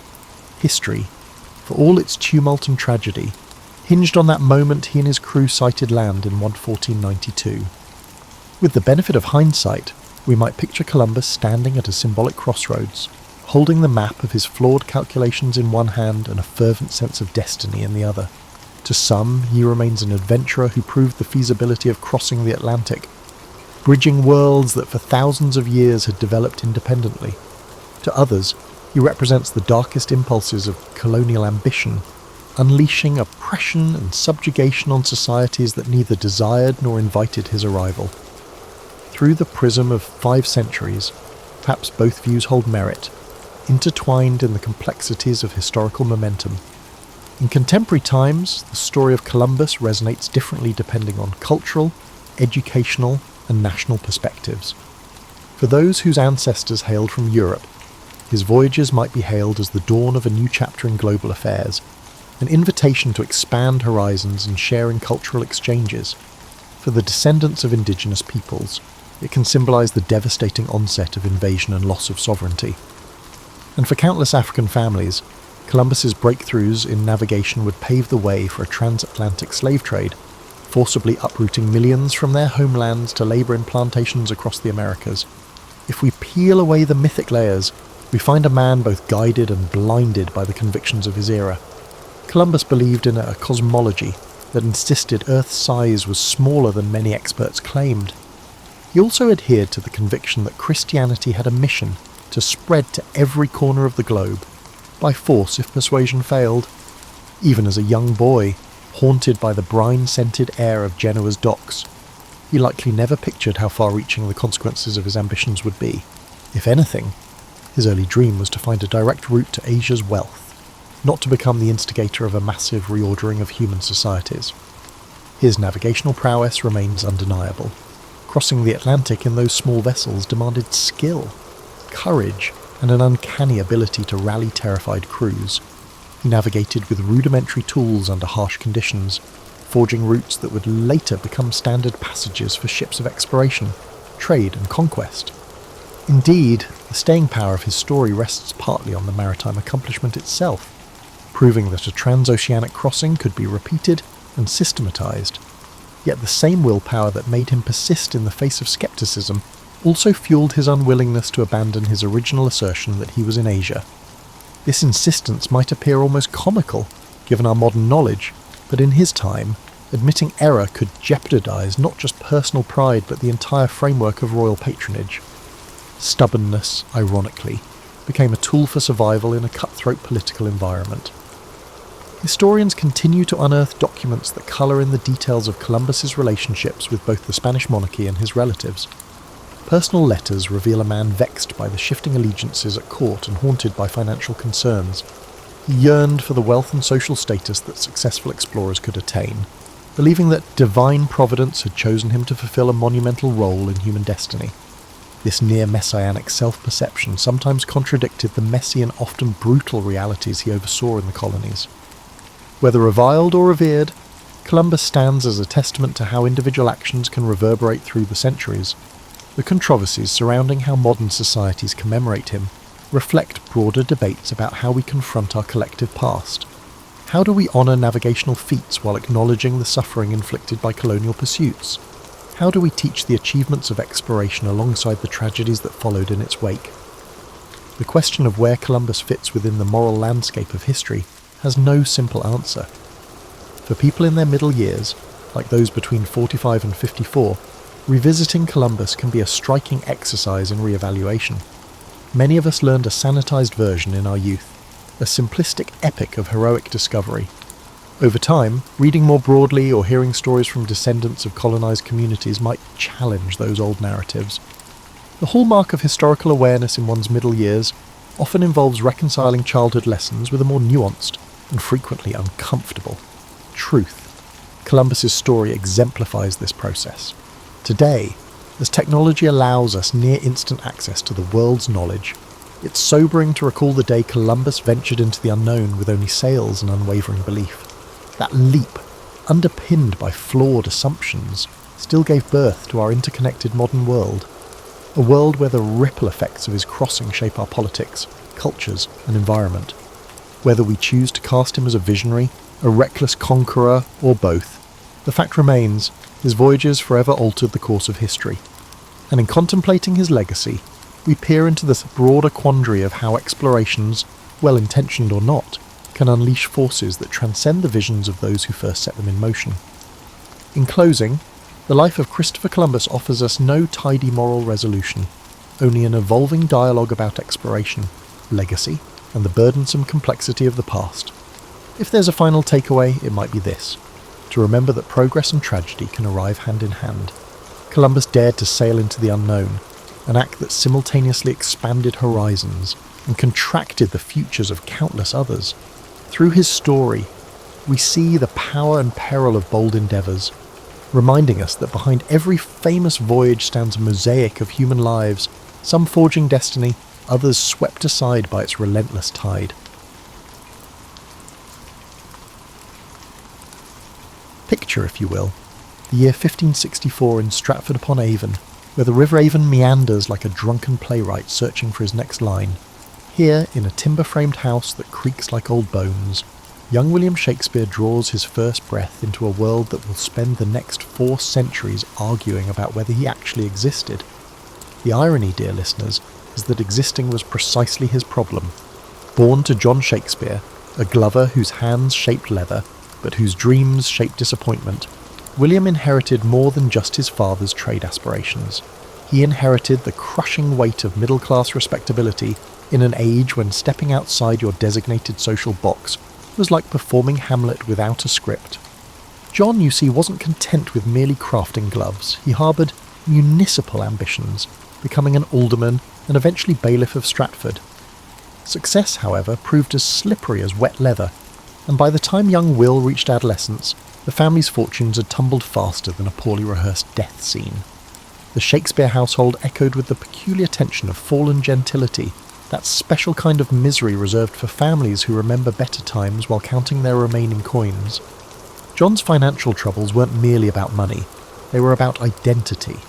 In Elizabethan England, your worth was measured not just by your purse, but by your position, and John's declining fortunes meant the family name carried the particular stigma of ambitious failure. Young William, blessed with what we now recognise as genius but what his contemporaries might have called dangerous imagination, found himself trapped between his father's expectations and his own impossible dreams. Grammar school provided him with Latin, rhetoric, and a dangerous taste for stories that transported him far beyond Stratford's suffocating boundaries. However, the dual nature of education only served to stifle his provincial life, akin to attempting to encapsulate the vastness of the ocean within a tiny teacup. The boy who had become England's greatest writer spent his formative years watching his father's dreams crumble, while his own grew increasingly impossible. In a society where most people died within 20 miles of where they were born, William's imagination roamed freely through the ancient Rome, mythical Athens, and magical islands that existed nowhere but in his restless mind. This disconnect between inner vastness and outer limitation would haunt him throughout his life, the eternal struggle of the artist born into the wrong circumstances. But perhaps most cruelly, young Shakespeare possessed something that made his situation unbearable: talent. His talent was not the comfortable mediocrity that would have enabled him to follow his father's trade with contentment, but a blazing, undeniable gift that made ordinary life feel like wearing clothes several sizes too small. He could see the poetry in everyday speech, hear the music in casual conversation, and feel the dramatic potential in the mundane interactions of provincial life. This sensitivity, this capacity to elevate the ordinary to the extraordinary, served as both his greatest gift and his most enduring curse. The Stratford of Shakespeare's youth was a place where dreams were luxuries few could afford.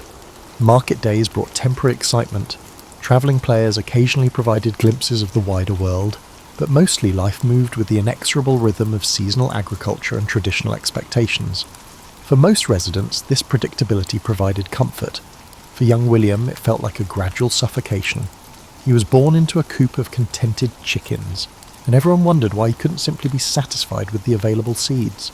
At 18, our future bard found himself ensnared in life's most common trap: biology. Anne Hathaway, 8 years his senior and already showing signs of their impending child, represented both salvation and imprisonment for young Shakespeare. Their marriage, hastily arranged in November 1582, solved one immediate problem while creating a dozen others, like using a beautiful bandage to cover a gaping wound. Anne, daughter of a prosperous shottery farmer, brought to the union everything William lacked: maturity, practical knowledge, and the grounding influence of someone who understood that life required more than pretty words and soaring imagination. She also brought pregnancy, which in Elizabethan England meant marriage wasn't a choice but a moral imperative wrapped in social necessity. The wedding, conducted with unseemly haste, whispered of scandal in a society where reputation was currency and shame was bankruptcy. Within 2 years, the couple had 3 children: Susanna, followed by twins Hamlet and Judith. Suddenly, the dreamy young man who had spent his youth crafting sonnets in his head found himself responsible for 4 mouths to feed and a household to maintain.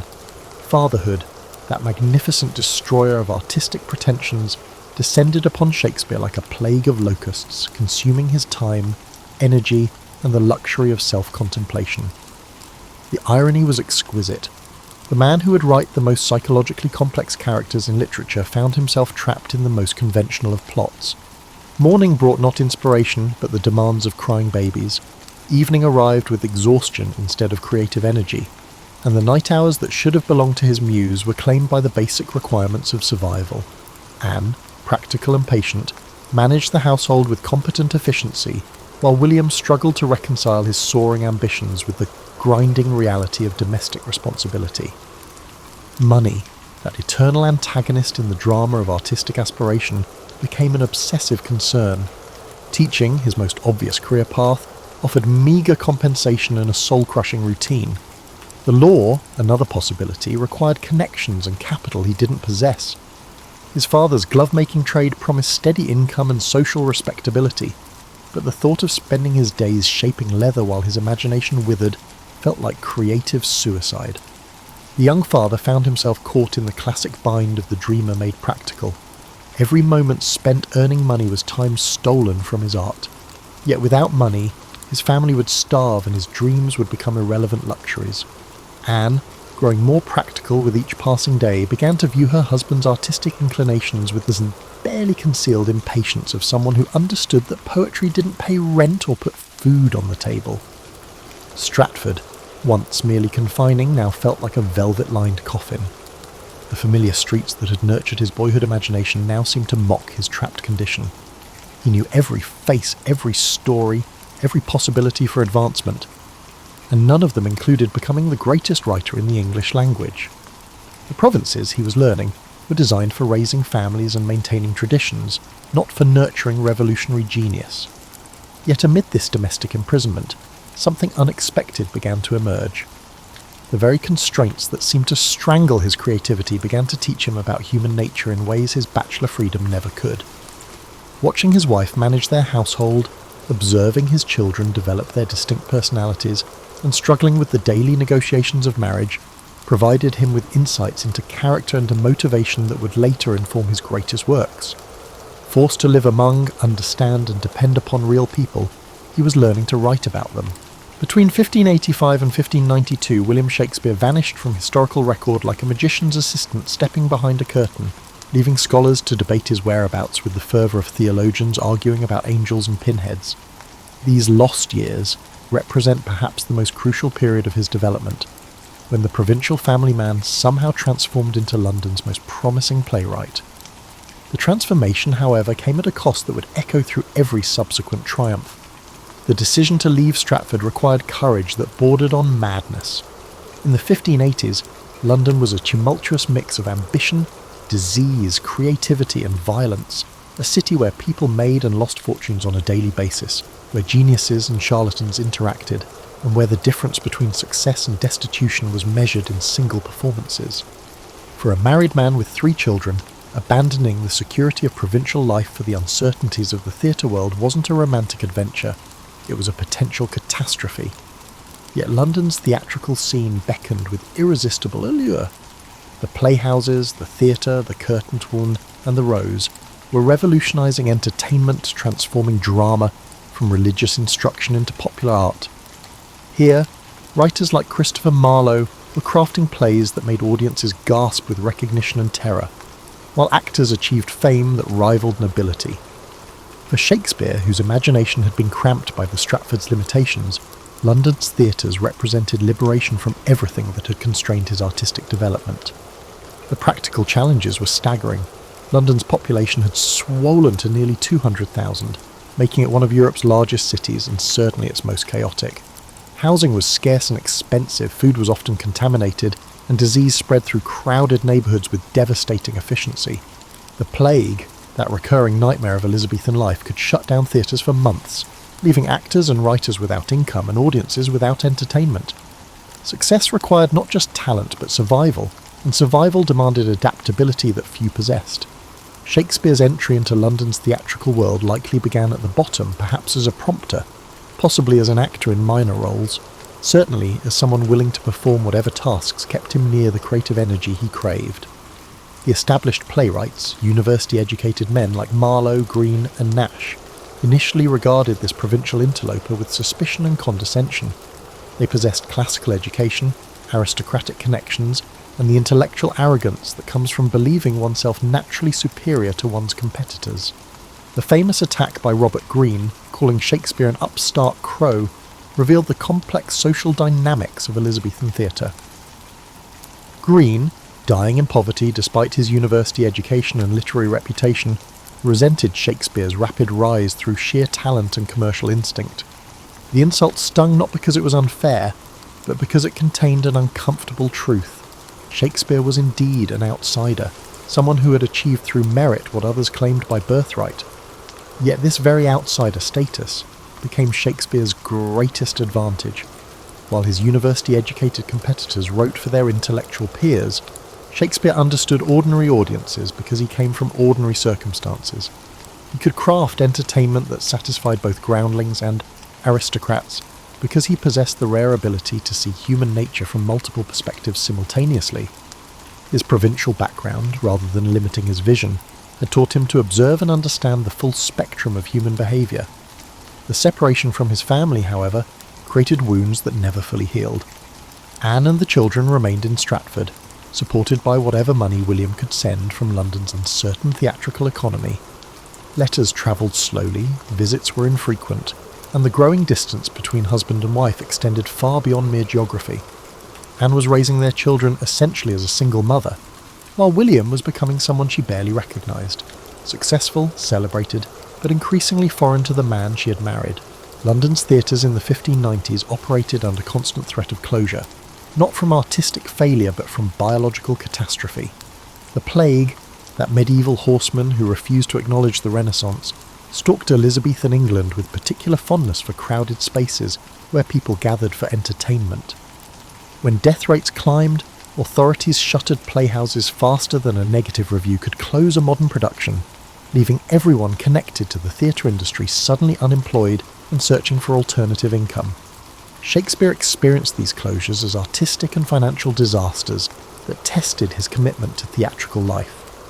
During the prolonged closure of 1593 to 1594, when the plague killed over 10,000 Londoners, he turned to poetry as both a creative outlet and a potential income source. Venus and Adonis, his first published work, became the literary sensation of its time, establishing his reputation among educated readers who might never have attended his plays. Yet success in poetry, while gratifying, couldn't replace the immediate income and collaborative energy that theatre provided. The competitive landscape of Elizabethan drama was ruthlessly Darwinian. Playwrights stole plots, characters, and even entire speeches from each other with casual efficiency, creating an environment where originality was less important than effective adaptation. Shakespeare, who would later be criticised for borrowing most of his plots, was simply following industry practice.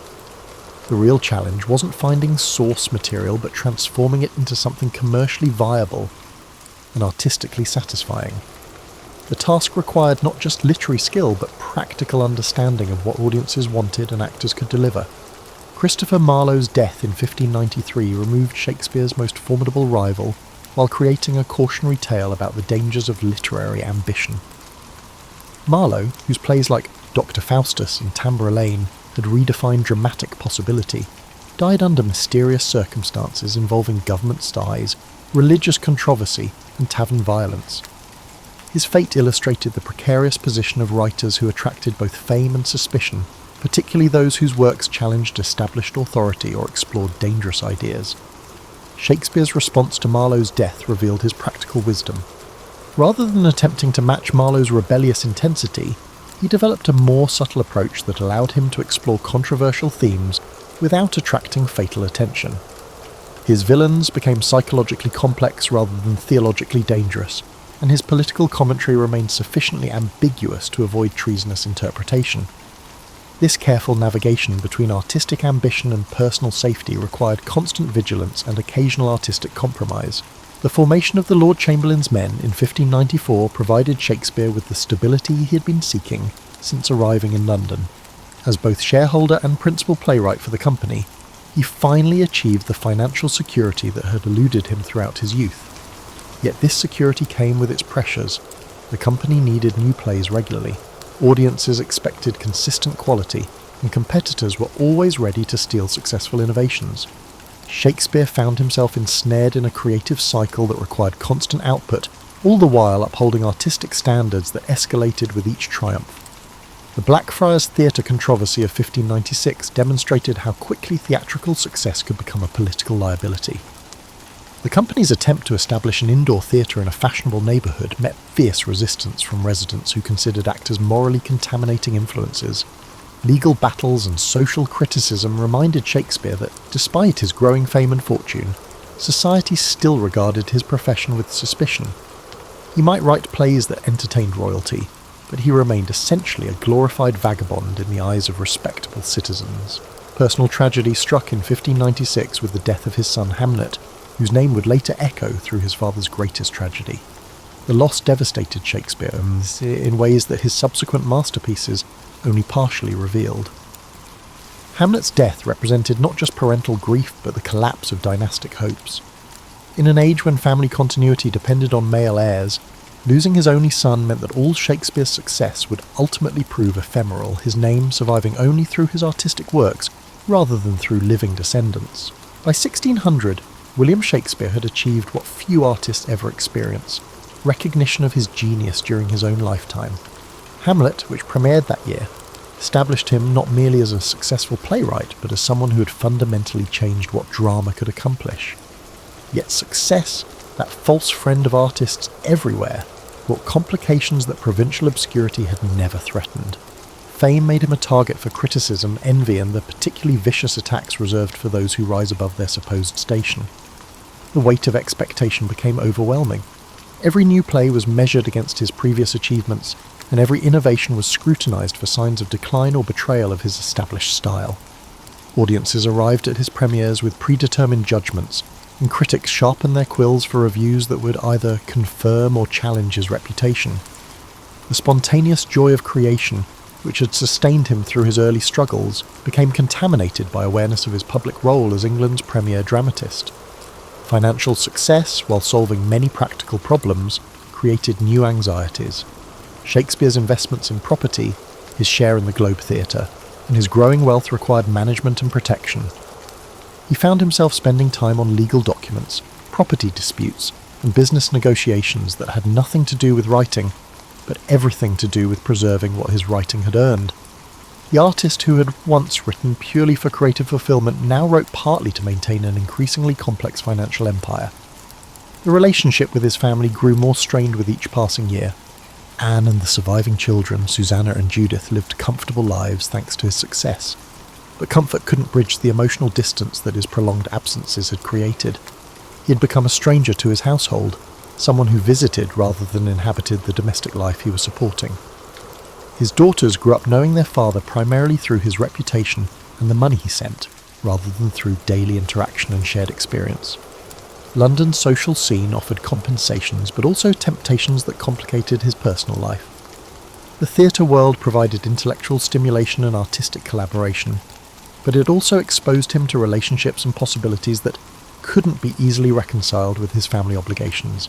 The mysterious dark lady of his sonnets, whether real or fictional, represented the kind of passionate connection that his practical marriage had never provided. These relationships, whether consummated or merely imagined, created guilt and longing that enriched his art while complicating his life. The political climate under James I proved both more and less dangerous than under Elizabeth. The new king's fascination with witchcraft and Scottish history provided Shakespeare with material for Macbeth, while his interest in the theatre led to royal patronage that elevated the company's status. However, James's authoritarian tendencies and sensitivity to criticism required playwrights to navigate a more delicate balance between entertainment and sedition. The gunpowder plot of 1605 created an atmosphere of suspicion that made any political commentary potentially dangerous. Shakespeare's response to these pressures was to retreat into increasingly complex artistic visions that satisfied his creative ambitions while maintaining his commercial viability. King Lear, Othello, and Macbeth represented the height of his tragic vision, plays that explored the darkest aspects of human nature while remaining sufficiently removed from contemporary politics to avoid censorship.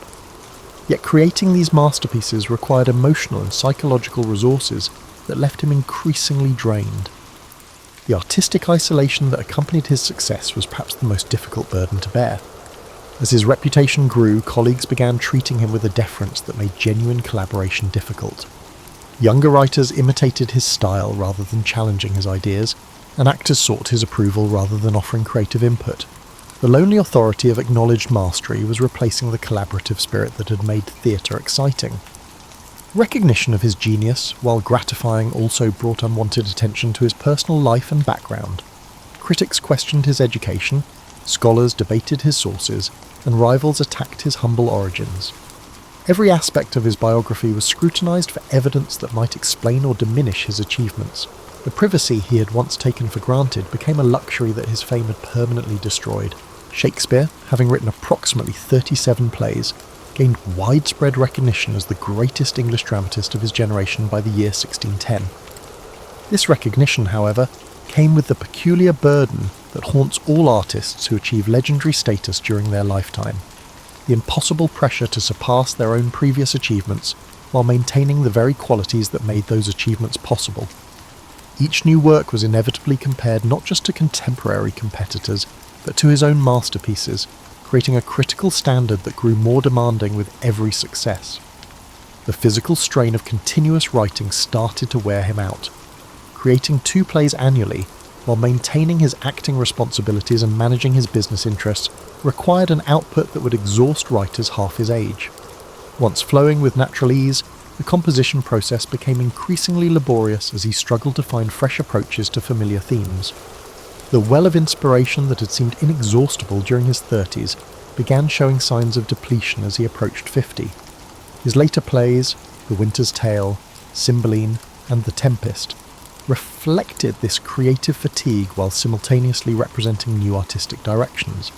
These works, often called romances, combined elements of comedy and tragedy in ways that suggested either experimental boldness or diminished certainty about dramatic form. Contemporary audiences, expecting the clear generic boundaries of his earlier work, often responded with confusion rather than appreciation. Critics debated whether these plays represented artistic evolution or decline, a question that would persist for centuries. The relationship with his acting company grew increasingly complicated as younger performers and writers challenged his authority. The Lord Chamberlain's Men, renamed the King's Men under James I, had evolved from a collaborative enterprise into an institution where Shakespeare's preferences carried disproportionate weight. This power, while professionally advantageous, isolated him from the creative friction that had previously stimulated his best work. Collaboration became consultation, discussion became deference, and the democratic chaos of theatrical creation was replaced by the ordered but sterile hierarchy of established success. Personal relationships suffered under the weight of his public persona. Friends approached him differently, aware that casual conversation might later appear in his plays. Enemies multiplied as his success created resentment among those who felt overlooked or undervalued. Even his closest relationships became complicated by awareness of his fame and the potential benefits or dangers of association with him. The spontaneous human connections that had once nourished his understanding of character became increasingly artificial and self-conscious. The question of retirement began haunting his thoughts with growing insistence. Unlike modern artists who can live comfortably on royalties and residuals, Elizabethan playwrights earned money only through continued productivity. Stopping work meant accepting financial decline, yet continuing work was becoming increasingly difficult both physically and creatively. The prospect of returning permanently to Stratford offered rest and family reconciliation, but also threatened the artistic stimulation that had become essential to his identity.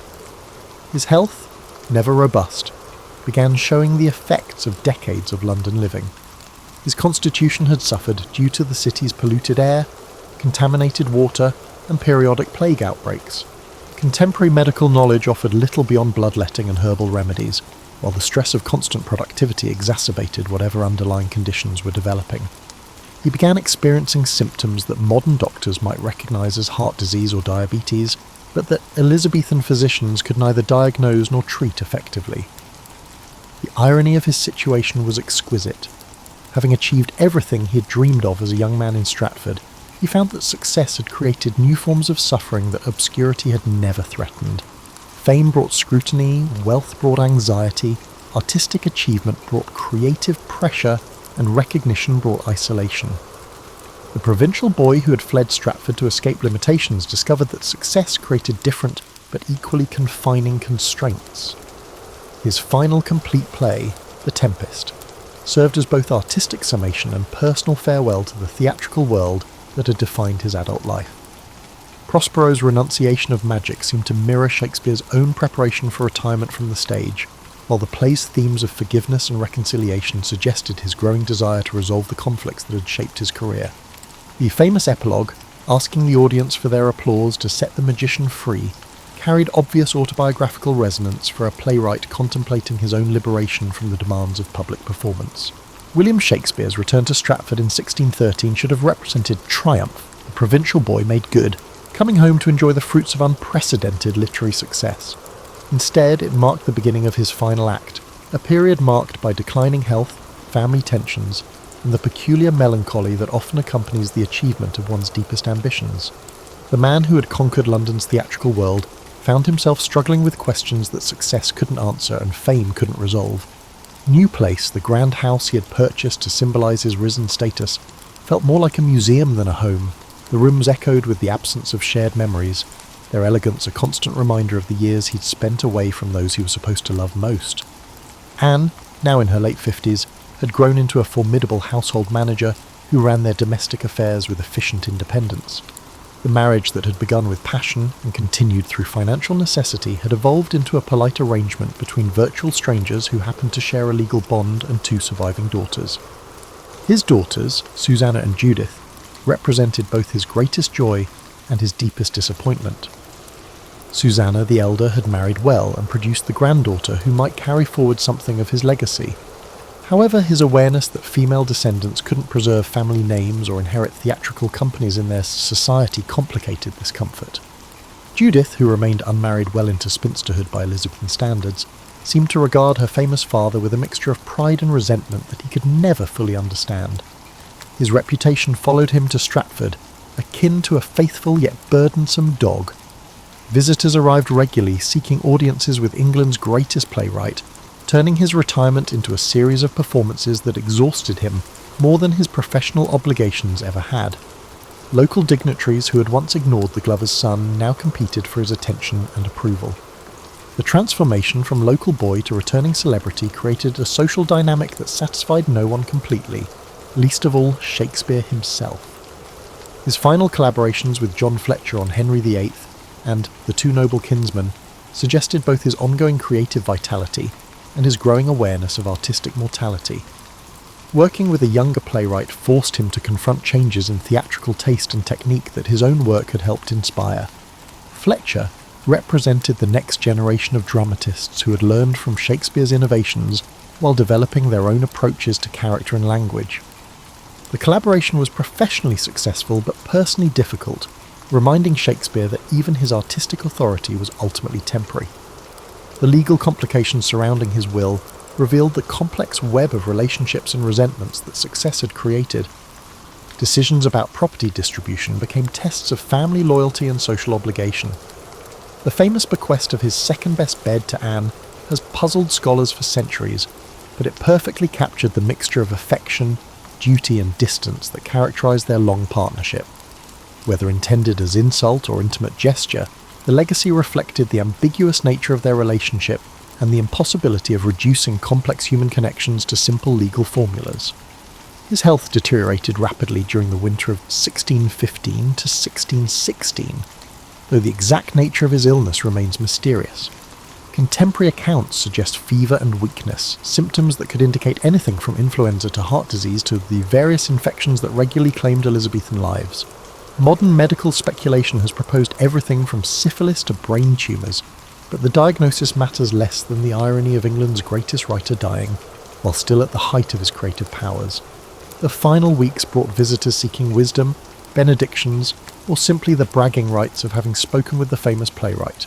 Shakespeare received them with diminishing energy but characteristic grace, offering insights into his craft while carefully avoiding the kind of personal revelations that might compromise his meticulously constructed public image. Even approaching death, he remained conscious of his reputation and concerned about how his legacy would be interpreted by future generations. He died on April the 23rd, 1616, possibly on his 52nd birthday, though Elizabethan record-keeping makes precise dating impossible. The date itself appeared appropriate for a man whose life had been characterised by dramatic timing and poetic coincidence. His passing prompted immediate elegies from fellow writers who recognised that English literature had lost its greatest practitioner, while also creating space for new voices to emerge from his enormous shadow. The inscription on his tomb in Stratford's Holy Trinity Church, "Good friend, for Jesus' sake, forbear to dig the dust enclosed here," reflected his final concern about privacy and posthumous dignity. The curse against grave robbers, whether composed by Shakespeare himself or by someone who knew his fears, proved remarkably effective. His remains stayed undisturbed while his reputation grew to proportions that would have astonished and possibly horrified the man who had simply wanted to write good plays and support his family. The true tragedy of William Shakespeare's life wasn't that he failed to achieve his dreams, but that achieving them revealed how insufficient even the greatest success could be when measured against human longing for connection, understanding and lasting meaning. He became immortal through his words while remaining painfully mortal in his need for love, recognition, and the simple satisfactions of domestic happiness. His genius elevated him above his contemporaries while isolating him from the very human experiences that had inspired his greatest works. In the end, Shakespeare's life embodied the central paradox of artistic achievement. The qualities that made him a brilliant writer, sensitivity, imagination, emotional depth, and intellectual curiosity, also made ordinary life extraordinarily difficult. He achieved success beyond all reasonable expectations, yet the consequences of his success haunted him. His plays have outlived the civilization that produced them, but the man who wrote them, experienced the same struggles with love, death, ambition, and disappointment that define human experience across all centuries. The boy from Stratford who dreamed of escaping provincial limitations, succeeded beyond his wildest imagination, only to discover that success created its own forms of imprisonment. His victory over obscurity was complete, but the triumph, as his tragedies consistently demonstrated, often proves indistinguishable from defeat. William Shakespeare achieved his aspirations and discovered, regrettably, that achieving what he desired often marked the beginning rather than the conclusion of life's most challenging issues. Perhaps that's why his works continue to resonate. Not because he found answers to life's essential questions, but because he lived those questions so completely that his art became an eternal meditation on the beautiful impossibility of human satisfaction. He sucked at being William Shakespeare precisely because he turned out to be humanly impossible, and in that impossibility, he created something genuinely immortal. Picture this. You wake up tomorrow morning, but instead of reaching for your phone to check the weather, you're reaching for a wooden bucket to collect rainwater from the leaky thatch above your head. Congratulations, you've just been transported to rural Ireland in 1847, right in the midst of what historians politely refer to as the Great Famine, although the locals have more colourful names for it. You stretch, expecting your usual morning aches, but instead you're greeted by a hollow gnawing in your stomach that feels like you've swallowed a particularly angry badger. The pain isn't your "I skipped breakfast" hunger.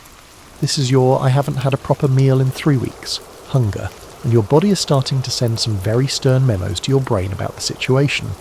Probably, your initial reaction is to head to the kitchen to check what's in the fridge. Unsurprisingly, there's no fridge in sight. There's barely a kitchen. What you've got is a single room with a dirt floor, stone walls that seem to specialise in letting in the cold, and a fireplace that's more optimistic than functional. The pantry consists of a wooden shelf that's looking as empty as a politician's promise. Now you might be thinking, how bad could it really be? People survived famines throughout history, and you're right, some did. But here's the thing, you're not just dealing with a little food shortage.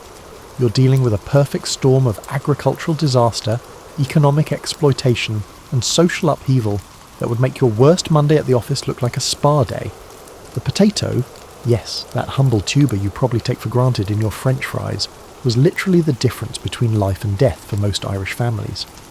We're not talking about potatoes as a side dish here. We're talking about potatoes for breakfast, potatoes for lunch, potatoes for dinner, and if you were really lucky, maybe some buttermilk to wash them down. A typical Irish labourer ate between 12 and 14 pounds of potatoes per day. That's like eating 46 medium potatoes. This amount was consumed on a daily basis. But here's where the real trouble starts. The potatoes have vanished. The potatoes have not only become scarce, but have completely disappeared. A microscopic fungus called Phytophthora infestans, which sounds like a spell from Harry Potter but is actually far more deadly than any dark magic, has rotted the potatoes in the ground. Stepping outside your small cottage, you harbour a faint hope that perhaps, just possibly, you overlooked a healthy patch of potatoes the previous day. Instead, fields akin to a botanical apocalypse greet you.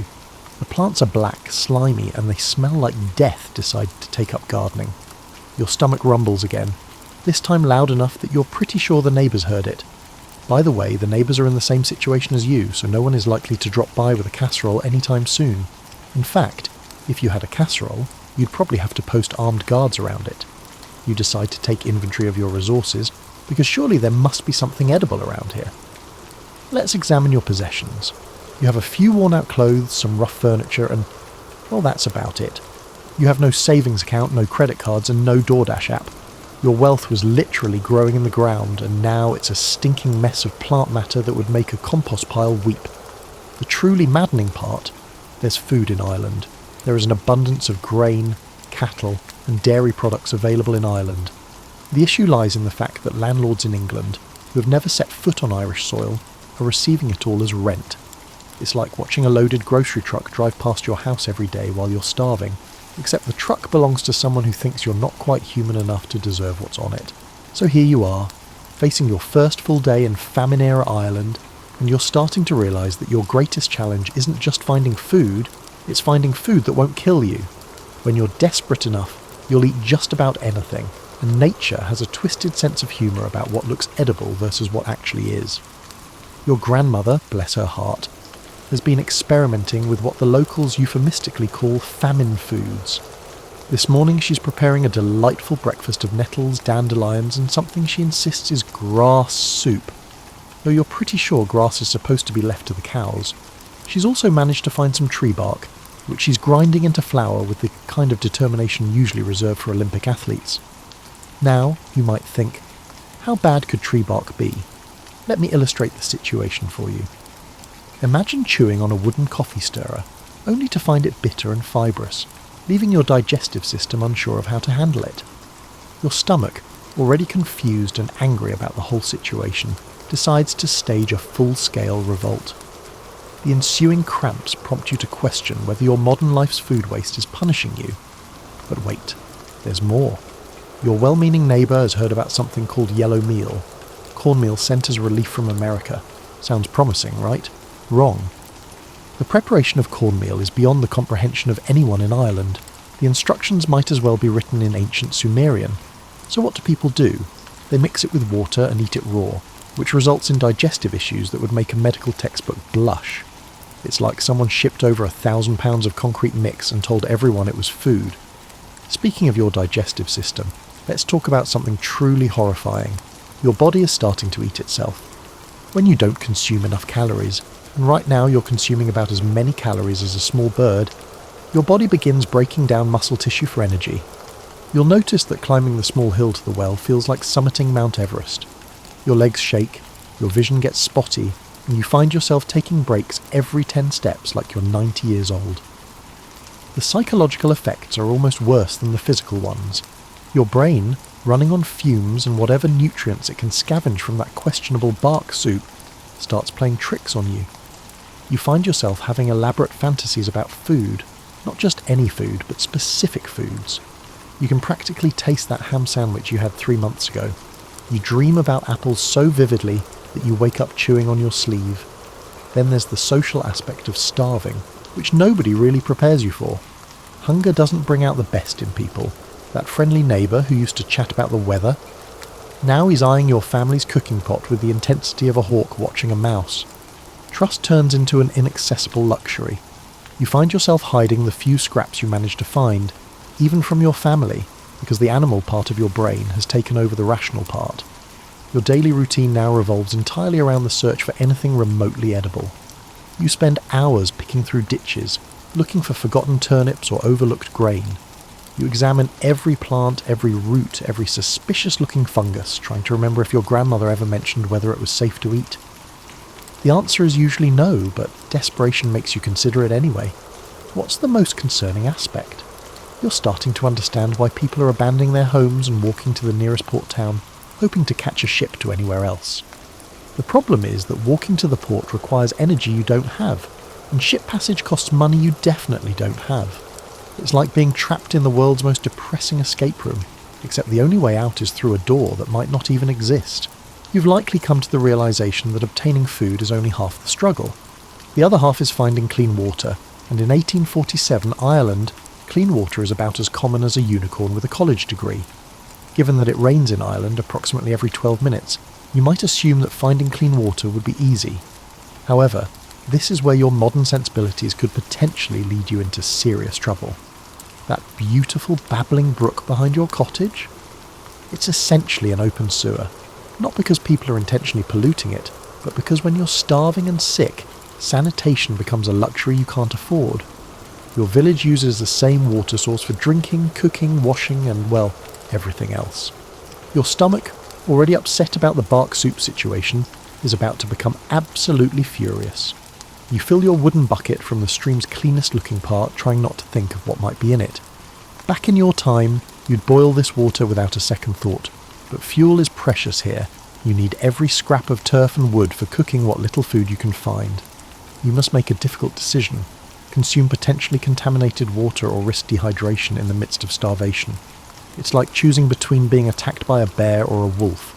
Within a day of drinking the local water, you discover something that historical accounts politely refer to as the flux, though your ancestors had much more colourful terms for it. Your digestive system, already confused by the unconventional menu, decides to evacuate everything with the urgency of a fire drill. This scenario wouldn't just be uncomfortable, it would be life-threatening. Every time your body expels fluids, you're losing precious nutrients and salt that you can't afford to lose. The cruel irony is that you need water to survive, but the water available might kill you faster than dehydration would. Imagine receiving a glass of water in the desert, only to discover that it could potentially harbour cholera. Your ancestors didn't know about bacteria and viruses, but they knew that certain water sources made people sick. The problem is, when you're desperate enough, you'll drink from anywhere. Let's discuss typhus. Not because it's nice, but because you need to know what you're facing. Typhus is transmitted by lice, and during a famine, maintaining personal hygiene becomes nearly impossible. You can't afford soap, you can't heat enough water for regular bathing, and you're probably sharing living space with more people than the room was designed for.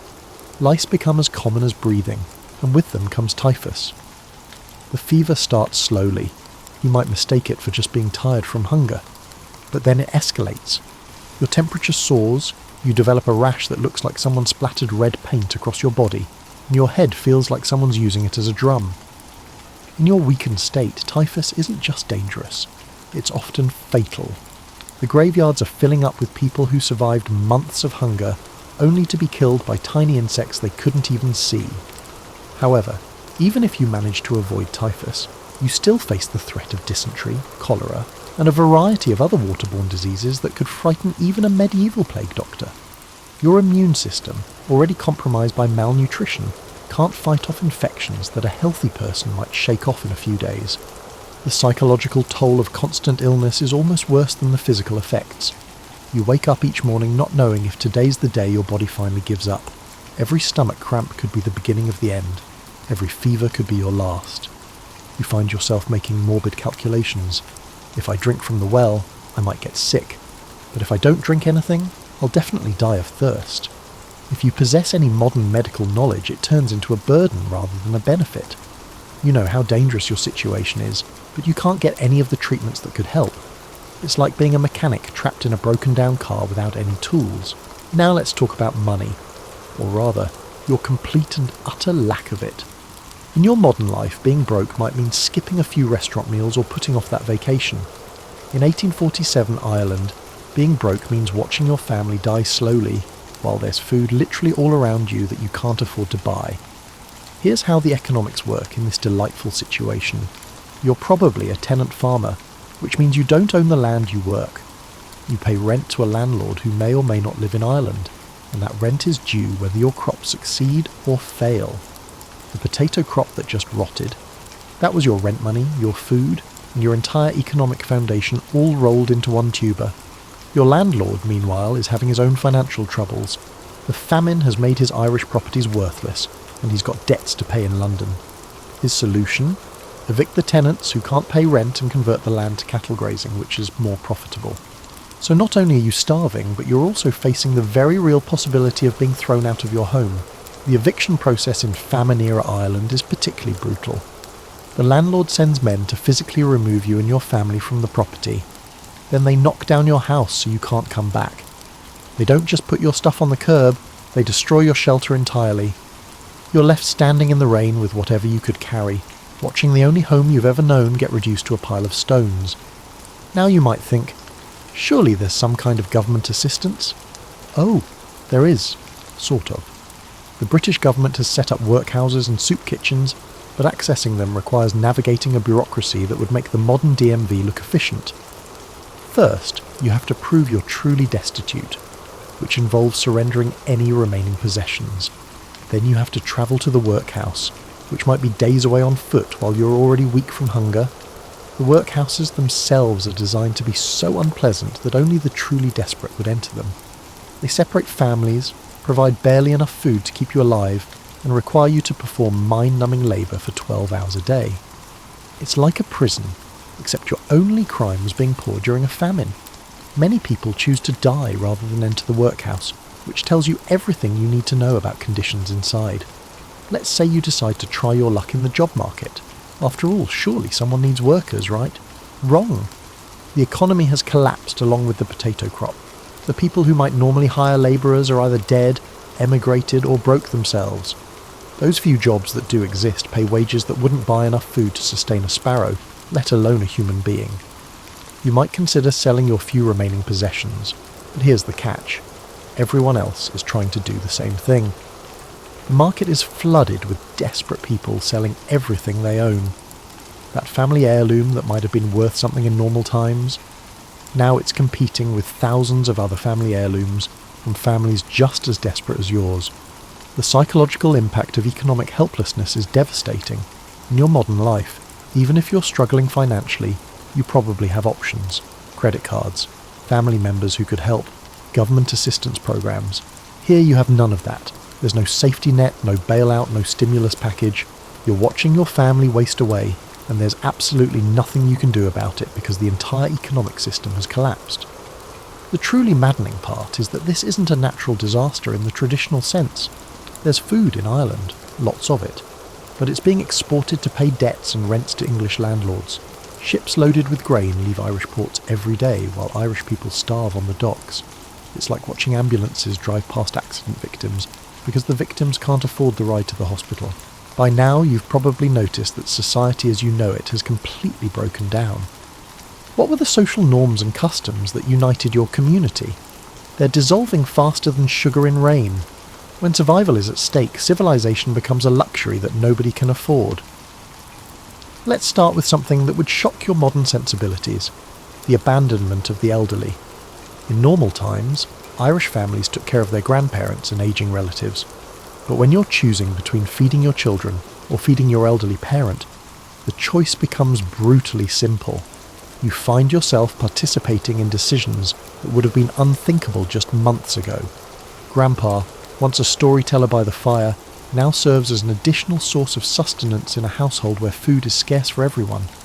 The disintegration of family structures continues beyond this point.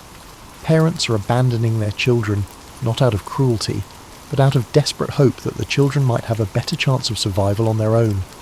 The local workhouse is full of children whose parents are either dead or unable to care for them. These aren't orphans in the traditional sense. These are children whose families have been destroyed by circumstances beyond anyone's control. Your neighbours, who used to help with harvest and share tools, now eye each other with suspicion. Which family down the lane borrowed a cup of flour last spring? They're not giving it back, and you're not asking for it because you understand that asking for food back is essentially asking them to choose between your family's survival and their own. Trust, which took generations to build in rural communities, evaporates in a matter of weeks. The local church, which used to be the centre of community life, is overwhelmed. The priest is trying to minister to a congregation that's literally dying in front of him. Sunday services become increasingly grim affairs, where the main topic is who died during the week and who might be next. The collection plate, which used to help support the church and local charity, sits empty because nobody has anything to give. Crime, which was relatively rare in rural Irish communities, becomes commonplace. But we're not talking about sophisticated criminal enterprises here. We're talking about desperate people doing desperate things. Children steal turnips from fields. Adults break into houses seeking hidden food stores. People rob each other for resources that wouldn't have been worth stealing in normal times. A single potato becomes valuable enough to fight over. The most heartbreaking aspect of social breakdown is the loss of hope. In normal times, even during hardship, there was always the sense that things would eventually get better. Bad harvests happened, but they were followed by good harvests. Economic downturns occurred, but recovery usually followed. During the Great Famine, that optimism disappears entirely. People stop planning for the future because they're not sure there will be one. Marriage, births, and other celebrations that mark the passage of normal life virtually disappear. Who would plan a wedding when there isn't enough food for a celebration? Who's going to bring a child into a world where that child will likely starve? The normal rhythms of life that give meaning to human existence are replaced by the single, monotonous rhythm of searching for food. Education stops entirely. Children who might have been learning to read and write are instead scavenging for anything edible. Schools close because teachers can't survive on their salaries and students are too weak to attend. The transmission of knowledge from one generation to the next, one of the fundamental functions of human society, comes to a complete halt. Perhaps most disturbing of all is the normalization of death. In your modern life, death is relatively rare and always shocking. Death becomes so commonplace during the famine that people no longer react emotionally to it. Your emotional capacity overwhelms you as you walk past bodies on the road. Grief becomes a luxury you can't afford because you need all your emotional energy focused on staying alive. Let's discuss the rapid and horrifying physical deterioration your body's undergoing during this prolonged starvation. Your body, which you've probably taken for granted in your modern life, is about to demonstrate just how quickly it can turn from a reliable machine into a collection of failing systems.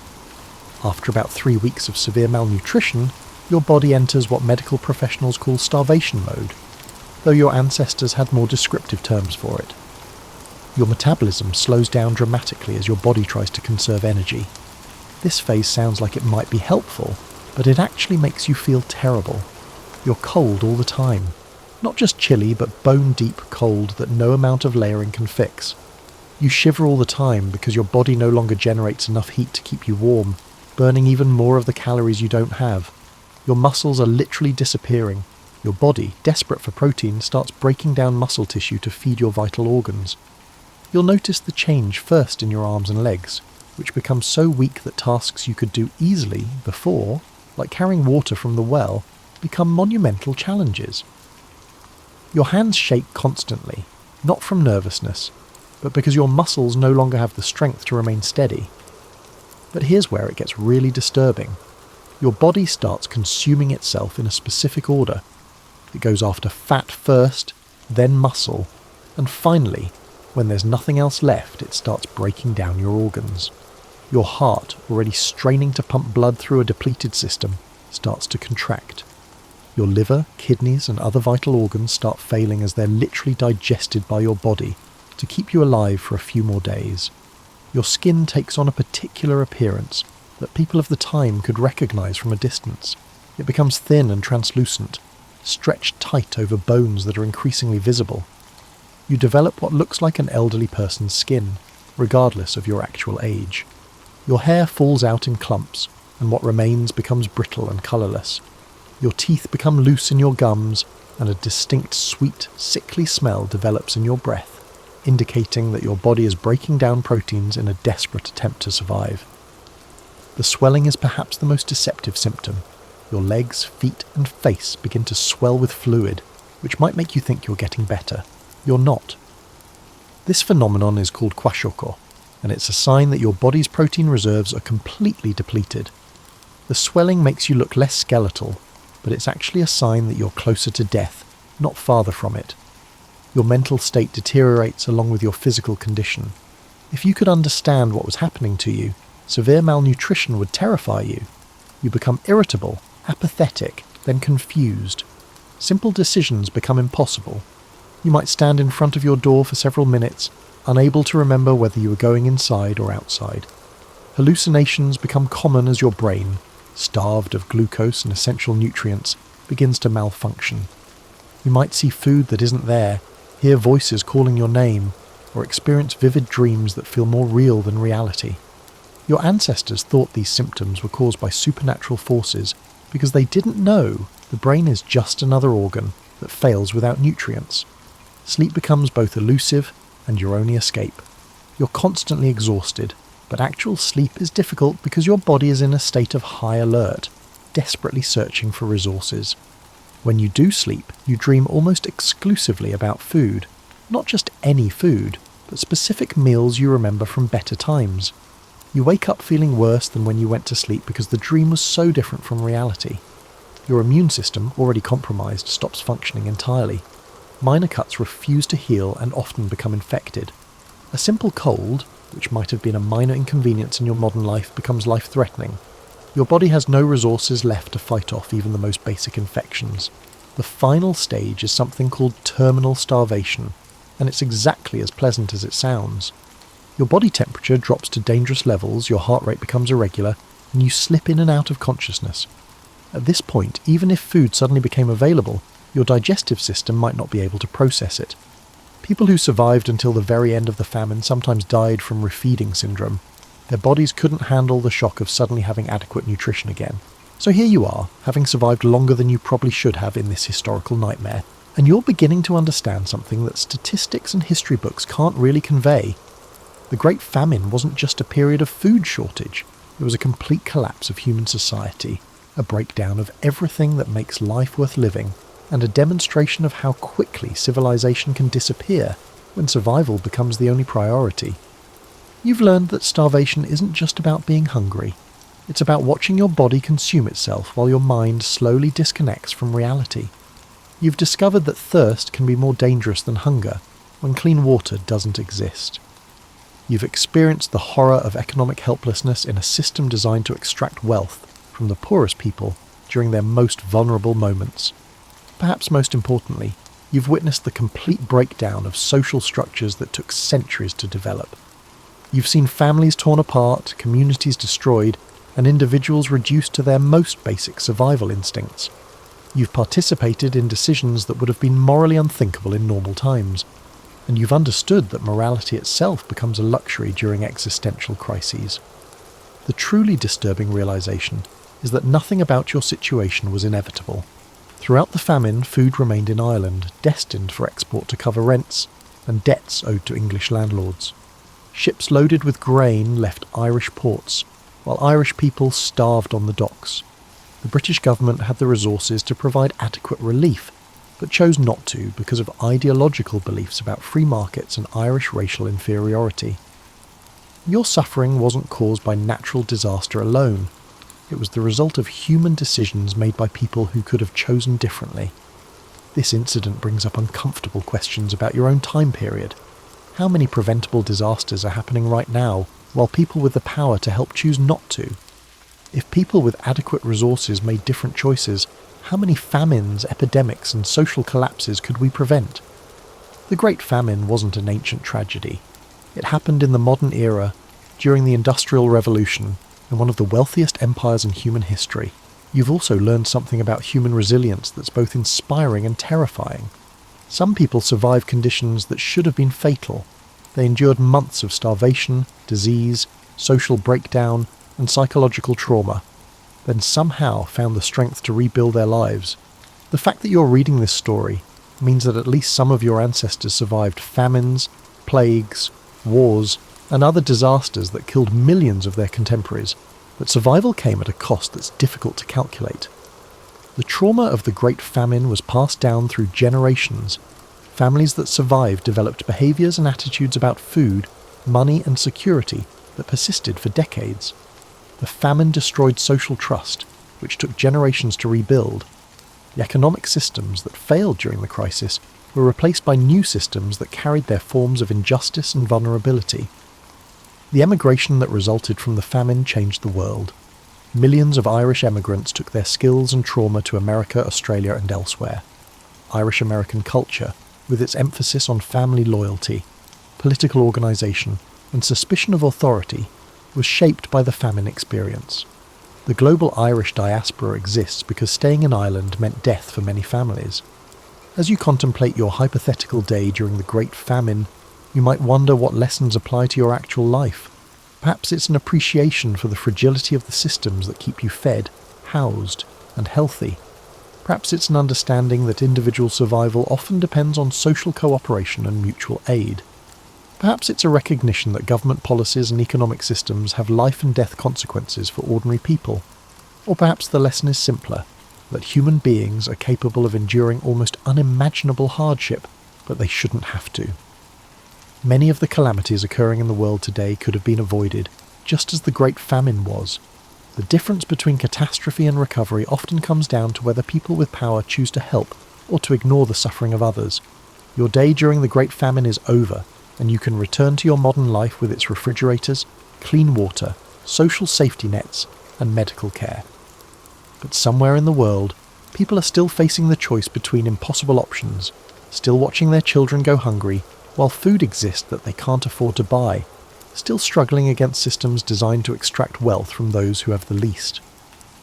The Great Famine ended, but the conditions that made it possible, extreme inequality, colonial exploitation, and ideological blindness to human suffering, did not disappear from the world.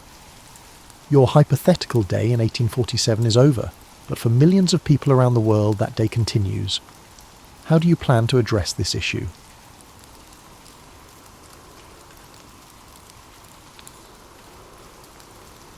The Battle of Stalingrad began in the summer of 1942.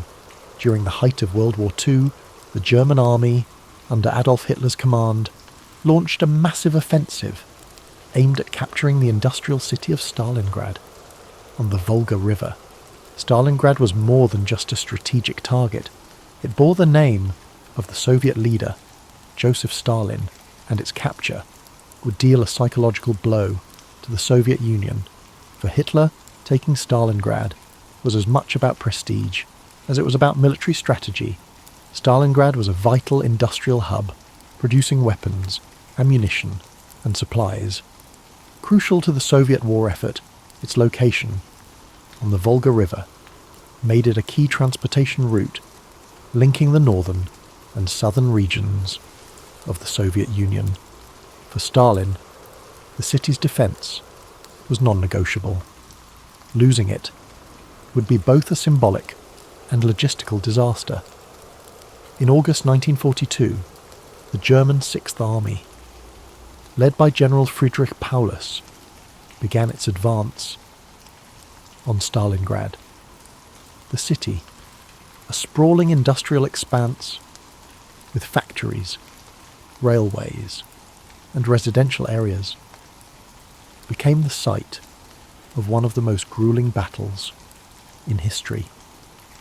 The Germans were initially confident of a swift victory, but the Soviet defenders, under the command of General Vasily Chuikov, were determined to resist. At all costs, the fighting in Stalingrad was unlike anything the world had seen before. Urban warfare turned every street, building, and factory into a battleground. The Germans and Soviets engaged in brutal close-quarters combat, often fighting, room by room, floor by floor. The city became a labyrinth of destruction, with rubble and debris transforming entire neighborhoods into treacherous landscapes. The Soviets adopted a strategy of hugging the German forces, staying as close as possible to avoid being targeted by German airstrikes and artillery. This forced the Germans into relentless hand-to-hand combat, draining their resources and morale. Soviet snipers, hidden in the ruins, became a deadly force, picking off German soldiers with precision. One of the most famous snipers, Vasily Zaitsev, became a symbol of Soviet resilience, his actions inspiring defenders across the city. As the weeks turned into months, the harsh Russian winter set in, adding another layer of misery to the already dire conditions. Temperatures plummeted, and both sides struggled to survive in the freezing cold.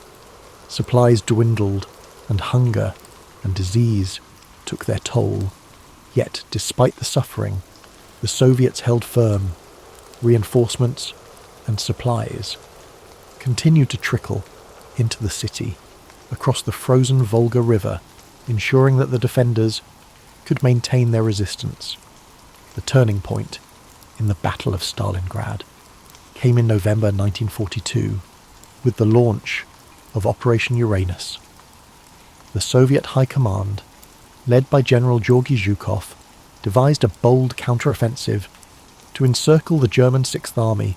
While the Germans were focused on their assault within the city, the Soviets launched massive attacks on the weaker flanks of the German forces held by Romanian and Italian troops. The plan was a success. Within days, the Soviet pincers closed around Stalingrad, trapping the German Sixth Army inside the city. What followed was a desperate struggle for survival. The encircled German forces, numbering over 300,000 men, were cut off from supplies and reinforcements. Hitler refusing to allow a retreat, ordered Paulus to hold the city at all costs. The Luftwaffe attempted to airlift supplies to the encircled troops, but the efforts were insufficient. The soldiers inside the pocket faced starvation, freezing temperatures, and relentless Soviet attacks. The Soviets tightened their grip on the city, systematically destroying the remaining German positions. The defenders' situation became increasingly hopeless, and morale plummeted. In January 1943, the Soviets launched their final assault to crush the pocket. By this time, Paulus and his men were exhausted, demoralized, and out of options. On February 2nd, 1943, Paulus surrendered, marking the end of the Battle of Stalingrad. The Soviet victory was a turning point in the war, shattering the myth of German invincibility and shifting the momentum in favour of the Allies. It was a devastating blow to Hitler's ambitions, and the loss of the Sixth Army was a humiliation from which Germany would never fully recover. The cost of the battle, however, was staggering. Over 2 million soldiers and civilians were killed, wounded, or captured. During the 5 months of fighting, Stalingrad itself was left in ruins, its streets and buildings reduced to rubble. The human suffering on both sides was immense, with countless families forever altered by the loss of loved ones. Despite the devastation, the Soviet victory at Stalingrad became a symbol of resilience and determination. It demonstrated the power of unity and the will to endure even the most harrowing of circumstances. The people of Stalingrad, who had endured unimaginable hardship, became heroes in the eyes of their nation. In the years following the war, Stalingrad was rebuilt, its scars serving as a reminder of the sacrifices made to defend it. Monuments and memorials were erected to honour the fallen, including the iconic Mamayev Kurgan, a hill that saw some of the fiercest fighting during the battle. At its summit stands the towering statue of the Motherland Calls, a symbol of the Soviet Union's strength and resilience. The Battle of Stalingrad remains one of the most studied and remembered events of World War II. It serves as a testament to the courage and determination of those who fought, and as a reminder of the horrors of war. The sacrifices made at Stalingrad helped shape the course of history, paving the way for the eventual Allied victory. As you drift into sleep tonight, let the story of Stalingrad remind you of the strength of the human spirit and the resilience that emerges in the face of adversity. Imagine the quiet, snow-covered streets of the rebuilt city, the echoes of history carried gently on the wind. Let the bravery and sacrifice of those who endured inspire a sense of gratitude and peace within you. The story of the Battle of Stalingrad did not end with the surrender of the German Sixth Army. Its aftermath rippled far beyond the frozen streets of the ruined city, shaping the course of World War II and the history of the 20th century. The Soviet victory was a turning point, not just for the Eastern Front, but for the entire Allied effort. It demonstrated the determination and resilience of the Soviet people and marked the beginning of a relentless push to drive the Axis forces out of the Soviet Union and eventually defeat them in Europe. The cost of the battle was nearly unimaginable. The casualty figures are staggering. with estimates placing the total number of dead, wounded, or missing on both sides at over 2 million civilians caught in the crossfire endured unimaginable suffering as the city they called home became a war zone of unthinkable destruction. Homes were destroyed, families torn apart, and lives forever altered by the relentless tide of war. For the survivors of Stalingrad, the end of the battle brought no immediate relief. The city, once a thriving industrial centre, lay in ruins. Entire neighbourhoods had been reduced to rubble, and the infrastructure necessary for daily life, water, electricity, food supplies, was obliterated. The people of Stalingrad faced the monumental task of rebuilding their lives and their city from the ashes. Yet, even in the face of such devastation, there was a sense of pride and determination among the survivors. They had endured the unendurable and emerged victorious. The Soviet government worked swiftly to rebuild Stalingrad. The city became a symbol of resilience and sacrifice, a beacon of Soviet strength and determination. Propaganda celebrated the victory as a triumph of socialism and the indomitable spirit of the Soviet people. The rebuilding effort was immense, and though the scars of war were not easily erased, the city slowly rose from its ashes. For the German army, the defeat at Stalingrad was a catastrophe from which it would never fully recover. The loss of the Sixth Army, one of Germany's most experienced and well-equipped fighting forces, was a devastating blow. Morale among German troops on the Eastern Front plummeted, and the aura of invincibility that had surrounded the Wehrmacht since the beginning of the war was shattered. Hitler's refusal to allow a retreat, his insistence on holding Stalingrad at all costs, and the ultimate surrender of Paulus and his forces exposed the flaws in Germany's military strategy and leadership. The Soviets capitalized on their victory at Stalingrad, launching a series of offensives that pushed the Germans further and further west. The Red Army's momentum, gained at such great cost in Stalingrad, carried them all the way to Berlin by the spring of 1945. The victory at Stalingrad was the foundation upon which the eventual Soviet triumph in World War II was built. Beyond its military significance, the Battle of Stalingrad left a profound legacy in the collective memory of the world. It became a symbol of resilience, sacrifice, and the unyielding human spirit.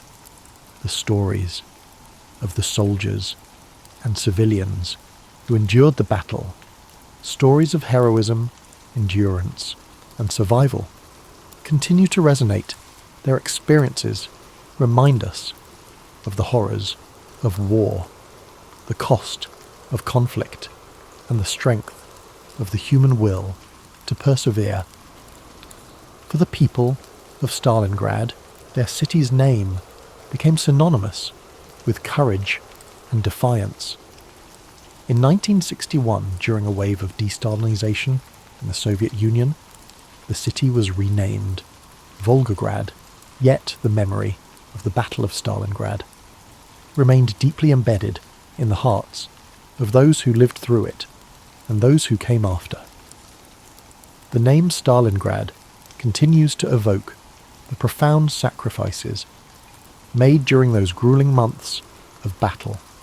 The battlefields of Stalingrad have since been preserved as places of remembrance and reflection. The Myrmiev Kurgan Memorial Complex, with its towering statue of the Motherland Calls, stands as a testament to the courage and sacrifice of those who fought and died there. Visitors from around the world come to walk the hallowed ground, to honour the memory of the fallen, and to reflect on the lessons of history. As we look back on the Battle of Stalingrad, it serves as a reminder of the resilience of the human spirit in the face of unimaginable adversity. It is a story of sacrifice and survival, of hope and determination, and of the enduring belief in the possibility of a better future. As you rest tonight, let the story of Stalingrad remind you of the strength that lies within us all. Imagine the quiet streets of the rebuilt city, the soft whispers of the Volga River, and the stillness that now blankets a place once filled with chaos. Let the courage and sacrifice of those who endured inspire peace and gratitude in your heart. The legacy of the Battle of Stalingrad extends beyond its historical and military significance. It has become a symbol of human endurance, the cost of war, and the hope for reconciliation. The rebuilding of Stalingrad, later renamed Volgograd, was not merely a physical endeavour, but an emotional and cultural journey. Every stone laid, every home rebuilt, was a testament to the resilience of the people who survived the horrors of war. In the aftermath of the battle, the city became a focal point for the Soviet Union's narrative of victory and sacrifice. Monuments were erected to commemorate the bravery of those who fought, such as the eternal flame that burns in memory of the fallen. The massive statue of the Motherland Calls, one of the tallest statues in the world, towers over the landscape as a powerful reminder of the battle's significance. It is not just a symbol of victory, but a tribute to the unbreakable will of the defenders and the civilians who endured unimaginable suffering. For decades, the memory of Stalingrad shaped the Soviet Union's identity and its portrayal on the global stage. The battle was celebrated in films, literature, and art, each retelling emphasizing the unity and determination of the Soviet people. The city became a pilgrimage site for veterans, their families, and historians seeking to understand the profound impact of this defining moment in history on a more personal level. The stories of those who fought and survived the battle have been passed down through generations. Veterans shared their experiences with their children and grandchildren, ensuring that the sacrifices made at Stalingrad would never be forgotten. These personal accounts, filled with both sorrow and pride, add depth to the historical narrative and remind us of the humanity behind the statistics. Globally, Stalingrad has become a symbol of resistance and perseverance. Its name is invoked in discussions of strategy, endurance, and the high cost of war for historians and military scholars. The battle offers countless lessons on tactics, leadership, and the interplay of morale and logistics for ordinary people. It stands as a reminder of what can be achieved when the human spirit refuses to yield. In recent years, efforts have been made to preserve the memory of Stalingrad, while fostering a spirit of reconciliation. Memorials and museums now serve not only as places of remembrance, but also as venues for dialogue and education. They encourage visitors to reflect on the consequences of war and the importance of working toward peace. The city of Volgograd, while forever tied to its past, is also a thriving modern metropolis. Its people have rebuilt their lives and created a vibrant community that honours its history. While looking to the future, the scars of the battle remain in some places, but they serve as reminders of resilience rather than destruction. The lessons of Stalingrad resonate today, reminding us of the importance of unity in the face of adversity, the necessity of standing firm for what is right, and the value of seeking peace, even in the darkest times. It teaches us that the human spirit, when fueled by determination and hope, can endure even the greatest challenges. As you settle into rest, let the story of Stalingrad fill you with a sense of reflection and gratitude.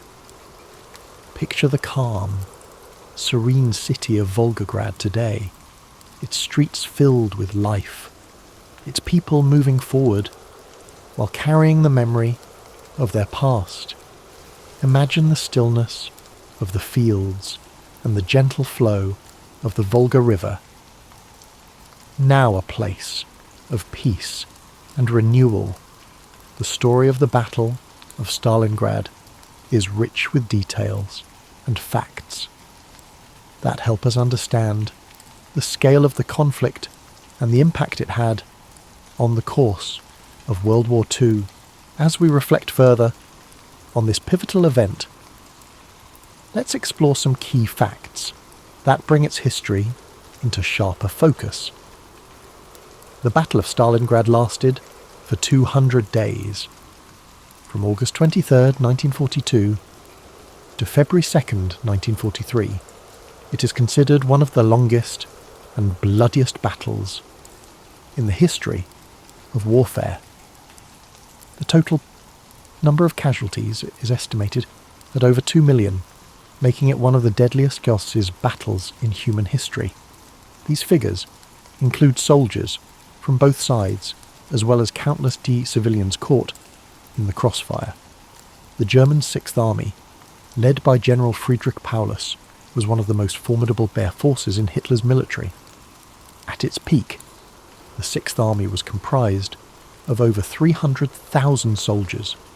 By the end of the battle, nearly 91,000 German soldiers were taken prisoner, including General Paulus himself.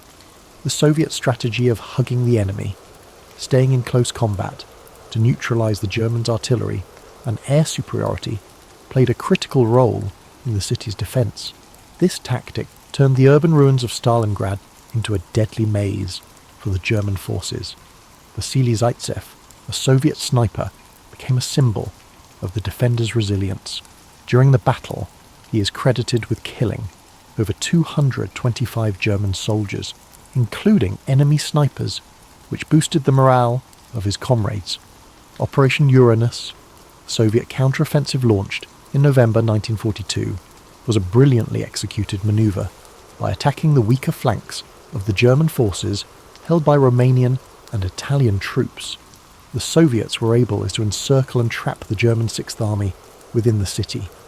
The German soldiers trapped in the encirclement known as the Kessel, or cauldron, endured horrific conditions. They faced starvation, freezing temperatures, and relentless Soviet assaults. Supplies delivered by air were woefully inadequate, leading to widespread suffering and death. One of the defining moments of the battle was Hitler's refusal to allow Paulus to retreat or break out of the encirclement. This decision sealed the fate of the Sixth Army and marked a significant turning point within the war.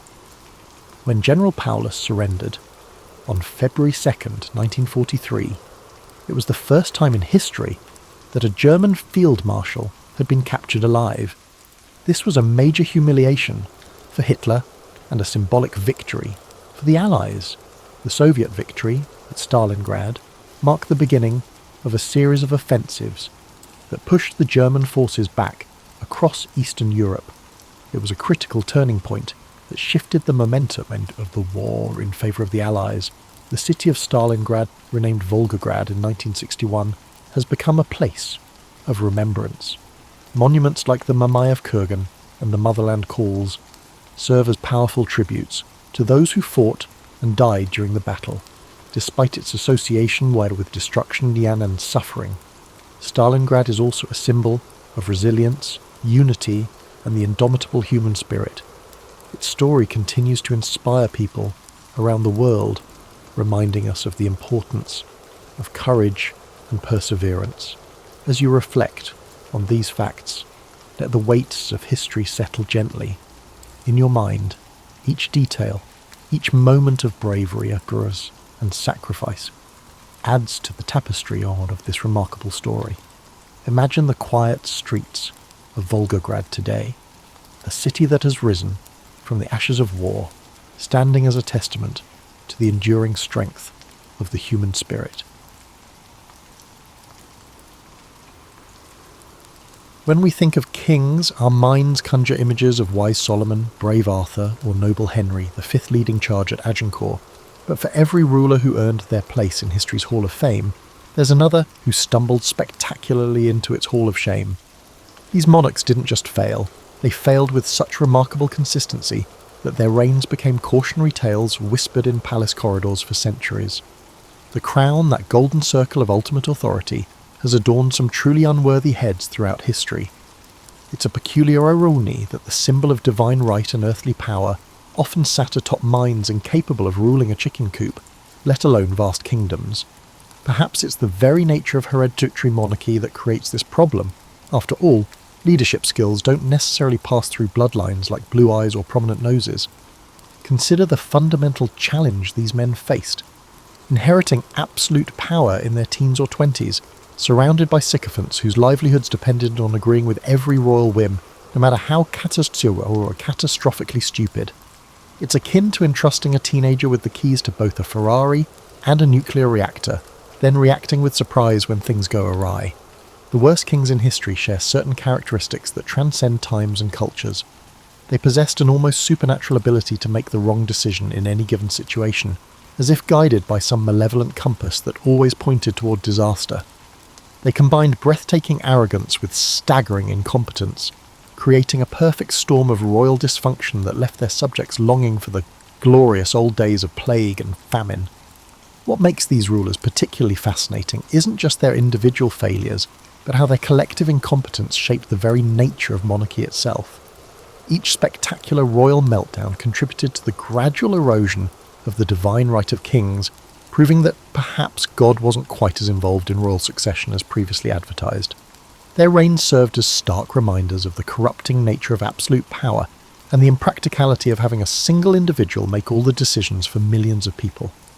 The stories of these monarchical disasters aren't just historical curiosities, they're mirrors reflecting fundamental truths about leadership, power, and human nature.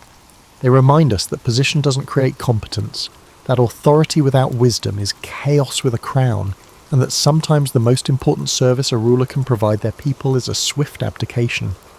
From the decadent palaces of Rome to the drafty castles of medieval Europe, from the elaborate courts of France to the fog-shrouded fortresses of England, these kings managed to transform their realms into laboratories of misrule. They proved that it's entirely possible to inherit everything and achieve nothing, to possess unlimited power and accomplish unlimited damage. Their reigns weren't just political failures, they were comprehensive disasters that touched every aspect of their societies. They mismanaged economics with the enthusiasm of toddlers playing with matches, conducted diplomacy with all the subtlety of a bulldozer in a china shop, and approached military strategy with the tactical acumen of lemmings approaching a cliff. Yet perhaps there's something oddly comforting about these royal train wrecks. In an age where we're constantly told about the importance of leadership and excellence, these monarchs remind us that even people with every possible advantage can fail spectacularly. They serve as living examples of how incompetence can hire anyone regardless of their social status, inherited wealth or divine mandate.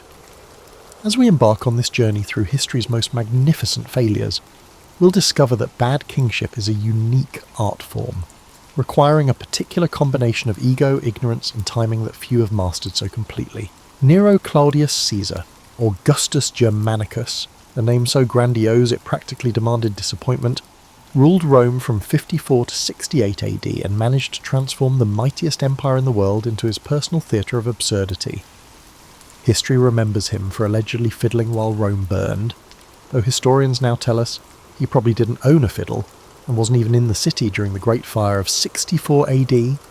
But when your reputation for catastrophic leadership runs so deep that people invent additional disasters to attribute to you, perhaps it's time for some serious self-reflection. Nero's path to power began with his mother, Agrippina, a woman whose ambition made Lady Macbeth look like a casual weekend warrior. She poisoned her husband, Emperor Claudius, to secure the throne for her 16-year-old son, apparently operating under the delusion that teenagers make excellent, absolute rulers. It was rather like handing the controls of a jumbo jet to someone who'd just gotten their learner's permit. Initially, Nero showed promise, guided by the philosopher Seneca and the praetorian prefect Burrus. For 5 years, the Quinquennium Nerones represented competent governance, proving that even future disasters can occasionally stumble into success when surrounded by competent advisors. Unfortunately, like many teenagers who initially accept parental guidance, Nero eventually decided he knew better than everyone else in the room. The transformation began when Nero discovered his true passion, performing. His passion lay not in governing, nor in military strategy, nor in economic policy, but in performing. He fancied. He considered himself a great artist, musician and actor, apparently confusing the role of emperor with that of an entertainer. He began appearing on the stage, competing in chariot races, and hosting elaborate artistic competitions where he invariably won every prize, because nothing says fair competition like having the power to execute the judges. His artistic pretensions might have been merely embarrassing if they hadn't come at the expense of actual leadership. While Nero practiced his lyre and rehearsed tragic soliloquies, the empire's borders faced increasing pressure from Germanic tribes, British rebels and Parthian conflicts. It was rather like a ship's captain deciding to take up interpretive dance while his vessel sailed through a hurricane. The domestic situation proved equally disastrous. Nero's paranoia reached spectacular heights when he ordered the murder of his mother in 59 AD. Agrippina had become inconveniently critical of her son's policies, apparently forgetting that criticism and absolute monarchy mix about as well as gasoline and lit matches. Nero's solution demonstrated the kind of problem-solving skills that would make a medieval surgeon look sophisticated. His relationship with his wives proved equally catastrophic. He divorced and later executed his first wife Octavia, then literally kicked his second wife Poppaea to death while she was pregnant. These actions were calculated and not motivated by passion, indicating a level of domestic dysfunction that would challenge even the most experienced marriage counsellors. The Great Fire of Rome in 64 AD, whether Nero caused it or not, provided the perfect opportunity to showcase his unique approach to crisis management. Rather than focusing solely on relief efforts, he used the destruction as an excuse to build his enormous palace, the Domus Aurea, complete with a 120-foot statue of himself.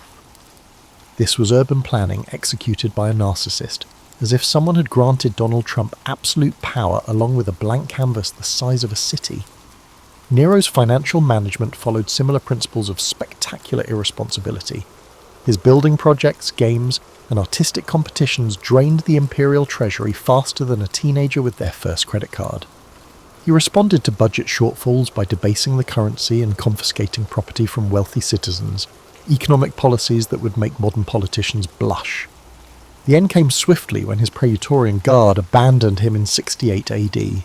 Facing rebellion from his generals and certain death or exile, Nero committed suicide, reportedly lamenting, "What an artist dies in me." Even in his final moments, he remained committed to the delusion that his primary contribution to human civilization was artistic rather than administrative. Nero's reign demonstrated that absolute power in the hands of someone who confuses governance with performance art creates a particularly devastating form of chaos. He proved that it's entirely possible to possess unlimited authority over millions of people while remaining fundamentally unsuited for any form of responsibility more complex than choosing breakfast cereal. King John of England, reigning from 1199 to 1216, holds the unique distinction of being the only English monarch to never have another king named after him, a historical rejection that amply demonstrates his enduring legacy. If royal names were performance reviews, John received the equivalent of "please don't apply here again." He managed to lose an empire, bankrupt a kingdom, and accidentally create one of history's most important constitutional documents, all while maintaining the kind of spectacular incompetence that makes you wonder if failure was actually his secret talent. John inherited the Angevin Empire from his brother Richard the Lionheart, a collection of territories stretching from Scotland to the Pyrenees that represented the pinnacle of medieval English power. It was rather like inheriting a successful family business and immediately deciding to use it as kindling. Within 15 years, John had lost most of these continental possessions to Philip Augustus of France, earning himself the nickname Lackland, though couldn't keep land might have been more accurate. Not only was the loss of Normandy in 1284 a military defeat, but it also served as a lesson in the art of conducting medieval warfare. Despite having superior resources, experienced commanders, and defensive advantages, John managed to snatch defeat from the brink of victory through a combination of strategic incompetence and tactical cowardice. His approach to military leadership resembled someone trying to win chess by eating the pieces. John's domestic policies proved equally disastrous. He demanded excessive taxes to fund his unsuccessful attempts to reclaim his French territories, essentially asking his subjects to finance their oppression. His tax collectors became as popular as plague carriers and about as welcome in English villages. The king seemed to operate under the revolutionary economic theory that money grows on trees, and those trees belonged exclusively to him. His relationship with the church provided another avenue for spectacular failure. John's dispute with Pope Innocent III over the appointment of the Archbishop of Canterbury resulted in England being placed under papal interdict from 1208 to 1214.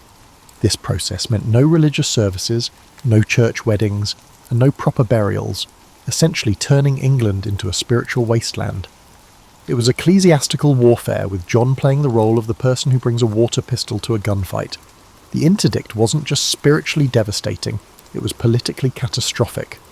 Medieval people took their religion seriously, and a king who couldn't maintain proper relations with God's representative on earth was clearly unsuited for earthly leadership. John had managed to make himself persona non grata with both heaven and earth simultaneously, an achievement that required genuine dedication to incompetence. John's judicial system operated on principles that would make modern autocrats blush. He sold justice to the highest bidder, imprisoned nobles without trial, and seized property on whims that would make a toddler's decision-making process look measured and thoughtful. His courts became marketplaces where justice was auctioned to the highest bidder, creating a legal system that combined the fairness of a rigged casino with the efficiency of medieval bureaucracy. The baronial revolt that produced Magna Carta in 1215 wasn't a sudden explosion of democratic idealism. It was the inevitable result of years of accumulated grievances against a king who treated his realm like his personal piggy bank.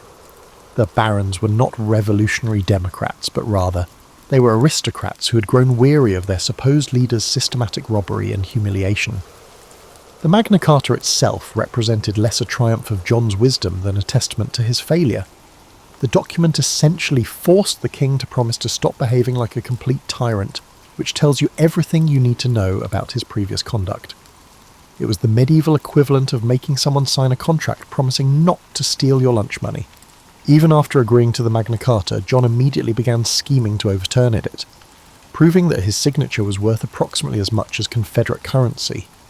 He appealed to Pope Innocent III, who obligingly declared the charter null and void because apparently both king and pope had missed the point entirely.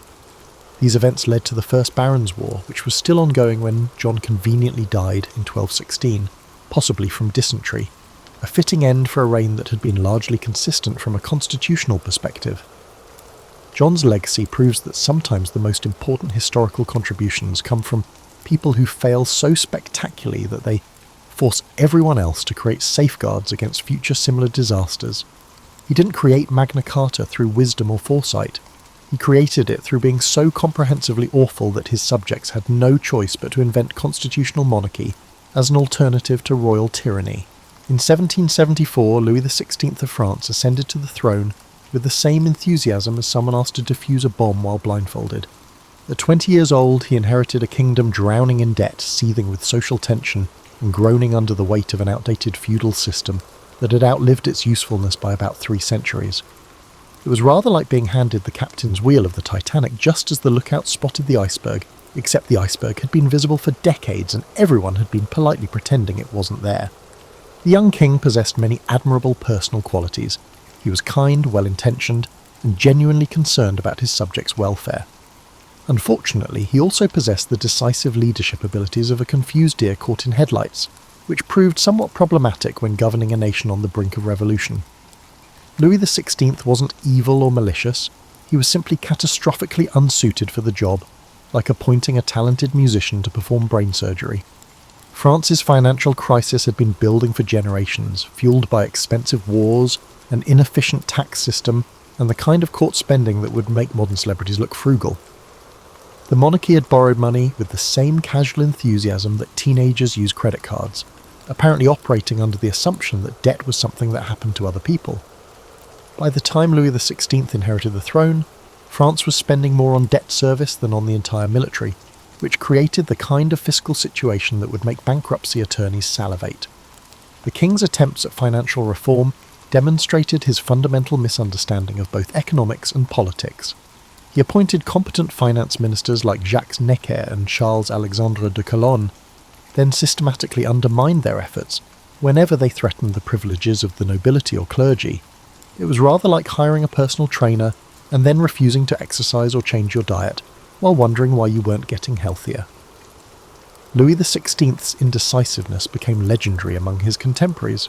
He would agree to reforms in the morning, reconsider them by afternoon, and reverse them entirely by evening, creating a governmental process that resembled a political weather vane in a hurricane. His council meetings became exercises in elaborate procrastination, where every decision was discussed, debated, postponed, and ultimately abandoned in favour of discussing the same issues again next week. Louis XVI demonstrated his exceptional political acumen at the Assembly of Notables in 1787. Faced with a financial crisis that threatened the monarchy's existence, he convened a gathering of nobles and clergy to discuss tax reform, apparently expecting them to voluntarily surrender their tax exemptions out of patriotic spirit. It was roughly equivalent to asking wolves to babysit sheep, while expecting them to resist temptation out of professional courtesy. When that predictably failed, Louis XVI made the fateful decision to convene the Estates General for the first time since 1614, apparently not realising that 3 centuries of accumulated grievances might produce some awkward conversations. The Estates General had been dormant for so long that nobody even remembered the proper procedures, which should have been a warning sign that perhaps this wasn't the ideal moment for constitutional innovation. Louis XVI was completely unprepared for the transformation of the Estates General into the National Assembly, as if he had anticipated a small dinner party but inadvertently invited the entire neighbourhood. His response to this constitutional revolution demonstrated the kind of crisis management skills that would make the captain of the Hindenburg look competent. He vacillated between accepting the new reality and attempting to resist it, satisfying nobody and convincing everyone that he was either duplicitous or incompetent. Louis XVI's flight to Varennes in 1791 represented perhaps the most poorly planned escape attempt in royal history.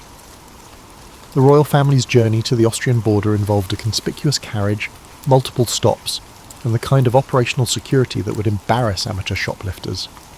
They were recognised, captured, and returned to Paris, where any remaining illusions about the king's commitment to constitutional monarchy evaporated faster than morning dew in August. The king's trial and execution in 1793 marked the end of more than a millennium of French monarchy, though Louis XVI seemed genuinely surprised that years of indecision and apparent duplicity might have consequences. His final speech from the scaffold demonstrated the same disconnection from reality that had characterised his entire reign, as he continued to believe that divine right trumped revolutionary fervour. Louis XVI's tragedy wasn't that he was evil, but that he was fundamentally inadequate for the challenges he faced. He possessed the political instincts of a librarian thrust into a cage match with professional wrestlers, and the results were precisely what you'd expect. His reign proved that good intentions without competent execution can be more destructive than malicious competence, and that sometimes the road to revolution is paved with royal indecision. Richard III of England ruled for barely 2 years, from 1483 to 1485, yet managed to pack more controversy, alleged villainy and historical debate into that brief period than most monarchs accumulate in decades. Thanks largely to William Shakespeare's masterful character assassination, Richard has come down to us as the archetypal evil king, a hunchbacked schemer who murdered his way to the throne and terrorised his subjects until divine justice finally caught up with him at Bosworth Field. Historians have discovered that the reality of Richard's reign is considerably more complex, and it may have been worse than Shakespeare's portrayal, albeit in different ways. Richard began his royal career as the loyal younger brother of Edward IV, earning a reputation as a competent military commander and administrator in the north of England. He seemed destined for the kind of supporting role that history barely remembers, the capable royal sibling who holds down the provinces while his brother handles the glamorous business of actually being king. Unfortunately for everyone involved, Edward IV had the poor timing to die young, leaving behind 2 minor sons and a realm that was about as politically stable as a house of cards in a windstorm. The succession crisis that followed Edward IV's death in 1483 showcased medieval politics at its most brutally efficient. Richard, as Lord Protector for his 12-year-old nephew Edward V, faced the challenge of maintaining royal authority while various factions manoeuvred for control. His solution showcased a direct approach that would astonish modern politicians. He declared his nephews illegitimate and asserted his own claim to the throne. With just one well-timed announcement, he masterfully transformed a family dispute into a constitutional crisis. The infamous disappearance of the princes in the Tower, Edward V and his younger brother Richard, remains one of history's most enduring mysteries, though contemporary opinion held Richard responsible with the kind of certainty usually reserved for mathematical theorems. Whether he actually ordered their deaths or simply failed to prevent them, the political damage was immediate and catastrophic. A king who couldn't protect children in his care wasn't likely to inspire confidence in his ability to protect an entire kingdom. Richard's attempts to legitimise his reign were steeped in the time-honoured tradition of royal propaganda, albeit with the subtlety of a medieval siege engine. He claimed divine approval, noble blood, and popular support while simultaneously dealing with rebellions, defections, and the kind of general unrest that suggested his subjects weren't entirely convinced by his arguments. His coronation was magnificent, his public relations were enthusiastic, and his actual support base was shrinking faster than his list of living relatives. The Buckingham Rebellion in 1483, led by one of Richard's former supporters, demonstrated how quickly political allegiances could shift in late medieval England. Henry Stafford, Duke of Buckingham, went from enthusiastic supporter to armed rebel in the space of months, apparently deciding that Richard's leadership style was less strong and decisive and more terrifying and unstable. The rebellion ultimately failed, demonstrating the fragility of Richard's hold on power. Richard's administrative policies showed genuine competence, which makes his political failures all the more remarkable. He implemented legal reforms, encouraged trade, and attempted to address some of the social issues that had plagued previous reigns. It was rather like watching someone efficiently organise their desk while their house burned down around them. Technically impressive, but missing the larger point about priorities and crisis management. The invasion of Henry Tudor in 1485 caught Richard in a classic medieval dilemma. He could fight and risk everything in a single battle, or he could negotiate and risk appearing weak to supporters who expected their king to solve problems with sharp objects. Richard chose to fight, demonstrating either admirable courage or catastrophic misjudgment, depending on your perspective on the virtues of tactical retreat versus glorious death. The Battle of Bosworth Field became Richard's final performance review, and the results were decisively negative. His death in battle, reportedly fighting bravely to the end, at least provided him with the kind of dramatic conclusion that Shakespeare would later appreciate. Richard died as he had ruled, dramatically, controversially, and with enough ambiguity to keep historians arguing for centuries. The discovery of Richard's remains in 2012 under a Leicester parking lot provided a fitting metaphor for his historical reputation. Buried, forgotten, and covered over by the mundane concerns of daily life. The forensic evidence verified that Richard possessed a curved spine, albeit not the dramatic hunchback portrayed in Shakespearean legends. It was a final reminder that the truth about Richard III lies somewhere between the monster of popular imagination and the competent administrator of revisionist history. Richard III's reign proves that in politics, perception often matters more than reality, and that a brief but dramatic failure can overshadow decades of competent service. He remains history's most famous two-year disaster, a king whose reign was so brief and troubled that it became a cautionary tale about the dangers of combining ambition with poor judgment and worse timing. The discovery of Richard's remains in 2012 under a Leicester parking lot provided a fitting metaphor for his historical reputation. Buried, forgotten, and covered over by the mundane concerns of daily life. The forensic evidence verified that Richard possessed a curved spine, albeit not the dramatic hunchback portrayed in Shakespearean legends. It was a final reminder that the truth about Richard III lies somewhere between the monster of popular imagination and the competent administrator of revisionist history. Richard III's reign proves that in politics, perception often matters more than reality, and that a brief but dramatic failure can overshadow decades of competent service. He remains history's most famous two-year disaster, a king whose reign was so brief and troubled that it became a cautionary tale about the dangers of combining ambition with poor judgment and worse timing. During this period, the king's financial strategies demonstrated a level of fiscal creativity that would leave modern tax authorities in awe. Originally an emergency naval tax for coastal counties, the reasoning behind the extension of ship money to inland areas would challenge the flexibility of Olympic gymnasts. Charles apparently discovered that if you squinted hard enough at legal precedents while ignoring common sense entirely, you could justify almost any form of taxation. Religious policy provided another avenue for Charles to demonstrate his talent for turning manageable problems into catastrophic crises. His attempts to impose uniformity on the Church of England, influenced by Archbishop Laud's high church preferences, managed to alienate both Puritans who thought he was too Catholic and Catholics who knew he wasn't Catholic enough. This approach was ecumenical diplomacy executed with a sledgehammer, achieving the remarkable feat of uniting his religious subjects against his policies. The Scottish crisis from 1639 to 1640 perfectly illustrated Charles's approach to international relations. His attempt to impose the English Book of Common Prayer on Presbyterian Scotland produced the Bishops' Wars, conflicts that combined the military effectiveness of a church social with the theological intensity of the Crusades. The Scots' armed resistance to Charles's religious innovations forced him to recall Parliament, ending his 11-year experiment in personal rule with all the success of the Hindenburg's landing strategy. The Long Parliament, summoned in 1640, approached its relationship with Charles rather like divorce attorneys negotiating with a spouse who'd been hiding assets. Years of accumulated grievances, illegal taxation, and religious controversy had created a constitutional crisis that required either genuine compromise or complete capitulation. Charles, characteristically, opted for a third course of action, disguising the crisis as non-existent while clandestinely strategizing its resolution through coercion. The king's attempt to arrest 5 members of Parliament in 1642 represented perhaps the most catastrophic miscalculation in English constitutional history. His personal invasion of the House of Commons, demanding the surrender of his political opponents, violated parliamentary privilege so flagrantly that it made previous constitutional disputes look like minor etiquette disagreements. This situation was politically equivalent to bringing a gun to a chess match, and it was just as ineffective. The English Civil War that followed from 1642 to 1651 showcased Charles's military leadership skills, which proved to be roughly equivalent to his political acumen.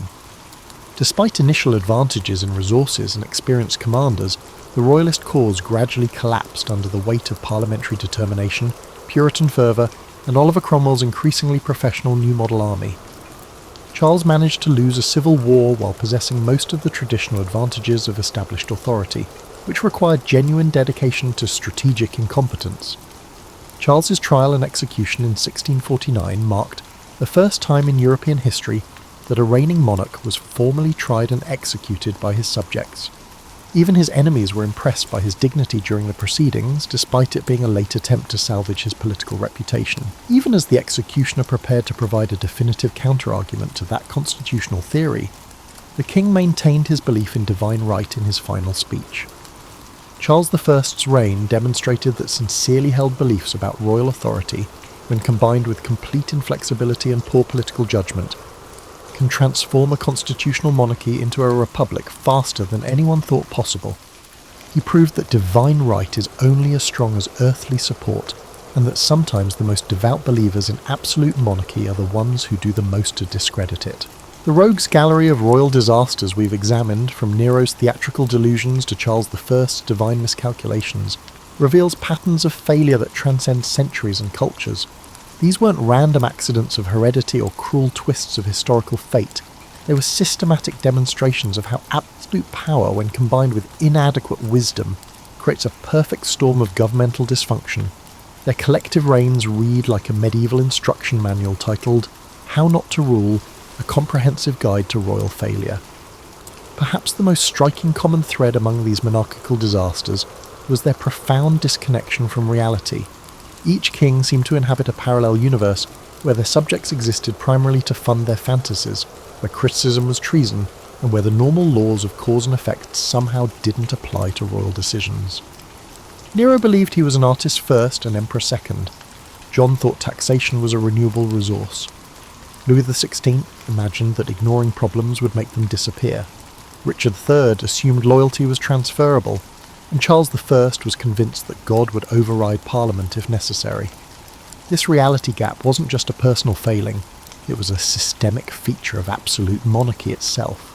When you surround someone with courtiers whose survival depends on agreeing with everything they say, when you insulate them from the consequences of their decisions, and when you tell them from birth that they're divinely appointed to rule over others, perhaps it shouldn't surprise us that they occasionally lose touch with the practical world where the rest of us live.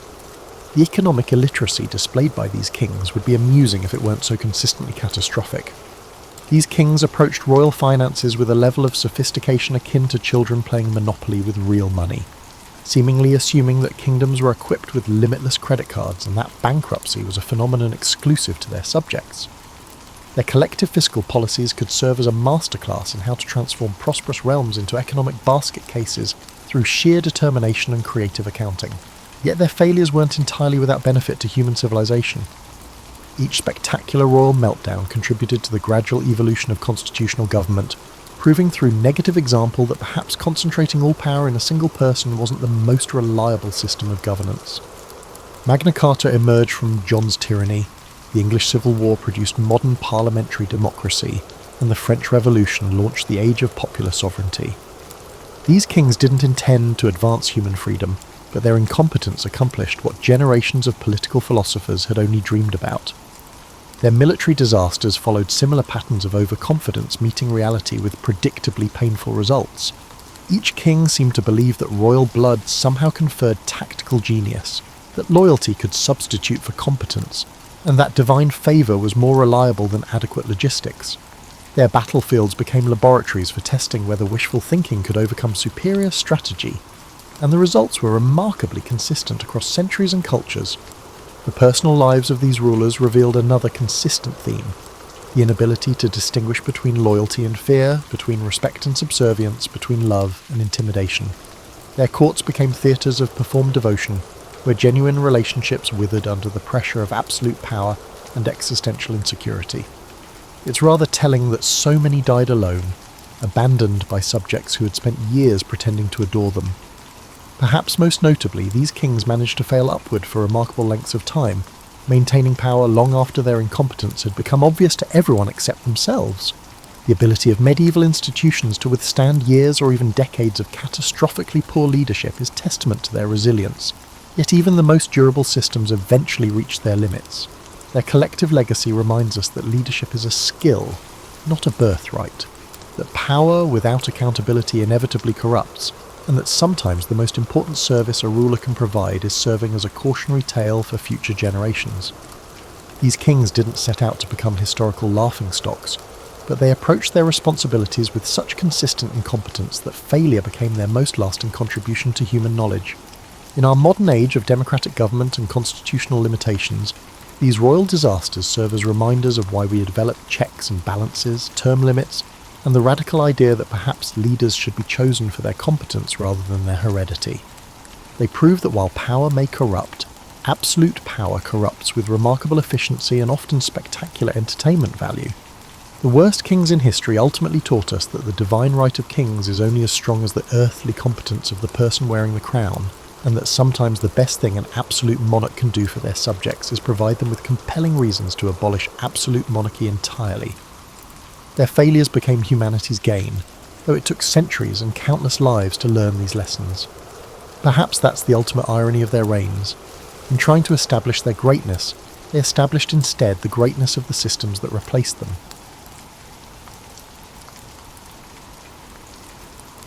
Picture yourself settling into the evening warmth of your shelter 30,000 years ago. The fire crackles softly beside you, casting dancing shadows on stone walls that have become more familiar than any home you've ever known. Outside, the wind carries a different song than it did in your grandfather's time, sharper, colder, with an edge that speaks of changes your people are still learning to understand. You weren't born when the world began its slow slide toward endless winter. Your grandmother used to tell stories of forests that stretched beyond the horizon, of berries so abundant they stained your fingers purple for days, and of rivers that never wore their crystal armour of ice. Those tales felt like dreams, warm and impossible, told around fires that seemed smaller each passing season. The change didn't announce itself with fanfare. Nature rarely does. Instead, it whispered its intentions through subtle signs that took generations to decode.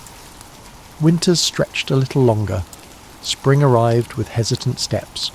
The great herds began their migrations earlier, then later, along paths that made no sense to hunters who had followed the same routes for countless seasons.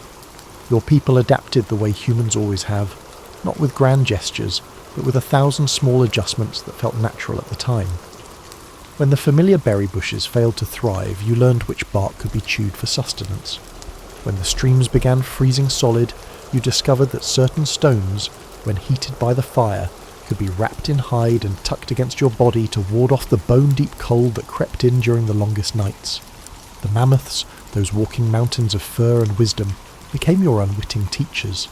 You watched them strip bark from trees with their enormous trunks and learned which varieties held the most nutrition. You observed how they used their tusks to dig through snow to reach the hardy grasses beneath, and copied their technique with your tools, crude but effective. But perhaps the most important lesson came from watching how they moved together. Never alone, always in their family groups, sharing warmth, sharing knowledge, and sharing the burden of survival. Your people had always been social creatures, but the growing cold taught you that cooperation wasn't just pleasant, it was essential. The caves you called home grew more crowded, but also more warm. Bodies pressed together meant sharing heat, stories, and hope. The elders, once content to sit apart in quiet contemplation, became the keepers of crucial knowledge. They remembered which plants could be dried and stored, which animal behaviours predicted harsh weather, and which techniques worked best for preserving meat when hunting was beneficial. You learned to read the sky with new eyes. Cloud formations that once simply promised rain now held messages about the severity of coming storms. The way snow fell, thick and wet or fine and stinging, told you whether to venture out for supplies or hunker down for days. Even the behaviour of small creatures became a language you needed to understand. When the hardy ground squirrels disappeared deeper into their burrows, you knew to do the same. The fire never went out. That became your tribe's most sacred rule, more important than any ceremony or tradition. Someone always watched the flames, fed them carefully hoarded fuel, and protected them from wind and rain, and the 1,000 things that could steal away your lifeline to warmth and light. The firekeepers developed an almost mystical understanding of wood and tinder, knowing instinctively which materials would burn longest, which would provide the most heat, and which could be coaxed into flame even when damp. As you lay here listening to the eternal conversation between flame and fuel, you can almost sense the generations of your ancestors who sat in similar spots, watched similar fires, and made daily decisions that determined whether they would see another sunrise or succumb to the cold. Their wisdom flows through you like warmth from the hearth, an inheritance more precious than any material treasure. Morning arrives with the particular silence that only deep snow can create. You wake to a world muffled and transformed, where familiar landmarks hide beneath white blankets, and every step outside requires careful consideration. This is your daily puzzle now, reading the landscape that changes overnight, learning to see opportunity where others might see only obstacle. Your feet have grown wise over the years, knowing without looking where the hidden rocks create solid footing and where the snow might give way to reveal a twisted ankle or worse. You've learned to trust the subtle messages your body sends, the way your breathing changes in different kinds of cold, how your skin tingles when the air holds the promise of more snow, and the particular ache in your joints that means the weather will shift before nightfall. The hunting has changed, becoming more of a chess game than a chase. The large prey animals have developed their own survival strategies, clustering in sheltered valleys, growing thicker coats, and becoming more wary and difficult to approach. But you've noticed something interesting. They're also becoming more predictable in some ways. Desperation creates patterns, and trends create opportunities for those patient enough to observe and learn. You've found that tracking in snow presents both advantages and challenges compared to the mud during warmer seasons. The prints tell clearer stories, how long ago the creature passed, whether it was healthy or struggling, and whether it was alone or part of a group. However, snow also deceives, shifting and drifting, concealing tracks or generating false ones as wind patterns manipulate the accumulated powder. The smaller prey has become your specialty.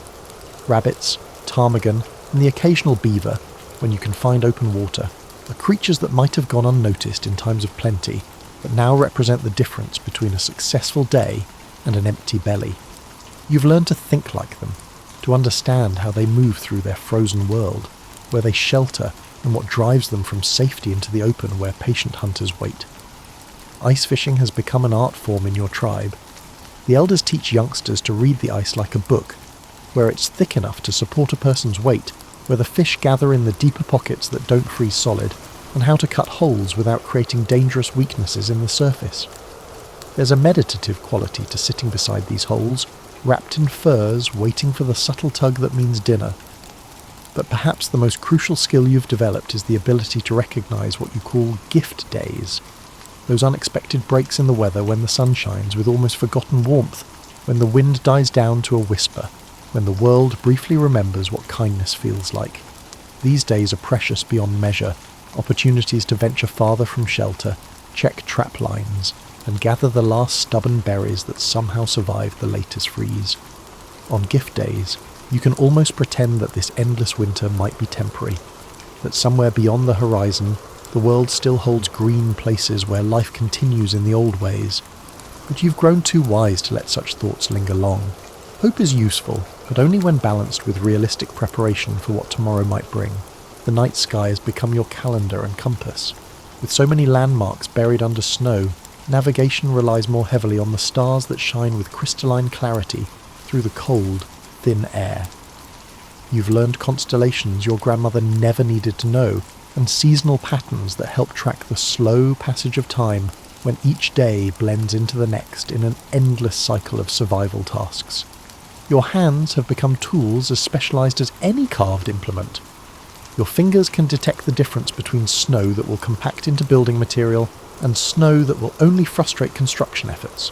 Your palms can gauge the heat radiating from stones around the fire, knowing precisely when they're ready to be wrapped and used for warming beds or drying damp clothing. The rhythm of your days has settled into patterns that would seem monotonous to someone from easier times, but you've learned to find subtle variations that keep life exciting.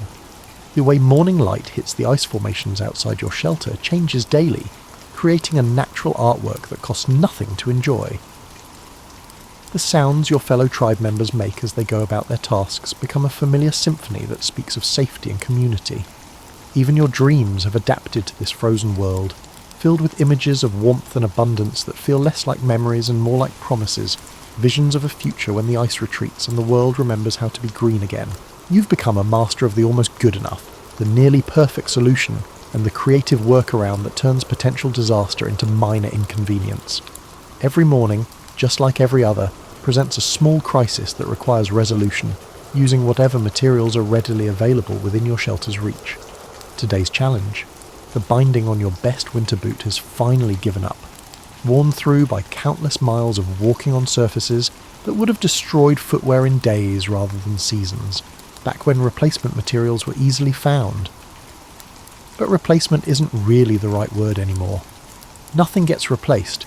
Everything gets repaired, repurposed, and reimagined into something that serves the same function, more or less, for a little while longer. You evaluate your options with the expertise of someone who has tackled similar issues numerous times. The leather strips you've been saving might work, but they're earmarked for a repair to the shelter's door covering that becomes more urgent with each windstorm. The sinew from last week's successful hunt is already spoken for. Promise to reinforce the handles on tools that can't afford to fail at crucial moments. Then you remember the inner bark technique one of the elders demonstrated last autumn, back when such knowledge felt like intriguing trivia rather than essential survival skills.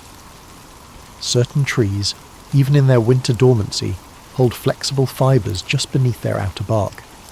Finding the right tree means a cold walk through snow that comes up to your thighs, but the alternative is spending the rest of winter with inadequate footwear, which isn't really an alternative at all. The expedition becomes an opportunity to check the trap lines you set 3 days ago, a hopeful exercise that pays off more often than you might expect. Small creatures continue to move through their frozen world, following needs and instincts that make them predictable to anyone who has learned to think like prey rather than predator. You find evidence of activity, tracks that speak of desperate hunger overcoming natural caution, the kind of desperation that drives animals into situations they would normally avoid. This knowledge feels like holding a secret, understanding something about how survival changes behaviour in ways that can be anticipated and used. The bark harvesting requires patience and technique that would have baffled your younger self. If you are overly aggressive, you risk damaging the tree beyond its capacity to recover when the warmer weather returns. If you are overly cautious, you may not obtain sufficient material to justify the effort. The balance point exists in that narrow space between waste and want, the place where most of your decisions live these days. Back at the shelter, the work of preparation begins. You must process, soften, and braid the bark to make it sturdy enough to withstand another season of rigorous use. Your hands know this work intimately now, fingers moving with practiced efficiency, while your mind wanders to other problems that need solving. The food stores require constant attention and creative management. What seemed like adequate supplies when the snow began to fall now need to be stretched further than originally planned. You've learned to make soup from ingredients that would have been discarded in easier times, bones boiled until they release every possible nutrient, vegetation that provides bulk if not flavour, and combinations that work better than their individual components suggest they should. But perhaps the most important thing you've learned is how to turn scarcity into a kind of game. Discovering innovative methods to utilise well-known materials turns into a challenging task that is rewarding in its own right. Creating comfort from unlikely sources develops into a skill set that makes you valuable to your community in ways that go beyond simple survival. The evening fire becomes your workshop, a place where damaged items get evaluated for repair potential, where materials get sorted and assessed for future projects, and where the day's small victories get shared with others who understand the satisfaction of making something work when it really shouldn't. Your fellow tribe members have developed their own specialties born from necessity.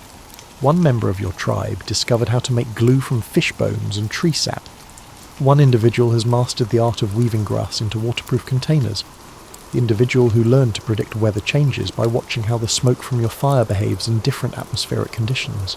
These skills create a web of interdependence that makes everyone more secure. When your boot repair technique works perfectly, others learn from watching.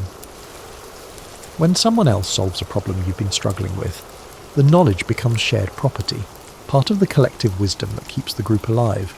The satisfaction that comes from successful improvisation feels different from any pleasure you experienced in easier times. It's deeper, more fundamental, tied to the basic animal pleasure of continued existence. Each small solution builds confidence for facing the next challenge, creating a foundation of competence that makes even serious problems feel manageable. Tonight, as you test your repaired boot and find it solid, flexible, and ready for whatever tomorrow's journey demands, you realise that this forced creativity has changed you in ways that go beyond simple skill acquisition. You see possibilities where others might see only problems and opportunities where others notice only obstacles. The morning you wake to find the valley empty of the great caribou herd hits like a physical blow to your stomach. For 6 seasons, their migration through your territory had been as reliable as sunrise, providing meat, hide, bone, and antler. Essentially everything your people needed to survive another harsh winter cycle. But nature, as you've learned repeatedly, makes no promises about consistency. Standing at the edge of what had been their feeding ground, you read the story written in disturbed snow and scattered droppings. They were here 3 days ago, maybe 4. Then something.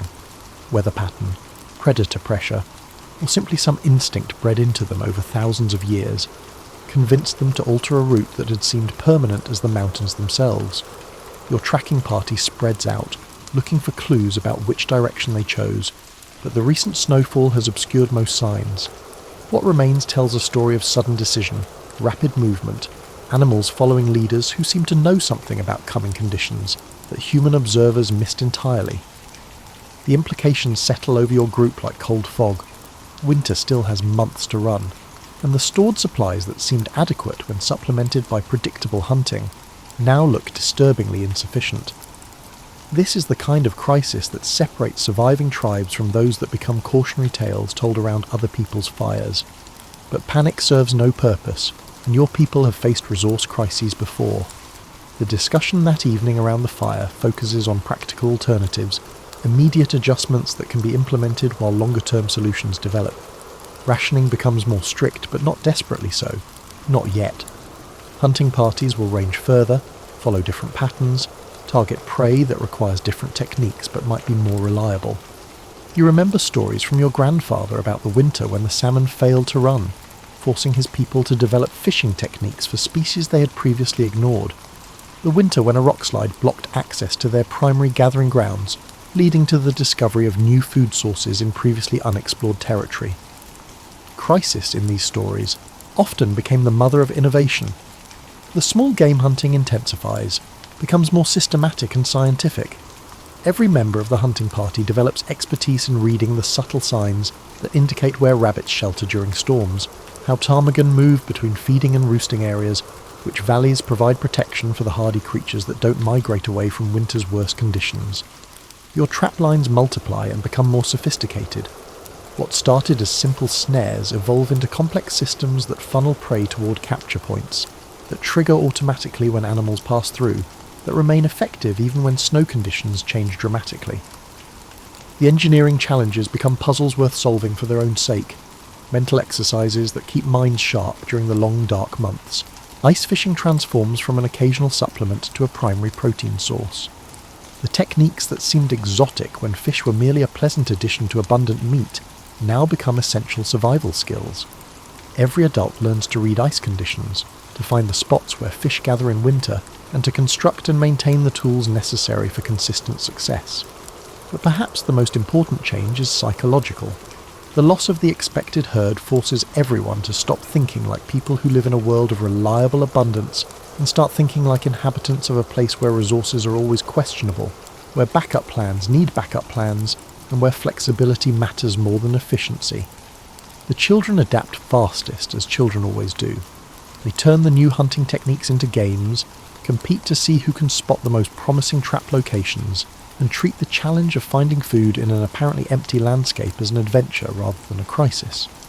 Their enthusiasm becomes infectious, reminding the adults that innovation can be fun even when motivated by necessity. New alliances form with neighbouring groups. Information about game movements becomes currency traded for access to different hunting territories, knowledge about food preservation techniques, and stories about how other tribes have handled similar challenges. Isolation, which might have seemed like safety in easier times, now feels like dangerous vulnerability. The season progresses with a rhythm different from previous winters, less predictable, but somehow more intriguing. Each successful hunt feels like a small victory worth celebrating. Each new technique that proves effective becomes a gift to future generations. Each day that ends with adequate food and fuel for warmth feels like evidence that adaptation works when approached with patience and creativity. You begin to understand that the herd's absence, while initially terrifying, might ultimately make your people stronger.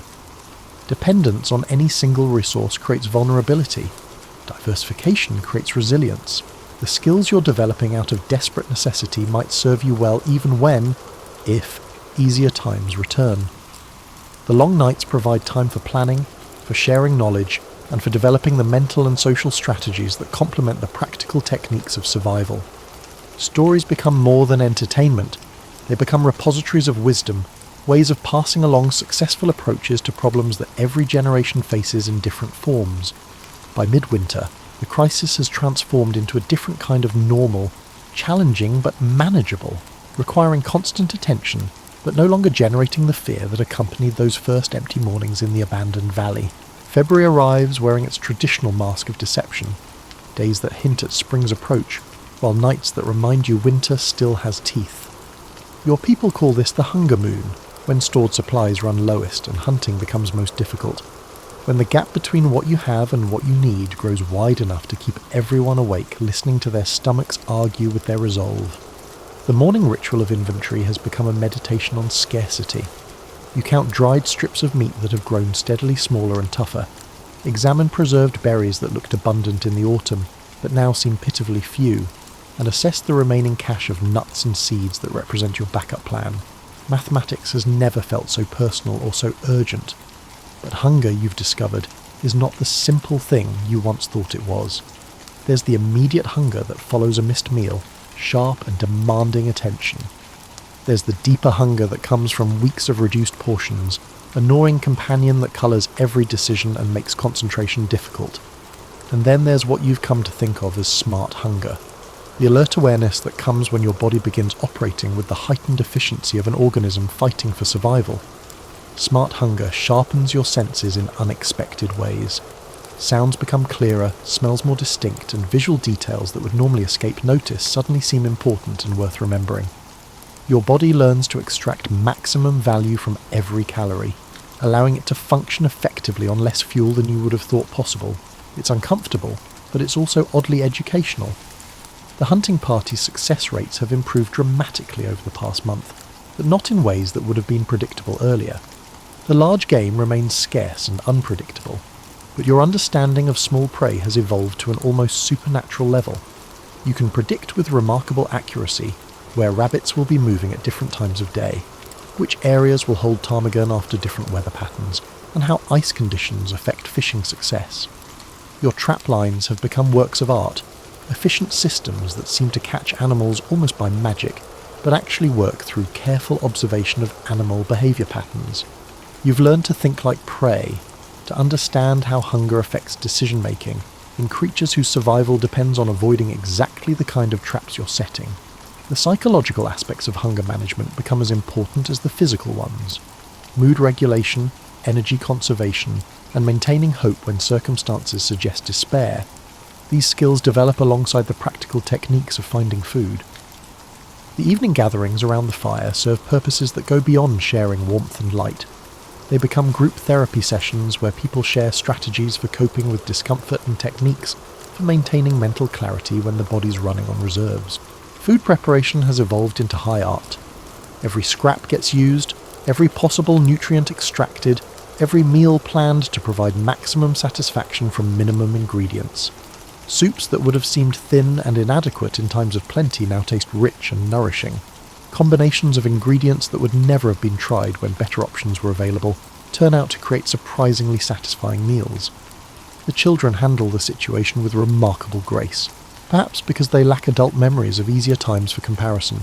They approach each meal as adequate rather than insufficient, accept smaller portions as normal rather than hardship, find entertainment in the creative food combinations that necessity produces.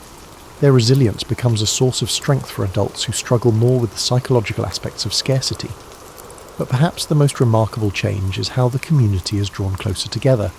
Shared hardship creates bonds that comfortable times never forge. People who might have had minor conflicts in easier circumstances now focus entirely on mutual support. Individual competitiveness gives way to group cooperation, since everyone understands that the survival of each depends on the survival of all. Information sharing becomes more complete and systematic. Successful hunting techniques get demonstrated and practiced until everyone masters them. Food preservation methods get refined through group experimentation. Even small discoveries, a new plant that can be eaten safely, a different way to prepare familiar ingredients, get communicated quickly throughout the group.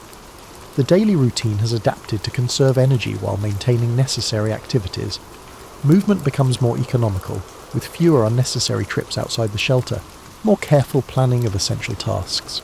Rest periods are scheduled to maximise recovery, work periods organised to use available energy most efficiently. Sleep patterns change in interesting ways.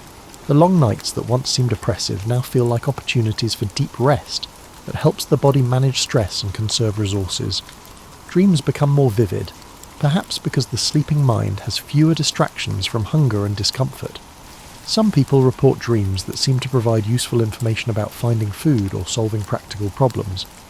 As the month progresses, you begin to understand that this experience is teaching lessons that go beyond simple survival techniques. You're learning about your own capacity to adapt, about the difference between wants and needs, about how community bonds strengthen under pressure. The hunger moon is revealing strengths you didn't know you possessed, and showing you that humans can function effectively under conditions that once would have seemed impossible to endure. The anticipation of spring takes on meanings that city dwellers could never understand, becomes a hope so fundamental it feels like prayer. The first sign comes not through sight or sound, but through something deeper, a subtle shift in the quality of light that your winter-trained senses detect before your conscious mind processes what has changed. The snow still falls, the wind still carries its bitter edge, but something in the air whispers of transformation beginning in ways too small to see, but too important to ignore. You notice it first in the behaviour of the small creatures, whose survival depends on reading environmental cues with absolute accuracy. The Arctic foxes seem less desperate in their hunting, moving with a confidence that suggests they sense abundance coming. The ravens, those black-winged prophets of change, gather in larger groups and call to each other in patterns that sound almost celebratory. The ice on the streams begins singing different songs. Where it once groaned with the solid weight of deep freeze, it now produces subtler sounds, tiny cracks and shifts that speak of expansion and contraction, of a frozen world beginning to remember flexibility. These sounds become your morning weather report, more reliable than visual observation for predicting what the day will bring. But change in the natural world never arrives as suddenly as human impatience would prefer. Spring is not an event but a process, a gradual negotiation between winter's retreat and warmth's return. Some days bring false promises, temperatures that rise enough to create hope, followed by storms that remind you why patience matters more than optimism. The hunting changes again, requiring new strategies for prey animals whose behaviour shifts with the subtle environmental cues they're far better at reading than any human observer. Migration patterns begin to reverse, slowly and tentatively, as creatures start their gradual movement toward summer territories that have been empty and frozen for months. Your body begins responding to changes you can't quite identify. Energy levels fluctuate in new ways, sleep patterns shift, and appetite changes from the grim determination of deep winter to something that occasionally resembles actual pleasure in food. It's as if some ancient biological clock is beginning to reset itself, preparing for conditions that aren't here yet but are definitely coming. The social dynamics of your group start evolving as well. The intense cooperation forced by crisis gives way to more relaxed interactions, though the bonds forged during the hardest months remain strong. People begin talking about projects they want to tackle when movement becomes easier, plans they want to implement when resources become more abundant, and changes they want to make to improve next winter's preparations. But perhaps the most significant change is psychological. The bone-deep weariness that settled over everyone during the darkest months begins lifting, replaced by something that feels almost like anticipation. This is not a celebration, as it would be premature and potentially dangerous, but rather a cautious readiness for better times ahead. The daily routines that kept everyone sane during winter's worst now feel slightly less essential. The rigid scheduling of tasks, the careful rationing of resources, and the conservative approach to energy expenditure, these survival strategies remain important, but they no longer feel like the only thing standing between life and death. Snow conditions become unreliable in ways that are both frustrating and encouraging. Temperature fluctuations create layers of ice, slush, and powder, making navigation challenging on surfaces that were reliable for travel yesterday. But these same changes create new opportunities for hunting and gathering in areas that were previously inaccessible. The fire's behaviour changes too, responding to atmospheric conditions that shift more rapidly than they did during winter's stable deep freeze. Smoke patterns become harder to predict. Drafts create new challenges for maintaining consistent heat, but the amount of fuel needed to keep warm begins decreasing in small but noticeable increments. Equipment maintenance takes on new importance, as gear that survived winter's steady conditions faces the stress of temperature changes, moisture fluctuations, and increased activity levels. Tools that work perfectly in consistent cold now require adjustment for conditions that change hourly. It's a different kind of challenge, less desperate than winter survival, but requiring different skills and attention. The night sky tells new stories as cloud patterns become more variable, star visibility changes with atmospheric conditions, and the aurora displays shift in intensity and frequency. Navigation becomes more complex but also more interesting, requiring adaptation of techniques that worked well during winter's predictable conditions. Food gathering opportunities begin appearing in unexpected places and times. Ice fishing remains productive but requires new techniques as ice conditions become less reliable. Small game behaviour changes as animals prepare for their own spring transitions, creating different hunting opportunities that require modified approaches. Your people begin discussing summer preparations, topics that would have seemed impossibly optimistic just weeks ago. Conversations turn toward tool repairs that can wait for better weather, shelter improvements that will require materials not yet available, and strategic planning for taking advantage of the abundance that seasonal change promises to bring. The community's mood lifts perceptibly, though everyone remains too experienced to let hope override caution. We won't forget the lessons learned during the most challenging months, but they no longer feel like the only valuable knowledge. Spring brings its own challenges and opportunities, requiring different wisdom and strategies for success. As you sit by tonight's fire, watching flames dance with the effortless confidence of a blaze that no longer requires constant feeding and anxious tending, you realise that something fundamental has shifted in your understanding of what it means to be human in a world that makes no promises about comfort or ease. The winter that seemed like it would never end has indeed ended, though not with the dramatic flourish you might have expected. Spring arrived through 1,000 small negotiations between ice and warmth, between scarcity and abundance, and between the survival strategies that kept you alive and the adaptation strategies that will carry you forward. You survived, but more than that, you learned to thrive in conditions that once would have seemed impossible to endure. Your hands have become libraries of practical knowledge, knowing without conscious thought how to assess ice thickness, how to determine which wood will burn longest in different weather conditions, and how to read animal tracks in various types of snow and soil. Your eyes have learned to see opportunities where others might notice only obstacles, to spot the subtle signs that indicate where food can be found, where shelter can be improved, and where danger might be developing. But perhaps the most important change is in how you think about security itself. The old assumptions about what constitutes safety, abundant stored resources, predictable seasonal patterns, reliable sources of everything necessary for comfortable survival, have been replaced by something more flexible and ultimately more reliable. Confidence in your ability to adapt to whatever conditions actually exist, rather than whatever conditions you might prefer. The community that emerges from this extended trial feels different from the group that entered it. Bonds forged by shared hardship create a social foundation stronger than convenience or tradition alone could provide. Everyone has seen everyone else function under pressure, contribute solutions to shared problems, and maintain hope and humour when circumstances suggested despair. These are people you know you can depend on because you've already depended on them successfully. The skills developed out of desperate necessity have become sources of pride and pleasure that extend far beyond their survival value. Trial and error led to the evolution of trap designs, which now stand as both artistic achievements and functional tools. The food preparation techniques born from scarcity have created cuisine that satisfies in ways that go beyond simple nutrition. The resource management strategies developed for survival have applications that will improve life even when abundance returns. Your relationship with the natural world has deepened in ways that might seem paradoxical to outside observers. The environment that once seemed hostile and threatening now feels like a complex partner in an ongoing negotiation. You understand its moods and patterns more intimately, and can read its signals more accurately, but you also respect its power and unpredictability more completely. It's not that nature has become friendly, it's that you've learned to be a more worthy participant in its ongoing processes. Your mind is already shaping the stories that will unfold during this era. These are not tales of heroic conquest over natural forces, but rather tales of successful adaptation, creative problem-solving, and community resilience. These stories will serve future generations not as entertainment, but as practical wisdom, templates for handling challenges that will inevitably arise in different forms.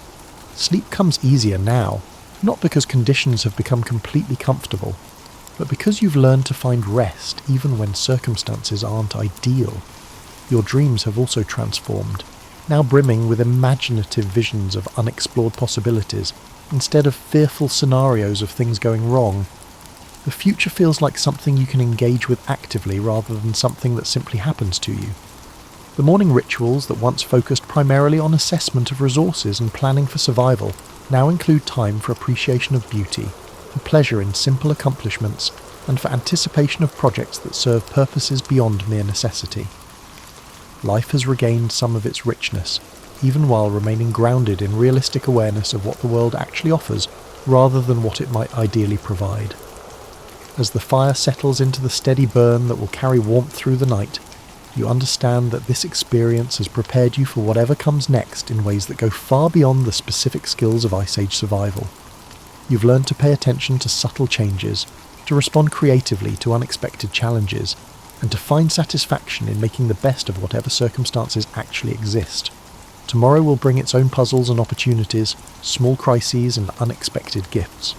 But tonight, surrounded by the quiet breathing of your sleeping community, warmed by fire and furs and the deep satisfaction of another day successfully navigated, you rest in the knowledge that humans are remarkably capable creatures when they need to be, and that you are, in all the ways that matter, remarkably and wonderfully human. Outside, the world continues its ancient conversation between challenge and adaptation, between the difficulties that test survival and the creativity that makes survival worthwhile. You've learned to speak this language fluently, and that knowledge will serve you well in whatever seasons lie ahead.